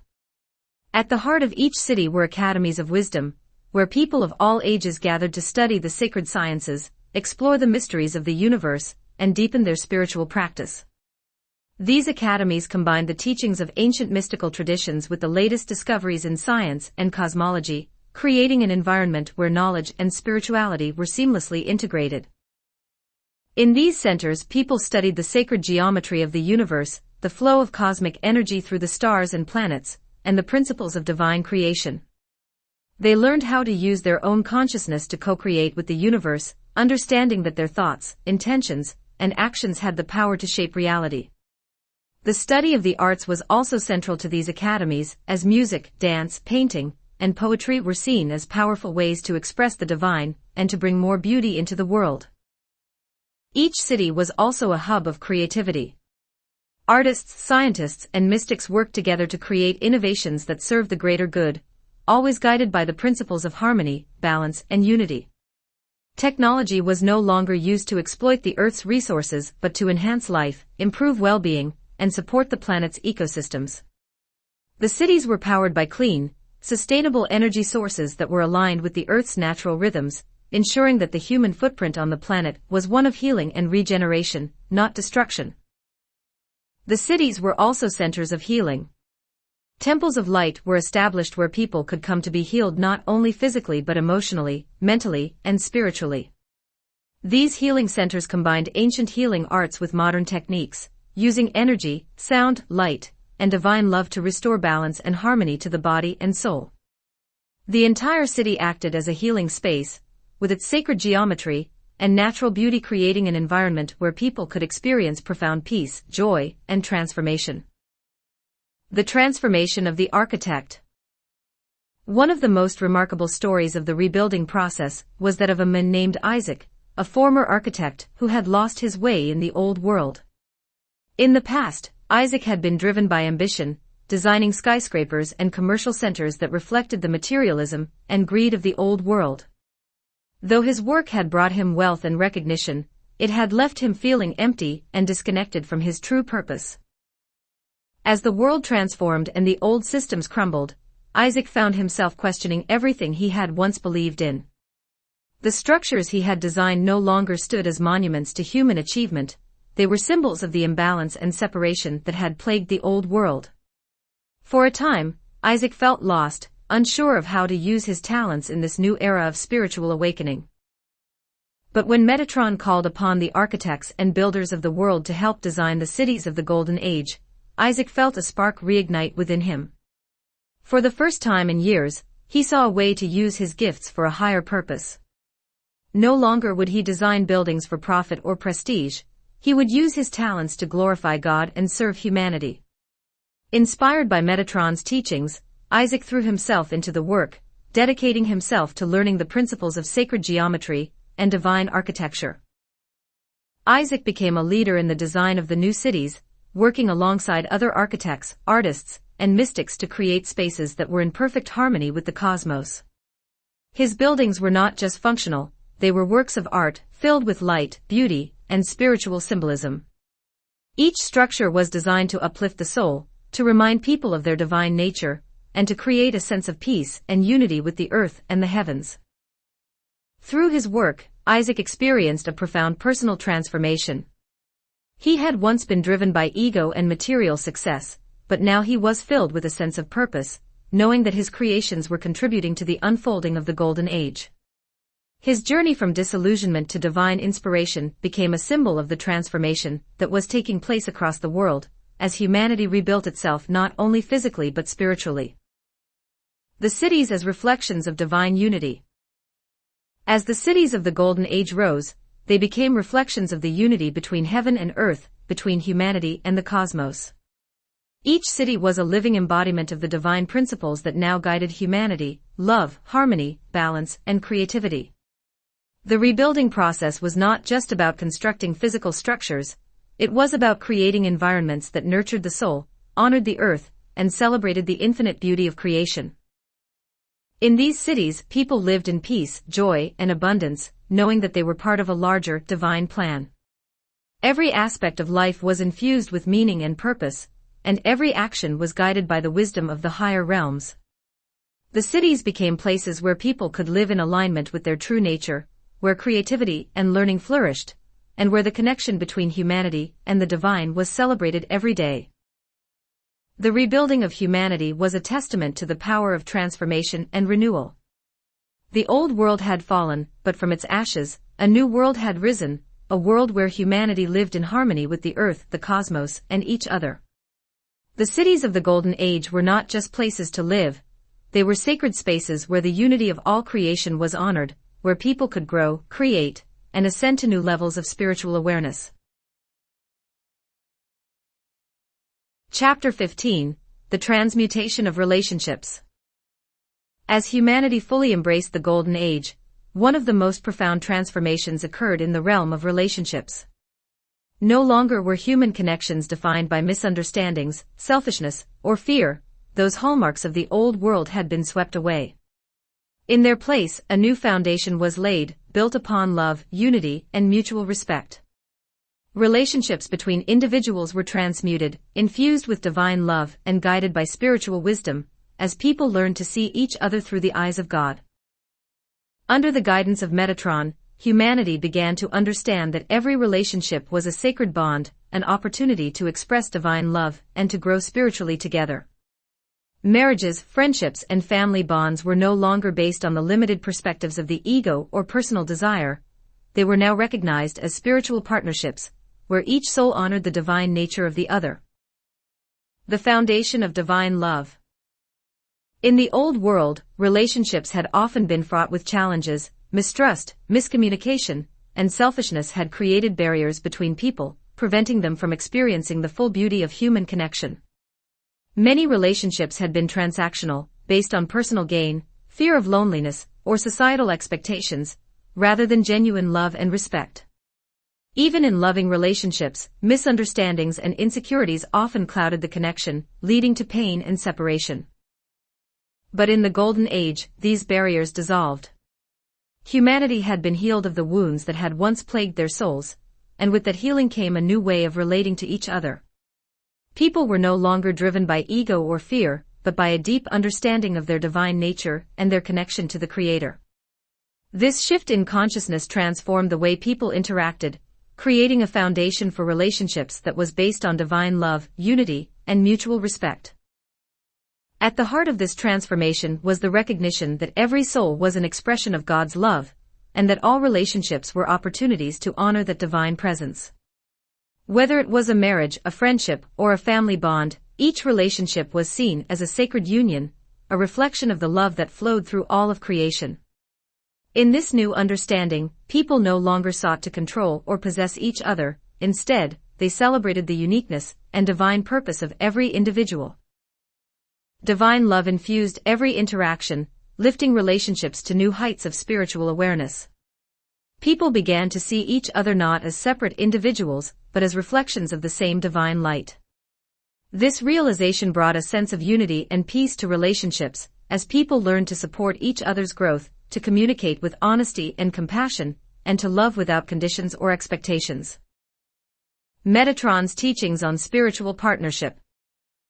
Metatron played a central role in teaching humanity how to cultivate relationships based on spiritual partnership.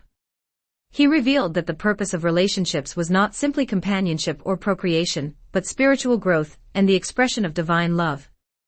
Every relationship, he explained, was an opportunity for two souls to support each other on their journey of ascension, to reflect God's love back to each other, and to create a space where divine energy could flow freely. One of the key principles Metatron taught was the importance of recognizing the divine nature of the other person. In the old world, people had often seen each other through the lens of their own desires, fears, or judgments, which had created a sense of separation. But in the Golden Age, people were called to look beyond the surface and to see the soul of the other person, their true, divine self. By doing so, they could honor the sacredness of the relationship and create a space for mutual growth and healing. Metatron also emphasized the importance of communication in spiritual partnerships. In the old world, misunderstandings and miscommunication had often led to conflict, as people struggled to express their needs and emotions in a way that could be understood. But in the Golden Age, people were encouraged to communicate from a place of love and compassion, always seeking to understand the other person's perspective and to resolve differences with kindness and respect. Another important aspect of Metatron's teachings was the idea of co-creation within relationships. He explained that when two people came together in love, they had the power to co-create not only their own reality, but to contribute to the unfolding of the divine plan. Relationships were seen as a form of divine partnership, where the two individuals worked together to bring more love, light, and creativity into the world. Whether through raising a family, creating art, or simply supporting each other's spiritual growth, relationships became a source of divine creation. The sacred union of marriage. Marriage, in the Golden Age, was elevated to a sacred union, a partnership where two souls came together to reflect divine love in its purest form. No longer was marriage seen as a contractual obligation or a means of fulfilling societal expectations. Instead, it became a deeply spiritual bond, where two individuals honored each other's divine nature and supported each other's journey toward enlightenment. The vows exchanged in marriage were no longer based on promises of possession or control, but on a mutual commitment to love, honor, and support each other in all things. The marriage ceremony itself was a sacred ritual, where the couple invoked the presence of God, the angels, and the higher realms to bless their union. These ceremonies were filled with light, music, and divine energy, creating a space where the couple could begin their life together in perfect harmony with the cosmos. In the old world, many marriages had struggled under the weight of mistrust, selfishness, or unmet expectations. But in the Golden Age, these challenges were no longer present. Couples now saw each other as spiritual partners, working together to grow in love and to co-create a life of peace, joy, and purpose. They supported each other's spiritual journeys, always seeking to elevate their relationship to new levels of love and understanding. One of the most beautiful aspects of marriage in the Golden Age was the understanding that love was not limited to two people. The couple's love for each other was seen as an expression of divine love, and that love naturally flowed outward to bless their family, their community, and the world. Marriage was no longer a private relationship, it was a sacred service, where the love shared between the couple contributed to the healing and transformation of humanity as a whole. Healing the bonds of family and friendship. The transformation of relationships extended beyond marriage to include family bonds and friendships. In the old world, families had often been sources of conflict, where old wounds, unresolved issues, and expectations had created tension and division. Friendships, too, had sometimes been based on convenience or personal gain, rather than genuine connection and mutual support. But in the Golden Age, families and friendships were healed. People came to understand that their relationships with others were opportunities to express divine love and to support each other's growth. Family bonds were no longer weighed down by past hurts or unmet expectations, instead, they became places of love, support, and mutual respect. Parents saw their children as divine beings, entrusted to their care for a time, but not to be controlled or shaped according to their own desires. Siblings supported each other's unique journeys, recognizing that each member of the family had a distinct role to play in the divine plan. Friendships, too, were transformed. No longer based on convenience or shared interests, friendships became spiritual partnerships where individuals supported each other's growth, shared in each other's joys and challenges, and worked together to bring more love and light into the world. These friendships were grounded in honesty, respect, and unconditional love, creating bonds that were unbreakable. Personal connection, the healing of a relationship. Among the many relationships transformed in the Golden Age was that of a couple named David and Lila. In the old world, their marriage had been strained by mistrust and miscommunication. Though they had once loved each other deeply, the pressures of life, unresolved wounds, and their own insecurities had driven them apart. They had struggled to communicate, often falling into patterns of blame and defensiveness, leaving them both feeling isolated and misunderstood. But with the arrival of the Golden Age and Metatron's teachings, David and Lila found their relationship transformed. They began to see each other not as sources of frustration or disappointment, but as divine beings on their own unique journeys. They realized that their struggles had been born out of their own wounds and fears, not from a lack of love. With this new understanding, they began to heal their relationship, learning to communicate with love, compassion, and honesty. David and Lila's marriage was elevated to a sacred union, where they honored each other's divine nature and supported each other's spiritual growth. No longer did they seek to change or control each other, instead, they embraced their differences, seeing them as opportunities for growth. Their love deepened, becoming a reflection of the divine love that flowed through all of creation. Through their transformation, David and Lila found a new sense of purpose in their marriage. They became partners not only in life but in spiritual service, working together to bring more love and light into the world. Their journey from mistrust to sacred union became a symbol of the healing power of divine love, inspiring others to cultivate relationships based on mutual respect, compassion, and the recognition of each soul's divine purpose. The eternal bond of divine love. In the Golden Age, relationships were no longer sources of conflict or confusion, but reflections of the divine love that flowed through all things. Marriages, friendships, and family bonds were transmuted into sacred partnerships, where each individual honored the divine presence within the other. People no longer sought fulfillment from each other but instead shared their love, their growth, and their joy in a constant exchange of divine energy. Through these relationships, humanity experienced the full beauty of connection, unity, and love. Every interaction was an opportunity to express God's love, to support each other's journey, and to create a world where peace, joy, and harmony reigned. In the Golden Age, relationships became eternal bonds of divine love, where every soul recognized the sacredness of the connection they shared with others. These bonds were not limited by time or space, they transcended lifetimes and extended into the higher realms, where souls continued to support and uplift one another on their eternal journey toward enlightenment. The transformation of relationships was a reflection of the deeper spiritual evolution that had taken place within humanity. People had learned to look beyond the surface, beyond their own fears and desires, and to see each other as divine beings, each with their own unique purpose and journey. This profound shift in perspective allowed for a new kind of relationship to emerge, one based not on personal gain or superficial attraction, but on love, respect, and mutual growth. The sacred nature of friendship. Friendships in the Golden Age became more than just casual bonds, they were spiritual alliances, where individuals supported each other's personal and spiritual development. People no longer formed friendships based on convenience or shared interests alone. Instead, they were drawn to each other by the resonance of their souls and their shared divine purpose. These friendships were deep, authentic, and unbreakable, built on a foundation of trust, honesty, and unconditional love. In these sacred friendships, people shared not only their joys and successes but also their struggles and challenges. They supported each other in their spiritual growth, offering guidance, encouragement, and wisdom when needed. And because these friendships were grounded in divine love, there was no room for jealousy, competition, or fear. Instead, there was a profound sense of unity and mutual respect. One of the most beautiful aspects of these friendships was the way in which they allowed individuals to express their unique gifts. In the old world, friendships had sometimes been marked by subtle competition or the desire to conform.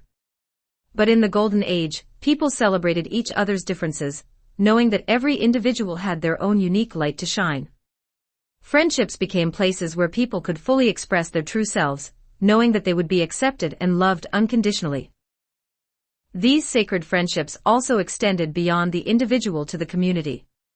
People formed networks of support, where entire groups of friends worked together to create, heal, and serve. Whether through building new communities, organizing festivals, or simply sharing their talents and wisdom, friendships became a source of strength and inspiration for everyone involved. The healing of family bonds. Family relationships in the Golden Age were similarly transformed. In the old world, family bonds had often been sources of pain, where unhealed wounds, unmet expectations, and generational patterns created division and conflict. But in the new era, families were healed and redefined, with love, respect, and understanding at the center of every interaction. Parents no longer saw their children as extensions of themselves, or as individuals to be molded according to their own desires. Instead, they recognized their children as divine beings, entrusted to them for a time, but free to walk their own spiritual paths. This understanding allowed parents to release control and expectations, creating an environment of unconditional love and support, where children could grow into their highest potential. Siblings, too, experienced a transformation in their relationships. Old rivalries and misunderstandings were replaced by a deep sense of connection and support. Siblings became allies on the spiritual journey, helping each other to grow and heal, always aware of the sacred bond that connected them. Families as a whole became sources of strength and unity, where each member was honored for their unique contributions and supported in their growth. Elders in the family, once perhaps seen as distant or authoritative figures, were revered for their wisdom and experience. The younger generation sought their guidance and honored them for the life lessons they carried. The relationship between generations was filled with mutual respect, where the wisdom of the past was woven into the present, creating a tapestry of love, learning, and continuity. Sacred unions beyond marriage.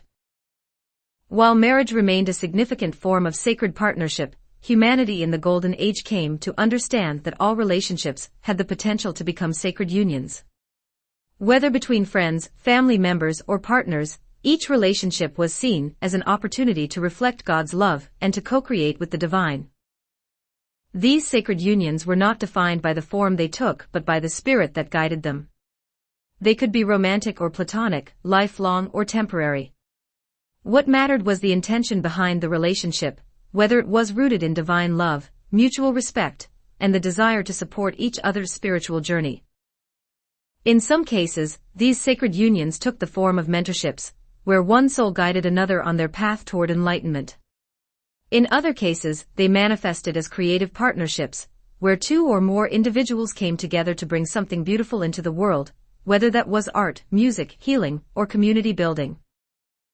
Regardless of the form they took, these sacred unions were always grounded in the understanding that each soul was on their own unique journey, and that the purpose of the relationship was to support and honor that journey.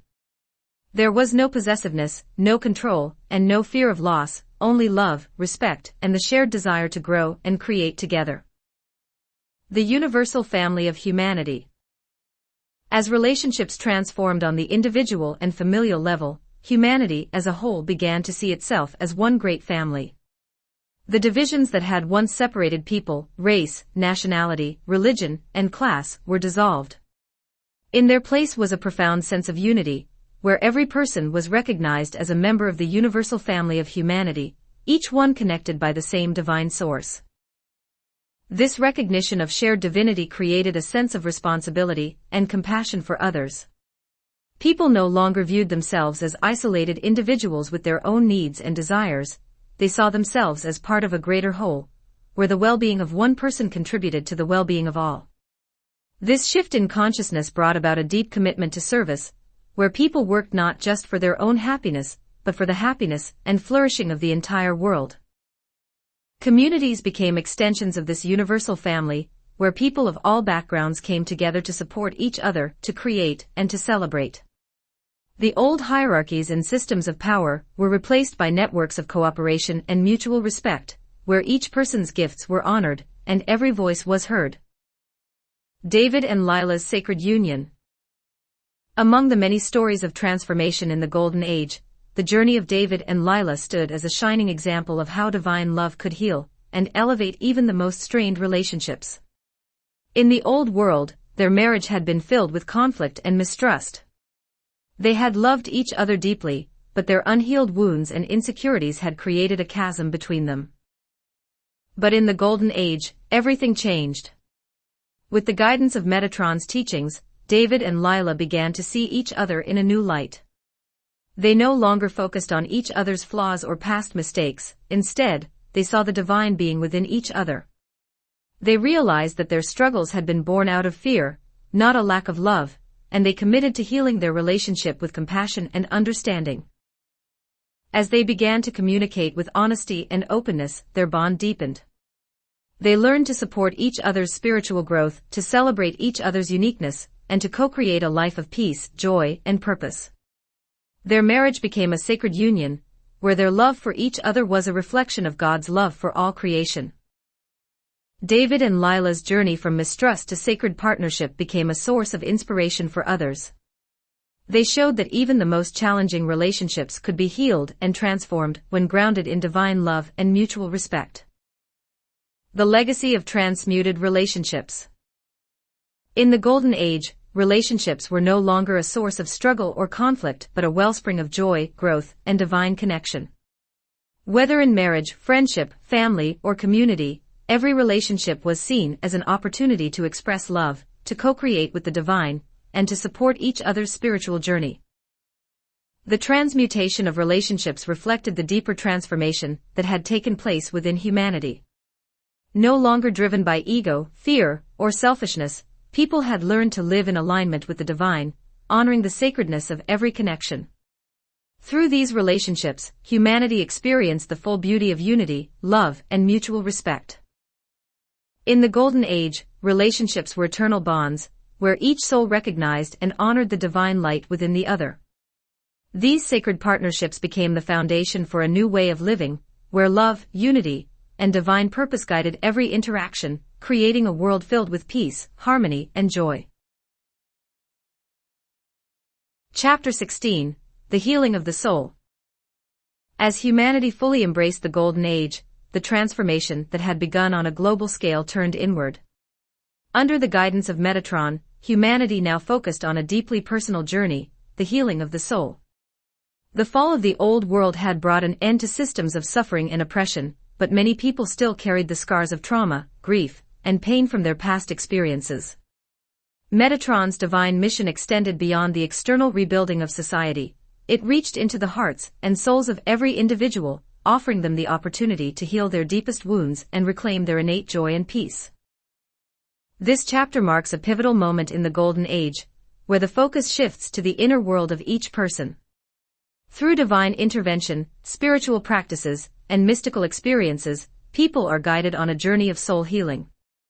They confront their past suffering, release their burdens, and emerge renewed, ready to embrace the boundless joy and love that defines the new era. The call to heal. Metatron, as the divine messenger and guide, knew that true transformation could only occur when both the outer world and the inner world were aligned with the divine. While the external world had been rebuilt, with new cities, relationships, and systems grounded in love and unity, many individuals still carried the weight of their past. The traumas they had experienced in the old world, whether from loss, violence, betrayal, or personal failure, were embedded deep within their souls, holding them back from fully embracing the peace and joy of the Golden Age. In the old world, healing had often been a slow and painful process, requiring years of therapy or spiritual practice to address the deep wounds of the soul. But in the Golden Age, humanity had access to divine intervention, allowing for rapid and profound healing. Metatron called upon the angels, the ascended masters, and the divine forces of the universe to assist in the healing of every soul, offering each person the opportunity to release their pain and step into the fullness of their divine potential. The call to heal was heard by every soul. People understood that this was their moment to confront the pain they had carried for so long and to let it go. They gathered in sacred spaces, temples, healing centers, and natural sanctuaries, where they were guided through mystical experiences of healing. These experiences were not just mental or emotional, they were deeply spiritual, touching the very core of each person's soul, and allowing them to heal on all levels of their being. Mystical experiences of soul healing. The process of soul healing in the Golden Age was unlike anything humanity had experienced before. It was not limited to talking through past experiences or practicing self-care rituals.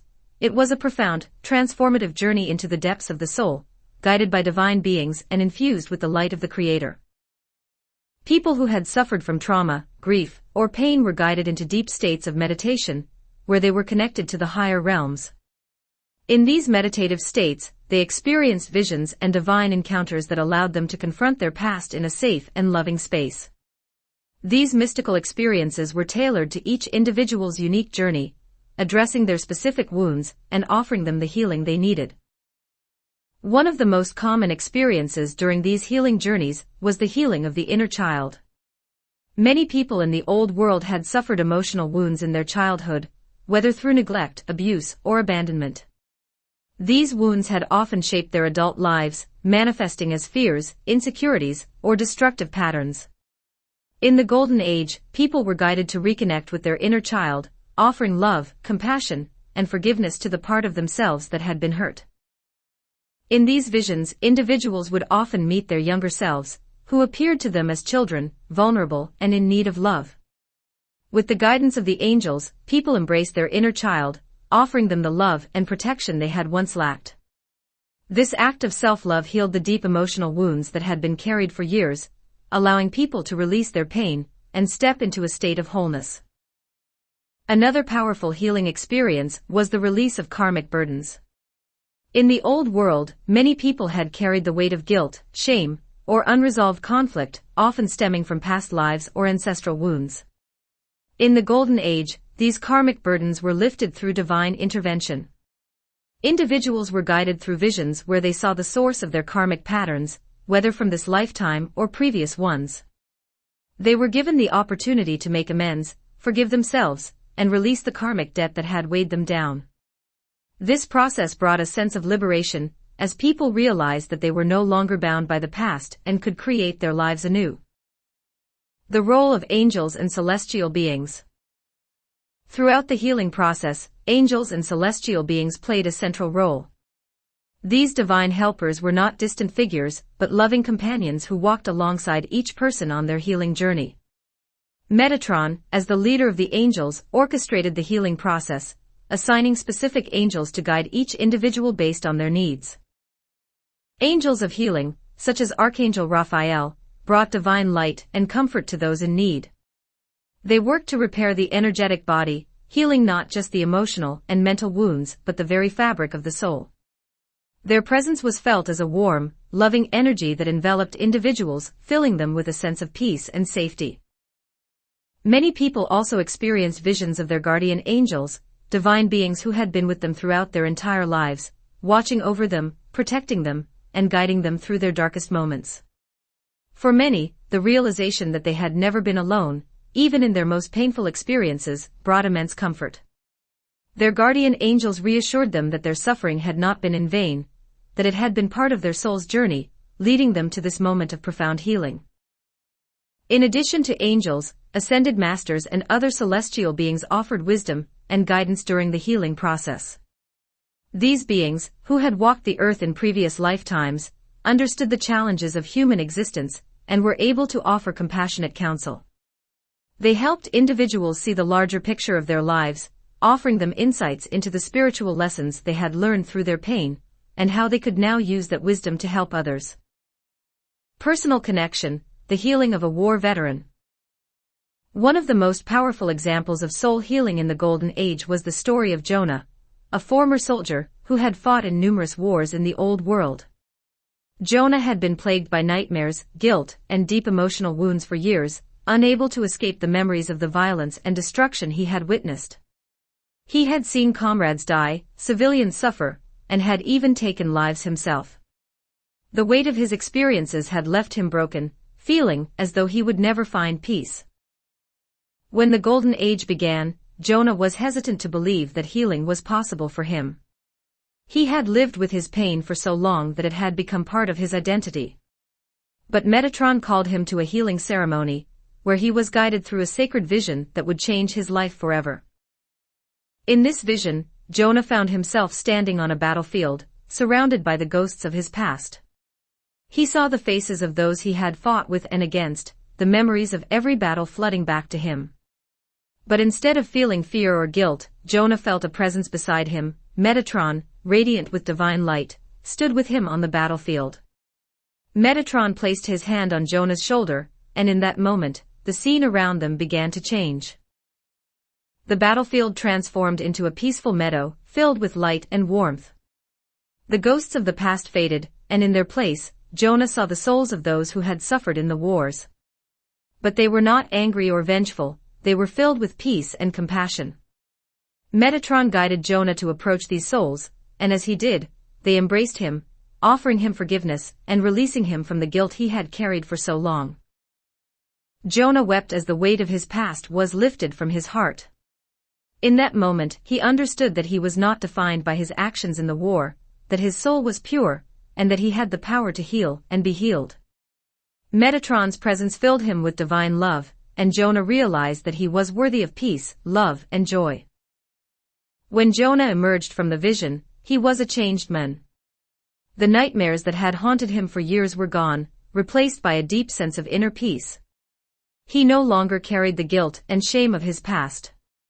Instead, he felt a profound gratitude for the opportunity to heal, and to use his experiences to help others who had suffered. Jonah became a healer himself, guiding other veterans and individuals through their own journeys of soul healing, using the wisdom he had gained to bring peace to others. The joy of rebirth. As individuals experienced these profound healings, they emerged renewed, free from the burdens of their old lives. The weight of trauma, grief, and pain was lifted, replaced by a sense of lightness and joy. People no longer defined themselves by their past suffering. They understood that their true identity was as divine beings, filled with love, purpose, and infinite potential. This process of soul healing allowed people to fully embrace the Golden Age. They were no longer held back by the pain of the past, but were able to step into the future with open hearts and minds, ready to co-create a world of peace, love, and harmony. The joy they experienced was not fleeting or superficial. It was a deep, abiding joy that came from the knowledge that they had healed their souls, and were now living in alignment with the divine. In the Golden Age, healing was not seen as a destination, but as an ongoing journey of growth and transformation. People continued to deepen their connection to the divine, to learn more about themselves, and to share their healing gifts with others. The ongoing journey of healing and growth was central to the experience of life in the Golden Age. Each person, having undergone their own profound transformation, became an agent of healing for others. They understood that the process of healing was not linear nor bound by time. It was cyclical, ever deepening, and continually unfolding as they evolved spiritually. As they healed themselves, they contributed to the collective healing of humanity, creating a ripple effect of love, peace, and joy that spread across the world. The collective healing of humanity. As more individuals experienced soul healing, the collective consciousness of humanity rose to new heights. People were no longer weighed down by old patterns of trauma and fear, allowing them to co-create a world of harmony and unity. This collective healing was felt across the globe, as communities began to work together in ways that honored the divine potential in every person. Healing ceremonies and spiritual gatherings became common, where groups of people would come together to engage in practices that fostered personal and collective transformation. These ceremonies often took place in nature or in the sacred spaces of the newly rebuilt cities, where the energies of the earth and the cosmos were most aligned with the divine. During these gatherings, people would meditate, pray, and engage in rituals that honored the healing process and the growth of their souls. The focus was not only on healing past wounds, but also on cultivating a deep sense of interconnectedness. People began to realize that the healing of one person contributed to the healing of the entire world. When someone released their pain, forgave themselves, and embraced divine love, they added to the collective energy of peace and joy that permeated the earth. This understanding led to a culture of compassion and support, where individuals worked together to uplift and heal one another, knowing that their actions had a far-reaching impact. The collective healing of humanity also extended to the earth itself. As people healed their own souls, they became more attuned to the needs of the planet. The natural world, once exploited and damaged by human greed, was now treated with the same love and care that people showed to each other. The Earth's ecosystems flourished, and humanity lived in harmony with nature, understanding that the healing of the planet was intrinsically connected to their own spiritual healing. The role of spiritual practices in ongoing healing. While divine intervention played a significant role in the initial healing of the soul, ongoing spiritual practices became an essential part of maintaining this state of inner peace and wholeness. Metatron and the angels continued to guide humanity in these practices, offering wisdom and teachings on how to nurture the soul and stay connected to the divine. Meditation was one of the most important practices, allowing individuals to quiet their minds, connect with their higher selves, and receive guidance from the divine realms. People no longer saw meditation as a tool to escape the stresses of life, but as a sacred practice that brought them closer to their true nature. Through meditation, they were able to maintain the sense of peace, and joy they had gained through their healing, even as they continued to face challenges in their daily lives. Prayer was another central practice, though it had evolved from the old world's understanding of prayer as a request for help or intervention. In the Golden Age, prayer became an act of communion with the divine, a way to express gratitude, love, and devotion. People prayed not out of fear or desperation but out of a deep sense of connection to the Creator, knowing that their prayers were always heard and answered in divine timing. Rituals of forgiveness and release also played a key role in ongoing healing. These rituals allowed people to continually cleanse their hearts and minds of any lingering negative emotions, ensuring that they remained free from the patterns of the past. Whether done individually or in groups, these rituals were powerful tools for maintaining inner peace and emotional balance. The practice of self-love and self-compassion became a guiding principle in people's lives. They learned to treat themselves with the same kindness and care they offered to others, recognizing that healing the soul was an act of divine service.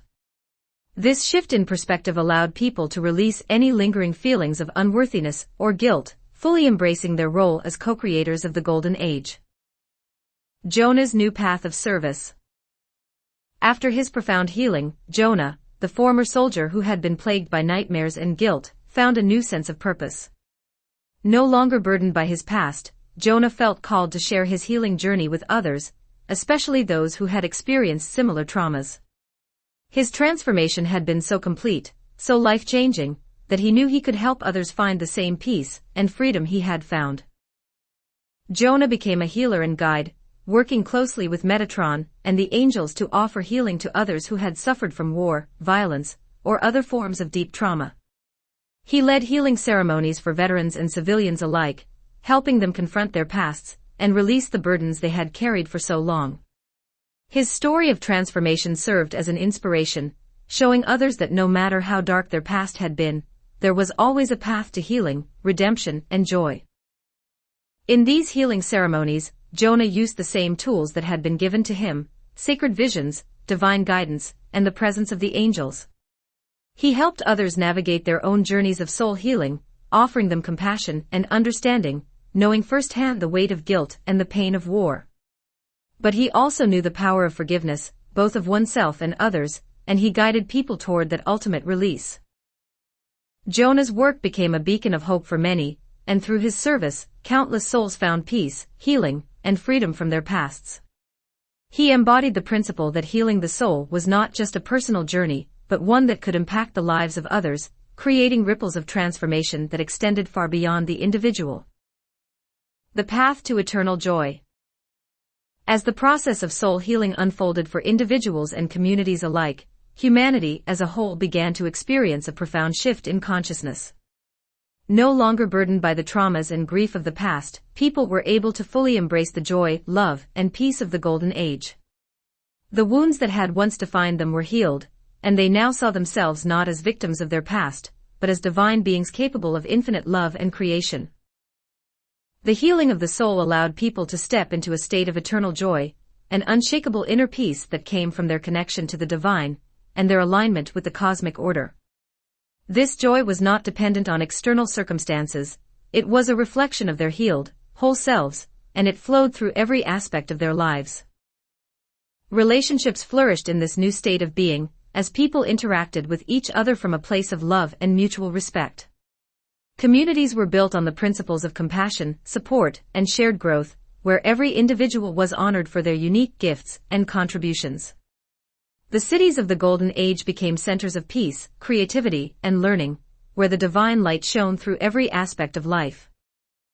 This new reality was a testament to the power of healing, the understanding that by healing the soul, humanity had healed the world. The pain and suffering of the old world had been transmuted into love and wisdom, and with each passing day, the Golden Age continued to unfold in all its beauty and magnificence. In the Golden Age, healing was not just an event, it was a way of life. People lived in a constant state of openness to growth, learning, and transformation. They understood that the journey of healing the soul was eternal, and they welcomed it with joy, knowing that each step brought them closer to the divine. The path to eternal joy was open to all, and as humanity continued to heal and evolve, they realized that this joy was their birthright, a gift from the Creator, to be cherished, shared, and celebrated for all eternity. Chapter 17: The Expansion of Consciousness. As the Golden Age unfolded and humanity continued to heal and evolve, a new phase of spiritual development began. Under Metatron's guidance, humanity embarked on a journey toward the next stage of their spiritual evolution, the expansion of consciousness. This transformation would take humanity beyond the limitations of the physical world, into the vast, interconnected realms of higher dimensions, where the boundaries between the material and the spiritual dissolved entirely. In this new phase, humanity came to fully understand their role as co-creators with the divine. They no longer perceived themselves as separate beings, isolated in their own experiences and limited by the physical body. Instead, their consciousness expanded to encompass the full scope of creation, allowing them to perceive the divine order that governed the universe. The interconnectedness of all things became not just a spiritual concept but a lived reality, as people experienced the unity of the cosmos and their place within it. The journey toward expanded consciousness. For centuries, humanity had been bound by the limitations of the material world, their consciousness confined to the five senses and the linear experience of time and space. Even in the old world, mystics and spiritual seekers had glimpsed higher realities, but these experiences had been rare and fleeting, often limited to a few enlightened individuals. Now, in the Golden Age, the expansion of consciousness was available to all, as humanity collectively ascended to new heights of awareness. Metatron, as the divine guide, led humanity through this transformation, teaching them how to expand their consciousness beyond the physical realm and into the higher dimensions of existence. He revealed that the physical world was only one layer of reality, a reflection of the deeper, more subtle dimensions that underpinned all of creation. By expanding their consciousness, people could access these higher realms, where they would experience direct communion with the divine mind and witness the full scope of the universe. Metatron's teachings emphasized that consciousness was not bound by the physical body. Through meditation, prayer, and mystical practice, people could learn to project their consciousness beyond the limitations of the material world, traveling into the higher dimensions where time, space, and matter were fluid and interconnected. In these realms, they would experience the divine order that governed the universe, perceiving the intricate web of energy, love, and light that connected all things. Mystical journeys into the higher realms. As humanity embraced the expansion of consciousness, individuals began to embark on mystical journeys into the higher realms. These journeys were not dreams or hallucinations, they were profound spiritual experiences where people traveled beyond the physical world and into the vast, multidimensional reality that surrounded them. In these higher realms, individuals experienced a sense of oneness with all of creation. They saw the universe as a living organism, where every star, every planet, every being was connected by the same divine energy. The boundaries between physical and spiritual realities dissolved, and people were able to perceive the flow of divine love that moved through all things. One of the most common experiences during these journeys was the vision of the cosmic web. People would see the universe as a vast network of light, with every soul, every thought, and every action connected by invisible threads of energy. They understood that nothing in the universe was isolated or separate, every being was part of the same divine consciousness, and every action had an impact on the whole. This vision brought a deep sense of peace, as people realized that they were never alone, and that they were always connected to the divine. Another powerful experience was the journey to the divine mind. In this journey, individuals would travel to the highest realms of existence, where they would experience direct communion with the divine consciousness that created and sustained the universe. Here they would witness the full scope of creation, seeing the past, present, and future as a single, unified whole. In the presence of the divine mind, people experienced a profound sense of awe and wonder, as they understood that they were part of something far greater than themselves. In these higher realms, people also encountered beings of light, angels, ascended masters, and cosmic entities who had transcended the limitations of the physical world. These beings welcomed humanity with open arms, offering guidance, wisdom, and love. They taught people how to navigate the higher dimensions, how to communicate with the divine, and how to use their expanded consciousness to co-create with the universe. The experience of expanded consciousness brought with it a new understanding of time and space. People no longer saw time as linear, instead, they experienced it as a fluid, multidimensional reality, where the past, present, and future coexisted simultaneously. They understood that every moment was connected to every other moment, and that the choices they made in the present had an impact on the entire web of creation. This realization brought a sense of responsibility, as people became aware of the power they held as co-creators with the divine. The interconnectedness of all things. One of the most profound revelations of the expansion of consciousness was the realization of the interconnectedness of all things. In the old world, humanity had often felt isolated, disconnected from each other and from the natural world. This sense of separation had been the root of much suffering, as people had struggled to find meaning and purpose in a seemingly chaotic and indifferent universe.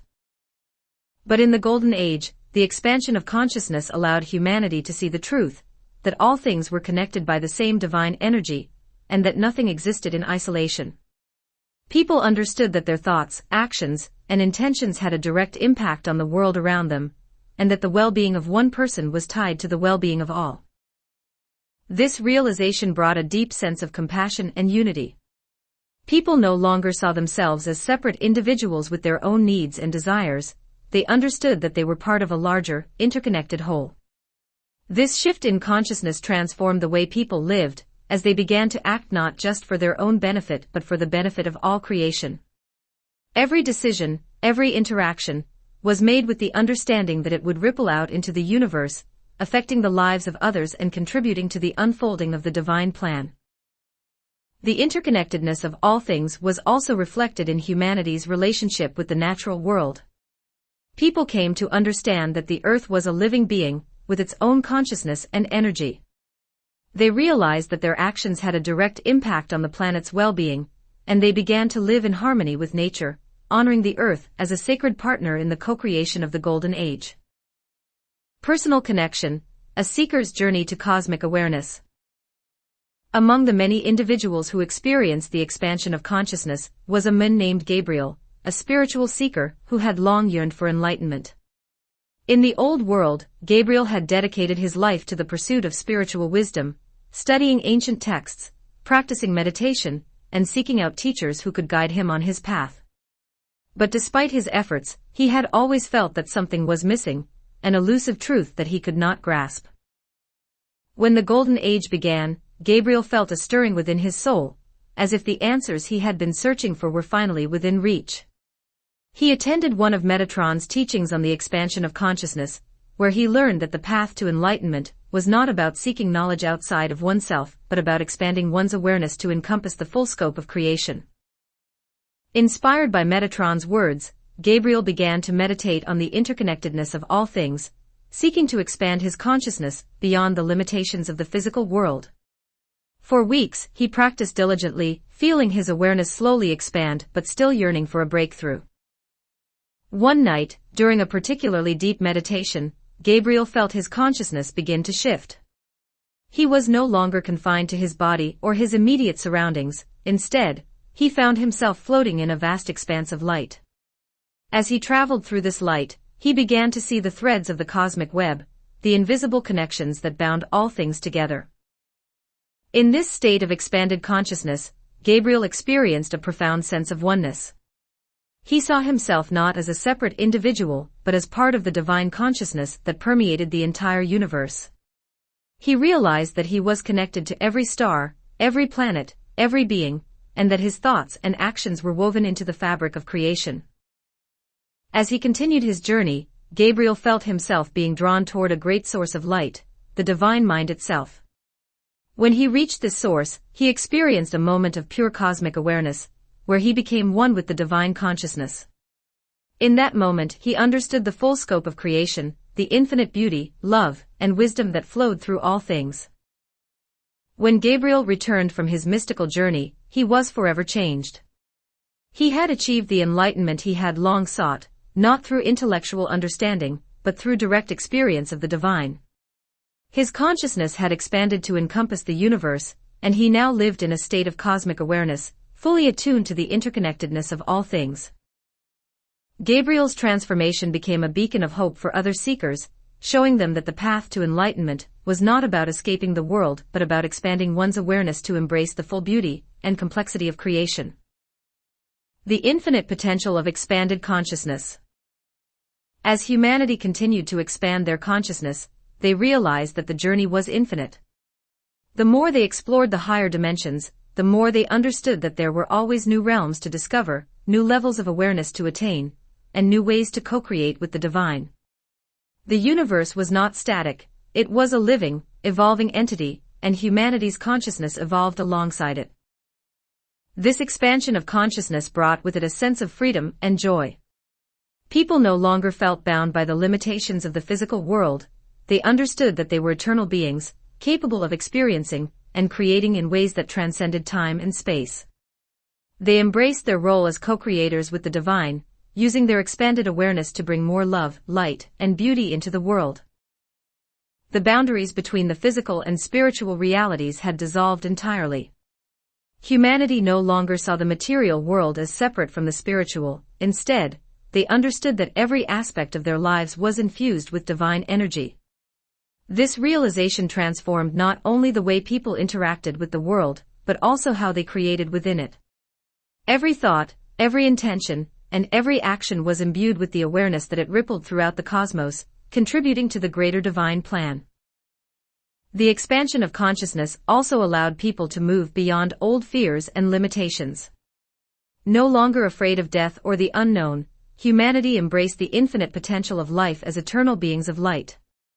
The concept of death itself transformed, seen not as an end, but as a transition into new realms of experience and consciousness. This profound understanding of the cycles of life, death, and rebirth brought a deep sense of peace, as people recognized that their souls would continue to evolve and expand forever. The cosmic dance of creation.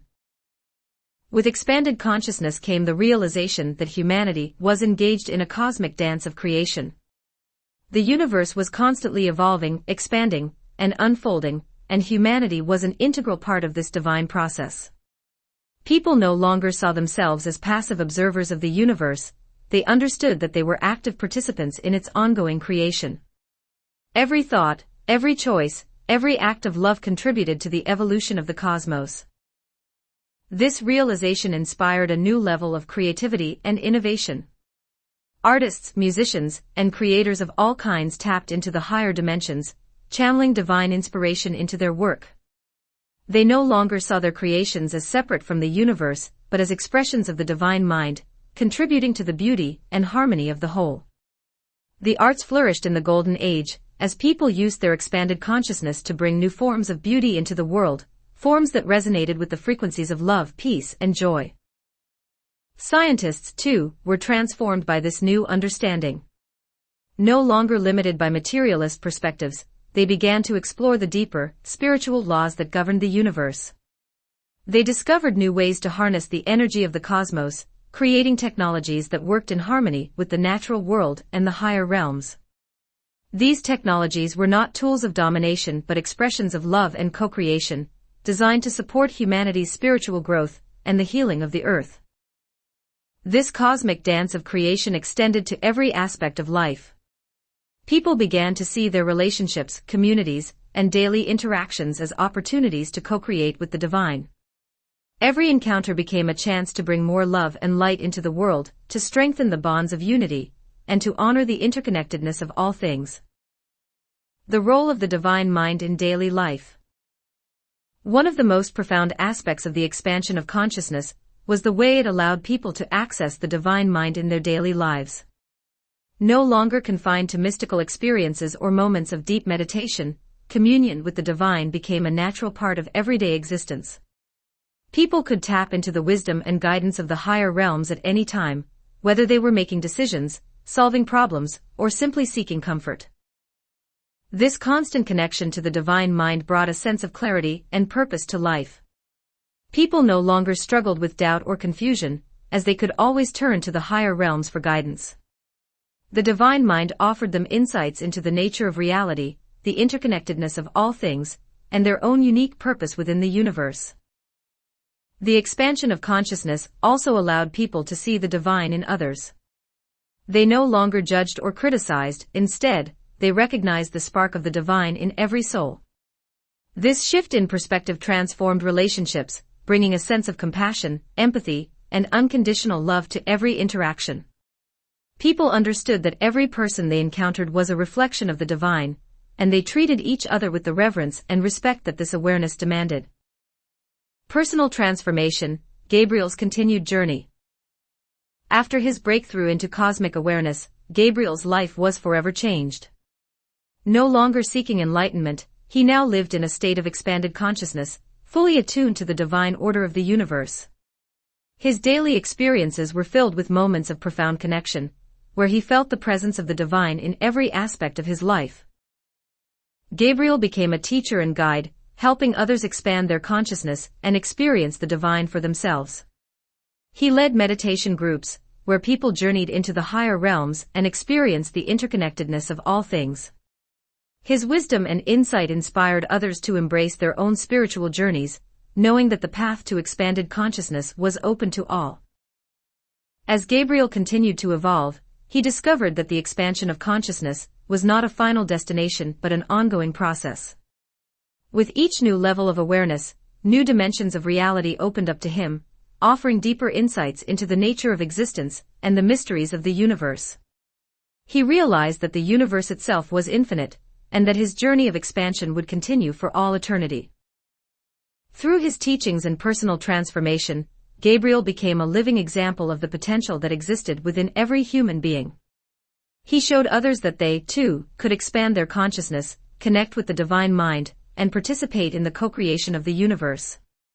His life became a testament to the power of expanded consciousness, and his journey inspired countless others to embark on their own paths of spiritual growth. The infinite horizon of human potential. As the expansion of consciousness became a universal experience, humanity realized that their potential was limitless. No longer bound by the constraints of the physical world or the limitations of their own minds, they embraced the infinite possibilities of creation. The universe, once seen as vast and unknowable, was now recognized as a living, breathing entity, filled with divine intelligence and love. Humanity's journey of expansion was far from over. With each new level of consciousness, new dimensions of reality were revealed, offering more opportunities for growth, discovery, and co-creation. People no longer feared the unknown, they welcomed it, knowing that every step of their journey brought them closer to the divine. The expansion of consciousness allowed humanity to step fully into their role as co-creators with the divine. They understood that their thoughts, actions, and intentions shaped not only their own lives but the entire universe. This awareness brought a deep sense of responsibility and purpose, as people realized that they were not just passive recipients of the divine plan, they were active participants in its unfolding. As the Golden Age continued to unfold, humanity's journey of consciousness expanded into new realms of experience. The boundaries between the physical and spiritual worlds dissolved completely, and people lived in a state of constant communion with the divine. The expansion of consciousness had opened the door to a new era of creation, where humanity worked in harmony with the universe to bring more love, light, and beauty into existence. The final revelation, becoming one with the divine. The ultimate culmination of the expansion of consciousness was the realization that humanity was, and always had been, one with the divine. In their journey of spiritual growth, people had come to understand that the divine consciousness that created and sustained the universe was not separate from them, it was within them. They were expressions of the divine mind, and their lives were a reflection of the infinite love and creativity of the Creator. This realization brought a profound sense of peace, as people no longer sought outside themselves for meaning or fulfillment. They understood that everything they needed was already within them, that they were divine beings, capable of creating worlds, shaping reality, and expressing infinite love. In this state of expanded consciousness, humanity embraced their true nature as co-creators of the universe. They no longer saw themselves as limited beings, confined to the physical world. Instead, they recognized their eternal, infinite potential, and they lived in harmony with the divine order of creation. The expansion of consciousness was not an end, but a beginning, a gateway to infinite possibilities, where humanity would continue to evolve, expand, and create in alignment with the divine mind. The journey of consciousness would continue for all eternity, as humanity explored the depths of creation, discovering new realms, new dimensions, and new ways to express the infinite love of the Creator.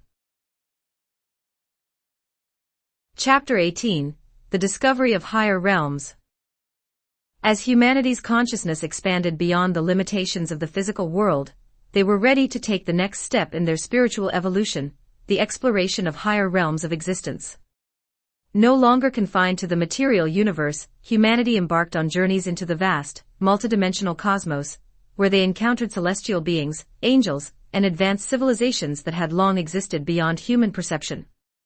These higher realms, previously accessible only to mystics and enlightened individuals, were now open to all who had expanded their consciousness. Under the guidance of Metatron, humanity began these mystical expeditions, traveling not through physical space, but through the dimensions of consciousness itself. These higher realms were places of pure energy, light, and divine harmony, where beings of immense wisdom and power resided. The discovery of these realms revealed the infinite diversity of God's creation, and the experiences gained in these journeys transformed humanity's understanding of the universe and their place within it. The call to explore the higher realms.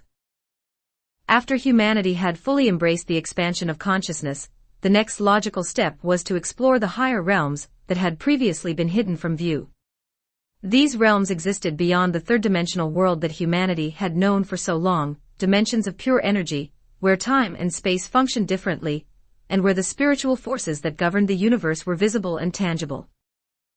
Metatron, as humanity's divine guide, called forth those who were ready to embark on these journeys. He explained that the higher realms were not distant or separate from the physical universe, they existed all around humanity, interwoven with the fabric of creation. By expanding their consciousness, people could now perceive these realms and travel within them, experiencing the infinite diversity of God's creation. The call to explore the higher realms was met with both excitement and humility. While humanity had made great strides in expanding their consciousness, they were now faced with the vastness of the cosmos and the realization that they had only scratched the surface of divine knowledge. These journeys would take them to places beyond their imagination, where they would encounter beings who had existed for eons, in perfect harmony with the divine. The first journeys into higher dimensions. The first journeys into the higher realms were guided by Metatron and the angels, who acted as both protectors and teachers for humanity. These expeditions were not physical in nature, there were no spaceships or machines involved. Instead, people entered deep states of meditation, where their consciousness was lifted out of the physical body and into the higher dimensions. In these elevated states, they could perceive the subtle energies that flowed through the universe, and they could travel across vast distances instantaneously. One of the first realms humanity explored was known as the realm of light. This was a dimension where beings of pure energy existed, their forms shimmering with divine radiance.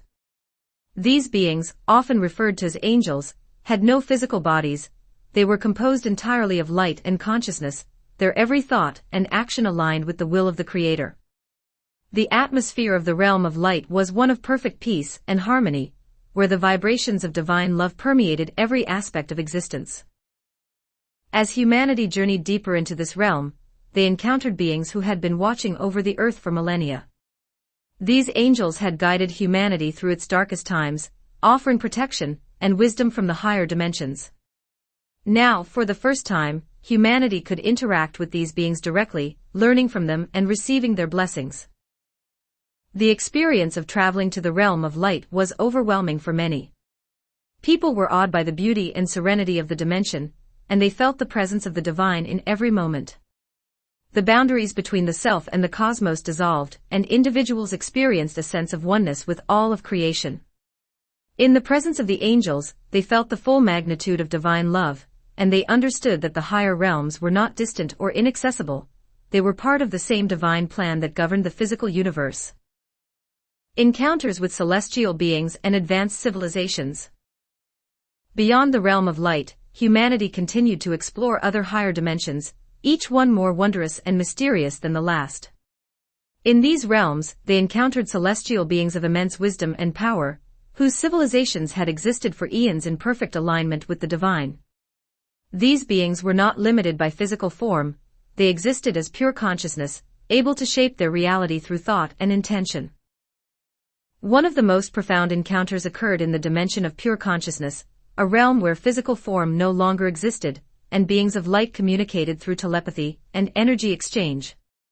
Here, humanity met advanced civilizations that had transcended material existence, living in a state of constant communion with the divine mind. These beings shared cosmic knowledge with humanity, teaching them how to harness the power of their consciousness to create, heal, and evolve. The beings in the dimension of pure consciousness explained that their civilization had long ago discovered the divine laws that governed the universe, and they had chosen to live in perfect harmony with those laws. They had no need for material possessions, conflict, or competition. Their existence was focused entirely on spiritual growth, creative expression, and the pursuit of divine wisdom.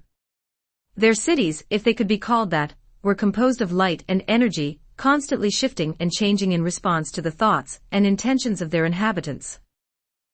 In these encounters, humanity learned new spiritual technologies, techniques for using consciousness to manipulate energy, create matter, and travel across dimensions.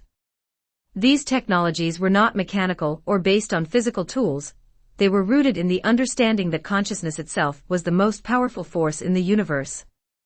The beings of the higher realms taught humanity how to focus their thoughts, align with the divine, and use their expanded awareness to manifest their intentions in harmony with the cosmic order. One of the most astonishing aspects of these encounters was the realization that these advanced civilizations were not so different from humanity. They had once been physical beings, much like humans, but they had evolved over millennia, expanding their consciousness and ascending to higher dimensions. Their journeys mirrored the path that humanity was now on, and they offered guidance and encouragement, knowing that humanity, too, would one day reach the same heights of spiritual evolution. The infinite diversity of God's creation. The journeys into the higher realms revealed the infinite diversity of God's creation. Humanity encountered beings and civilizations that defied their previous understanding of life, each one more beautiful and complex than the last. Some beings were composed entirely of light, others of sound, and still others of pure thought. Each one was a unique expression of the divine, contributing to the harmony and balance of the universe. In the realm of sound, for example, humanity encountered beings who communicated through music and vibration. These beings created vast symphonies that resonated through the cosmos, their songs shaping the very fabric of reality. They explained that sound was a fundamental force in the universe, and that through music, they could influence the flow of energy, heal souls, and bring about profound spiritual transformations. In the dimension of infinite form, humanity encountered beings whose appearance shifted constantly, reflecting their internal state of consciousness. These beings existed in a state of perpetual change, their forms fluid and dynamic, as they explored the infinite possibilities of creation. They taught humanity that form was not fixed, but a reflection of the soul's journey, and that by mastering the art of transformation, individuals could explore new dimensions of existence. Every realm that humanity visited was a testament to the infinite creativity of the Creator. No two realms were alike, and each one offered new insights into the nature of reality and the divine mind. Through these journeys, humanity came to understand that the physical universe was just one aspect of a much larger, multidimensional cosmos, where the possibilities for growth, creation, and evolution were limitless. Personal connection, a scientist's awakening. One of the most transformative personal stories from these journeys was that of Dr. Elijah Thompson, a renowned physicist who had once been skeptical of anything beyond the material universe.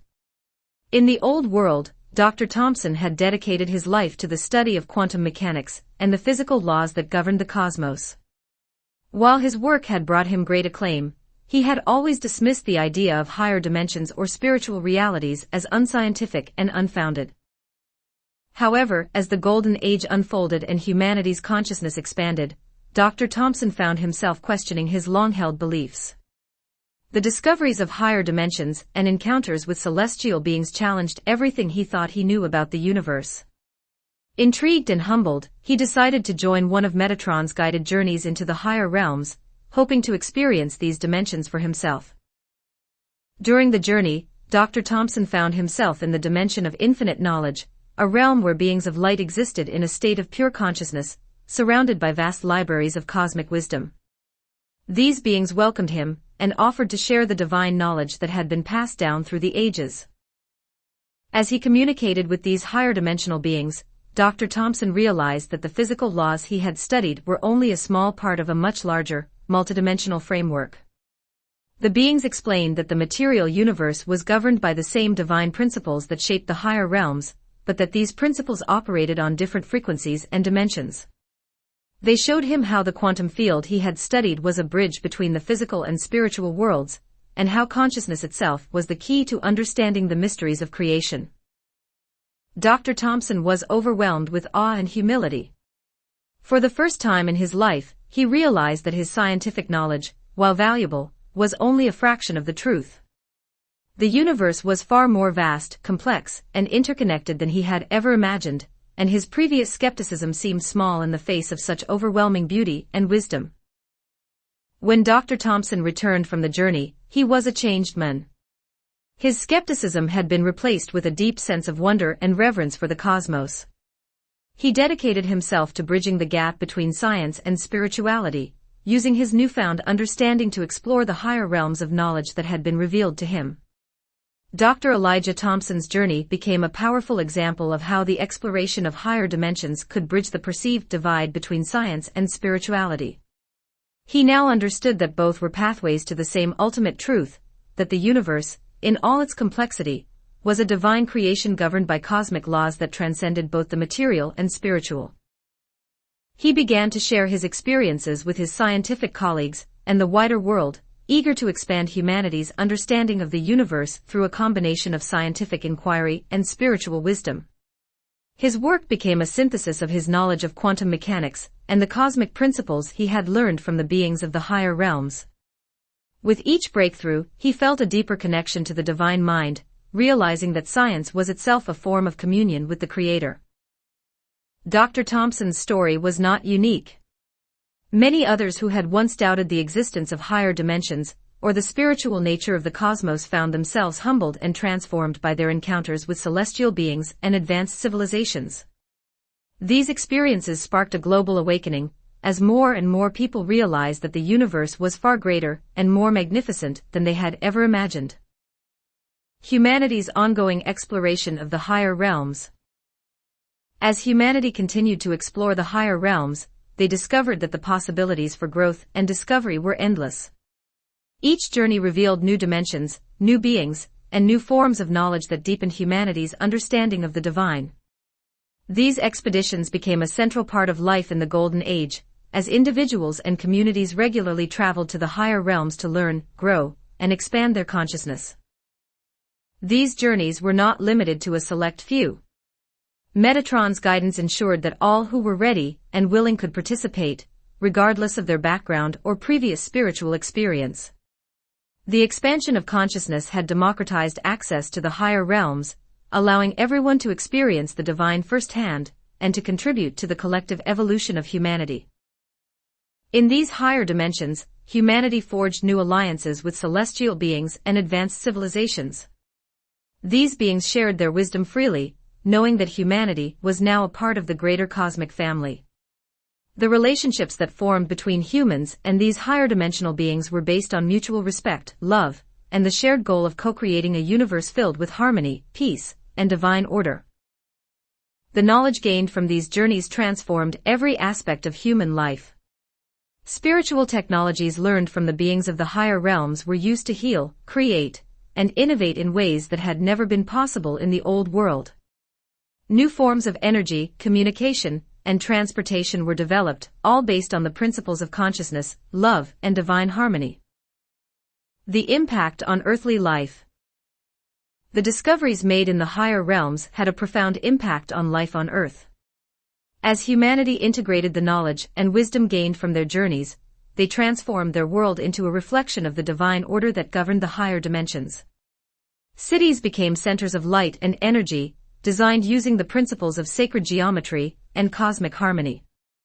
The old divisions of society, based on wealth, status, or power, were replaced by a new social structure, where every individual's unique gifts and contributions were honored and valued. The influence of higher dimensional knowledge also brought about a profound healing of the Earth itself. People understood that the planet was a living being, with its own consciousness and energy, and they began to work in harmony with the Earth's natural cycles and rhythms. The destruction and exploitation of the old world were replaced by a culture of regeneration, where humanity lived in balance with the natural world, honoring the Earth as a sacred partner in their spiritual journey. New forms of agriculture, architecture, and technology emerged, all rooted in the principles of harmony, sustainability, and divine love. The Earth flourished, its ecosystems restored to their natural beauty and abundance. People no longer saw themselves as separate from nature, they recognized that they were part of the same divine web of life that connected all things. A new era of cosmic unity. The discovery of the higher realms marked the beginning of a new era of cosmic unity. Humanity no longer saw itself as isolated or insignificant in the vastness of the universe. They understood that they were part of a greater, interconnected cosmos, where every being, every civilization, and every dimension played a role in the unfolding of the divine plan. The boundaries between the physical and spiritual worlds had dissolved, and humanity now lived in a state of constant communion with the higher realms. The wisdom and knowledge gained from these realms were not just theoretical, they were integrated into everyday life, transforming the way people lived, worked, and related to each other. The expansion of consciousness and the exploration of higher dimensions also brought a deeper sense of responsibility. Humanity understood that they were co-creators with the divine, and that their actions had a direct impact on the cosmos. This awareness brought about a culture of compassion, cooperation, and stewardship, where people worked together to create a world that reflected the beauty, harmony, and love of the higher realms. In this new era of cosmic unity, humanity embraced their role as stewards of the Earth and co-creators of the universe. They worked in harmony with the celestial beings and advanced civilizations they had encountered, using their expanded consciousness to bring more love, light, and wisdom into the world. The infinite horizon of exploration.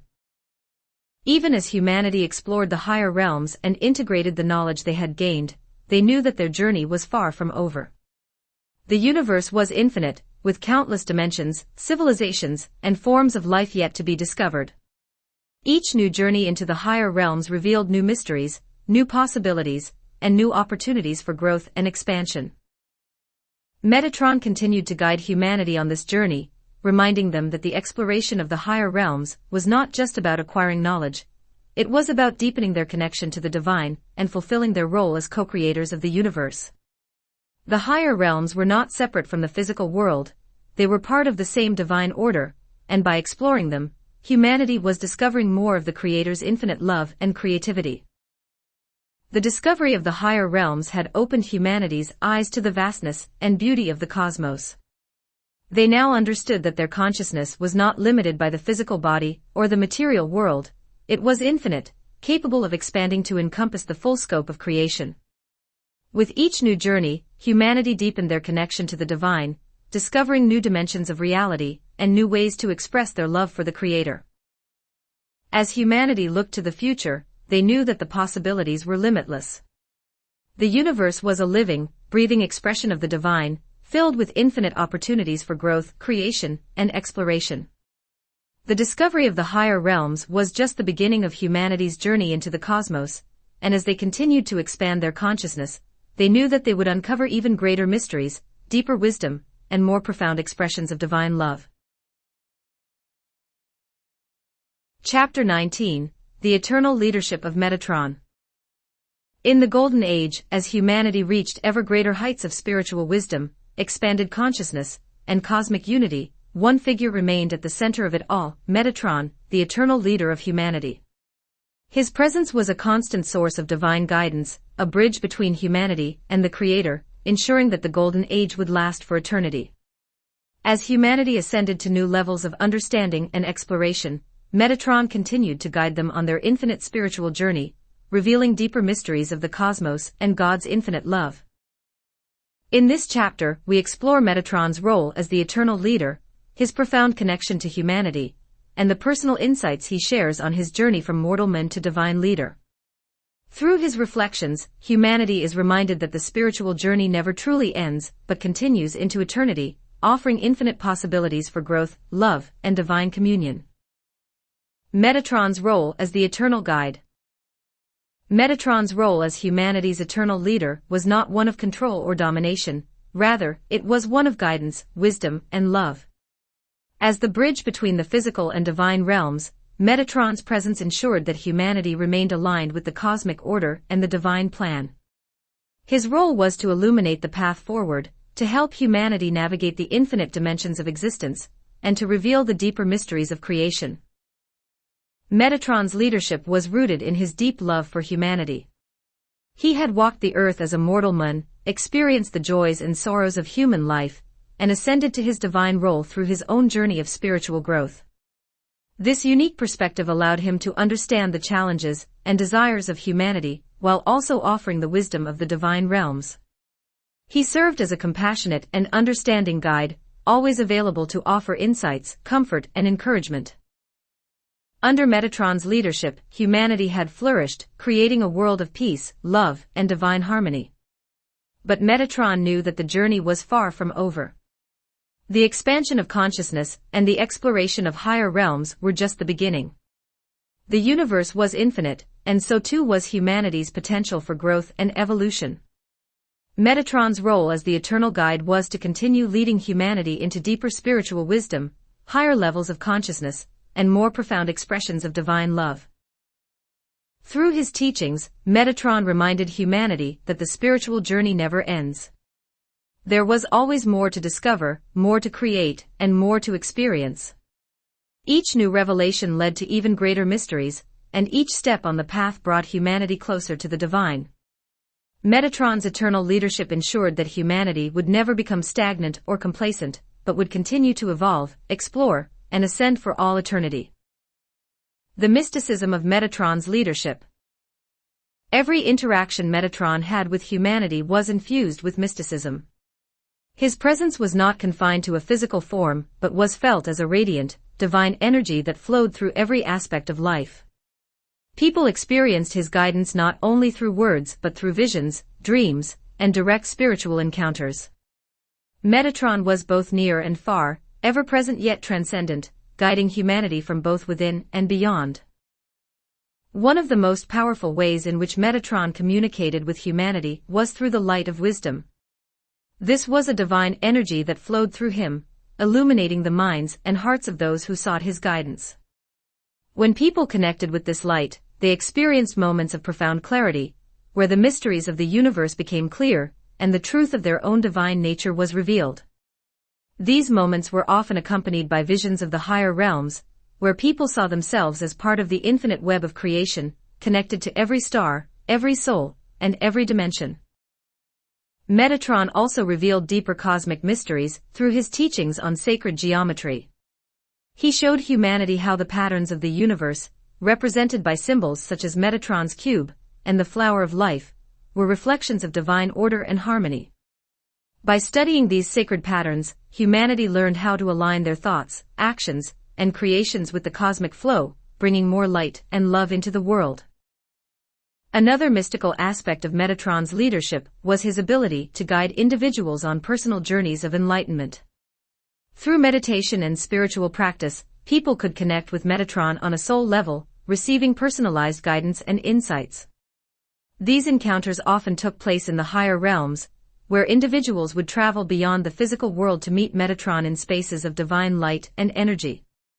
In these encounters, people experienced a profound sense of peace, love, and understanding, as Metatron shared with them the deeper truths of their own existence and the universe. The infinite nature of the spiritual journey. One of the most important teachings Metatron imparted to humanity was the understanding that the spiritual journey never truly ends. As beings of light and consciousness, humanity was on an eternal path of growth, evolution, and discovery. There was no final destination, no ultimate goal, only infinite possibilities for expansion and divine communion. Metatron explained that the universe itself was constantly evolving, expanding, and creating new forms of life, energy, and consciousness. As co-creators with the divine, humanity was an integral part of this process. Their thoughts, actions, and intentions shaped not only their own lives but the very fabric of the cosmos. Each person's journey was unique, yet all were connected by the same divine purpose, to experience, create, and express the infinite love of the Creator. In this understanding, humanity found great peace and joy. They no longer sought to complete their spiritual journey or to reach a final state of enlightenment. Instead, they embraced the journey as an eternal adventure filled with endless opportunities for growth, learning, and love. Each new revelation, each new dimension they explored, brought them closer to the divine, yet there was always more to discover. The infinite nature of the spiritual journey filled humanity with a sense of wonder and excitement, knowing that their potential was boundless and their connection to the divine was eternal.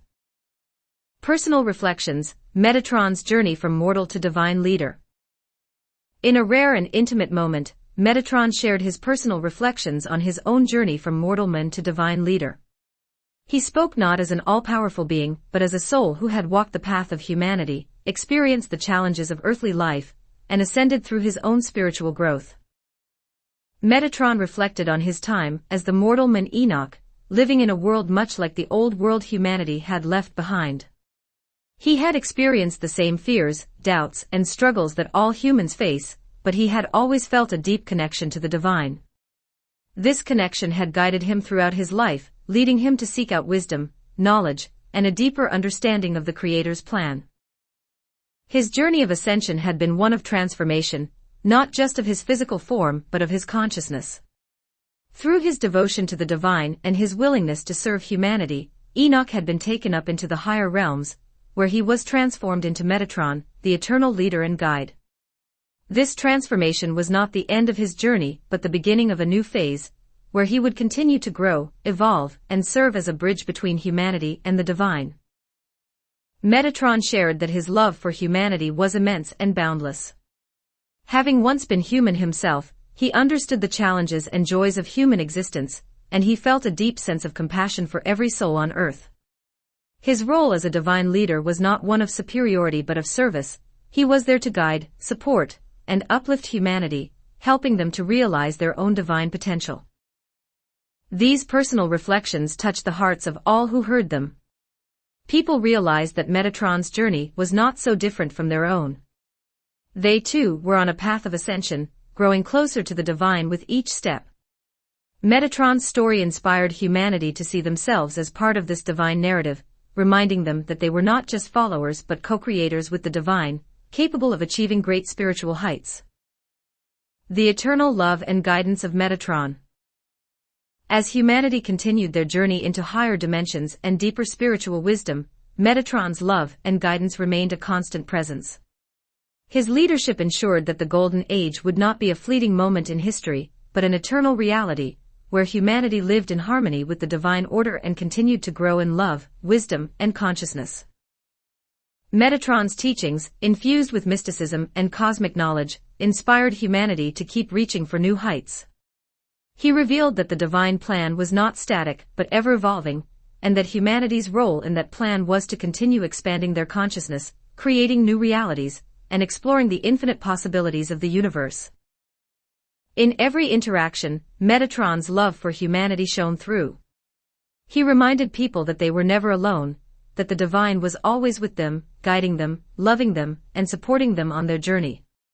His presence brought comfort and peace, especially in moments of doubt or uncertainty, and his wisdom illuminated the path forward, showing humanity that their journey was one of eternal growth and joy.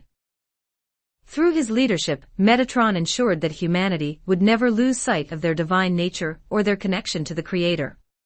He reminded them that the universe was a reflection of God's infinite love, and that their purpose was to experience, express, and share that love in all that they did.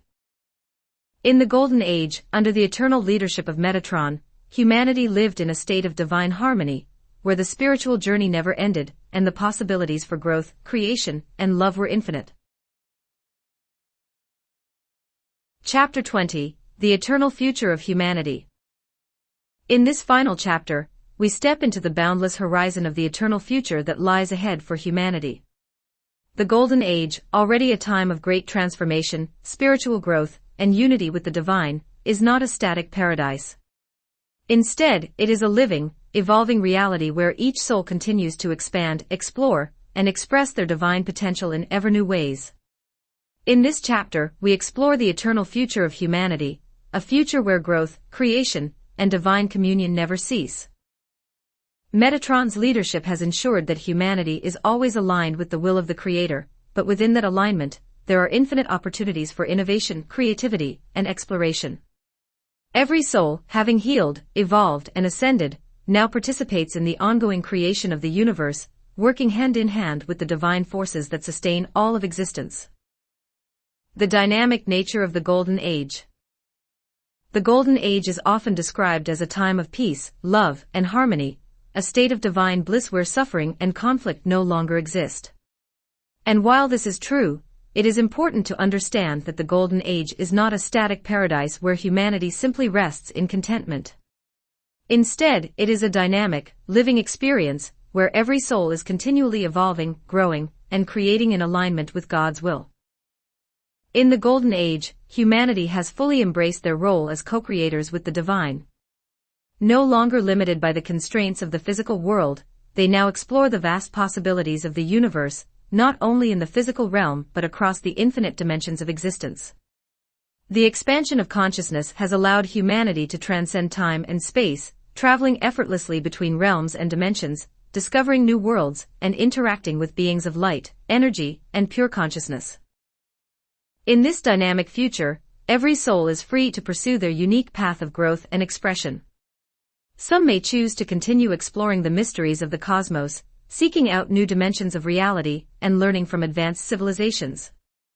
Others may focus on perfecting their creative abilities, bringing new forms of art, music, and beauty into existence.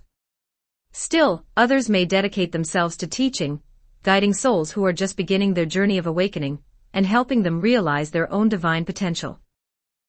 The Golden Age is not a single, unified experience for all. It is a kaleidoscope of infinite possibilities, where each soul creates their own path in alignment with the divine. And yet, despite this diversity of experience, there is a profound sense of unity and harmony, as every soul is guided by the same divine love and wisdom that flows through all of creation. Mystical visions of the far future. As humanity continues to evolve, their connection to the divine deepens, and they begin to transcend the physical realm entirely.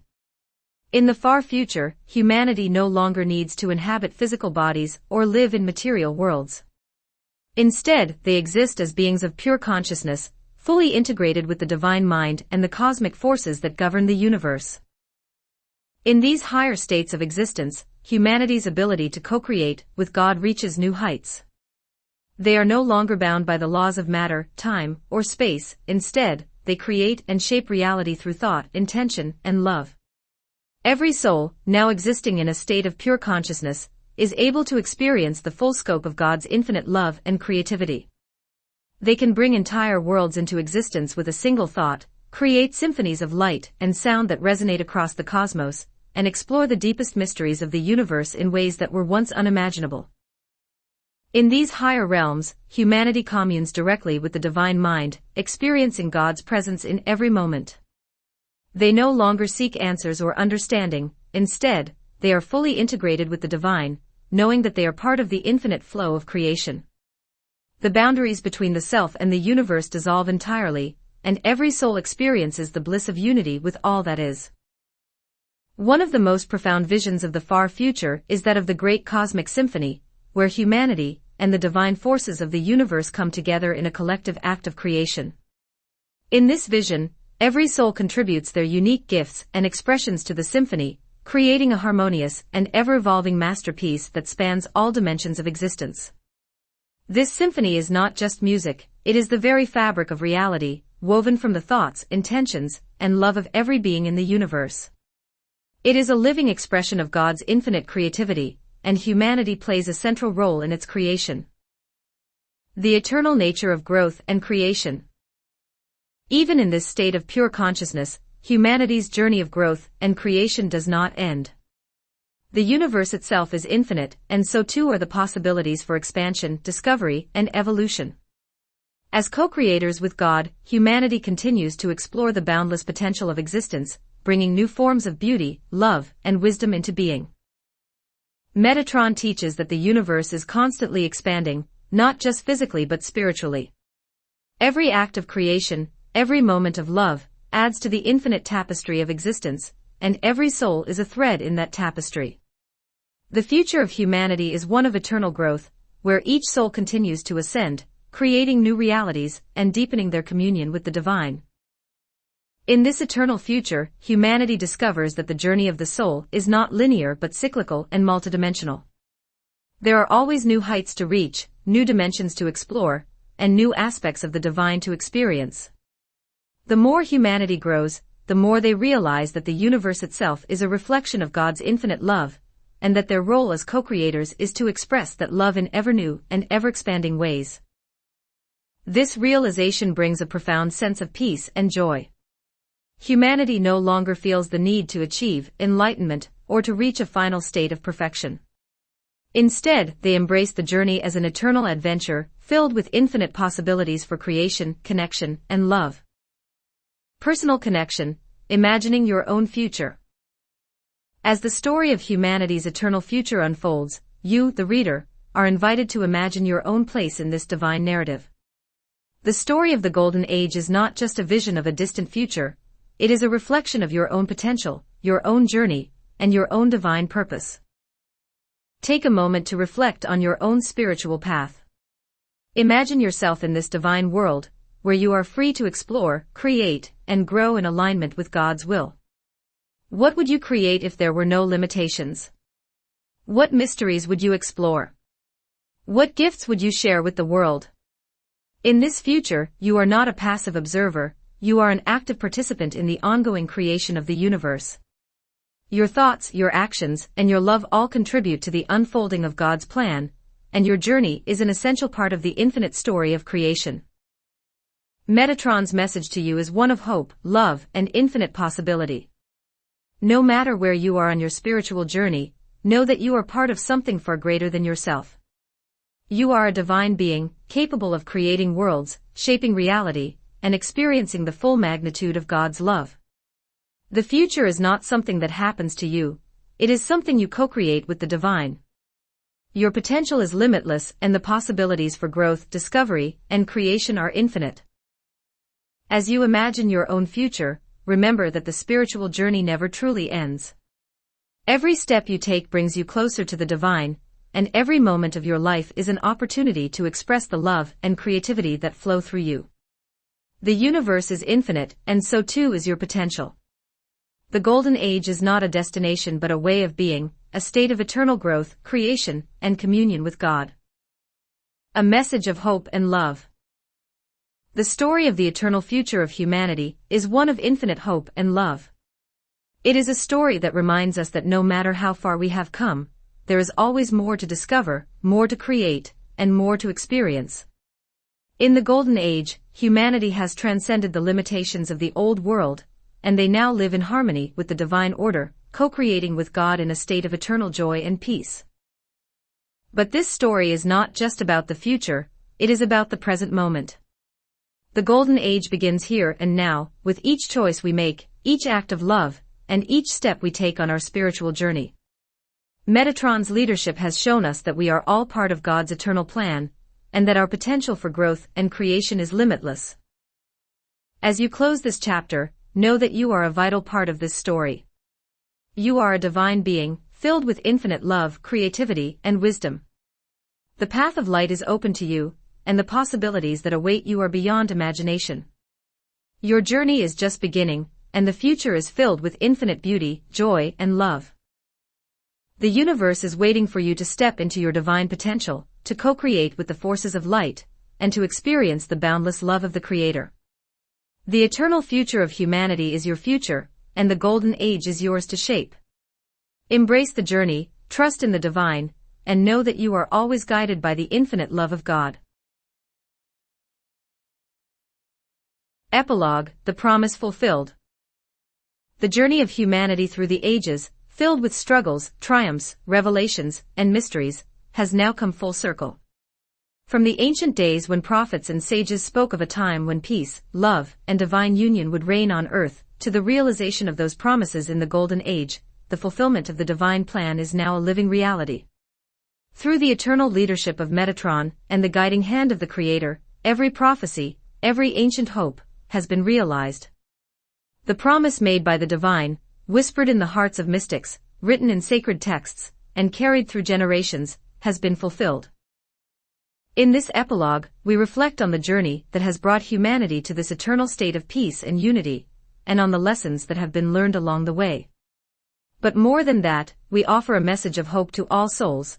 The journey of spiritual awakening and divine transformation is one that every soul is called to embark upon, and the Golden Age is not just a distant dream, but a reality that awaits those who choose the light. The fulfillment of prophecy.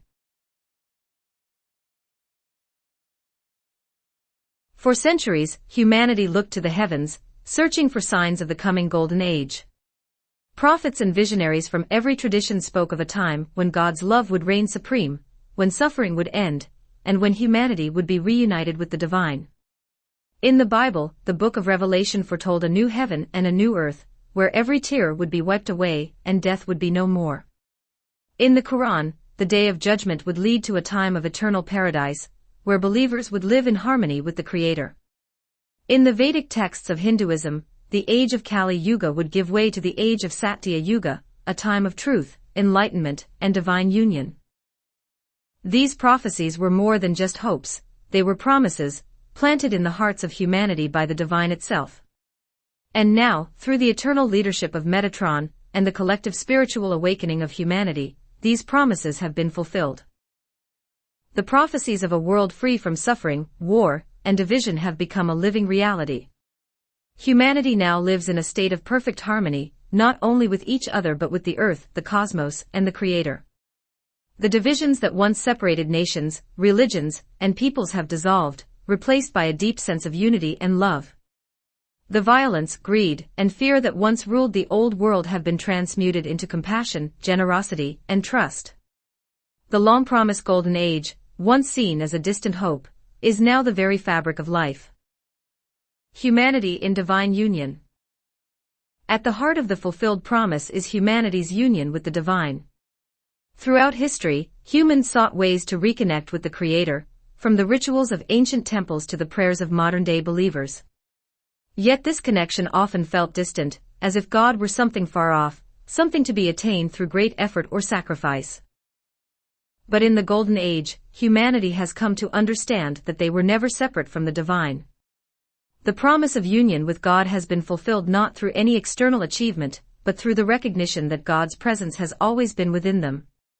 Through Metatron's teachings, humanity has learned that they are divine beings, created in the image of the Creator, and that their true nature is one of love, light, and infinite potential. This realization has brought about profound peace. People no longer seek outside themselves for meaning, validation, or fulfillment. Instead, they live in constant communion with the divine, aware of God's presence in every moment, every thought, and every breath.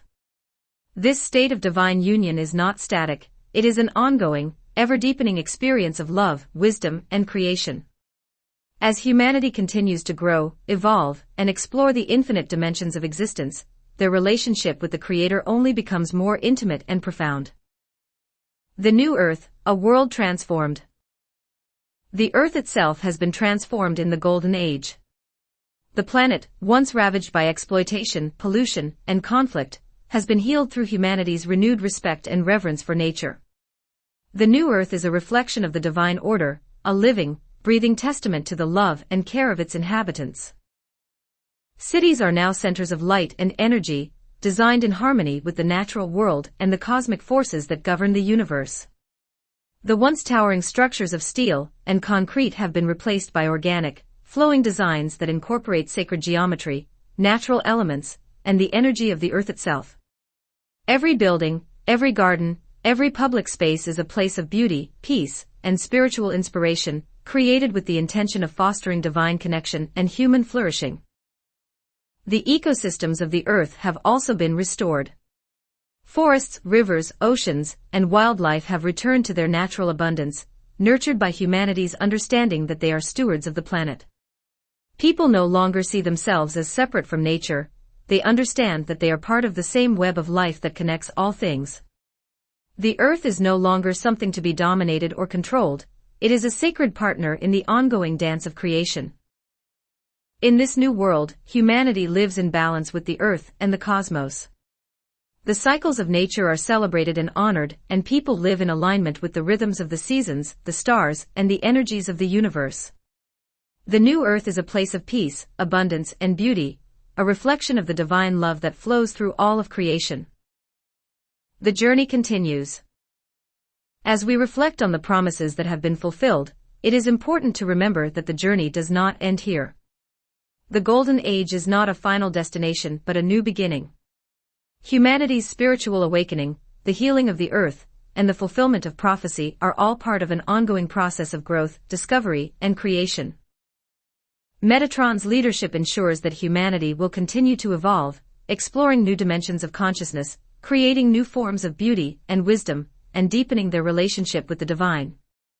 The Golden Age is not a static paradise, it is a living, dynamic reality, where every soul has the opportunity to grow and create in alignment with God's will. The spiritual journey is eternal, and the possibilities for growth and expansion are infinite. Each soul, having realized their divine potential, is now free to explore the farthest reaches of the universe, to discover new realms of existence, and to co-create with the divine in ways that were once unimaginable. The journey of spiritual awakening continues, and every step brings humanity closer to the infinite love and wisdom of the Creator.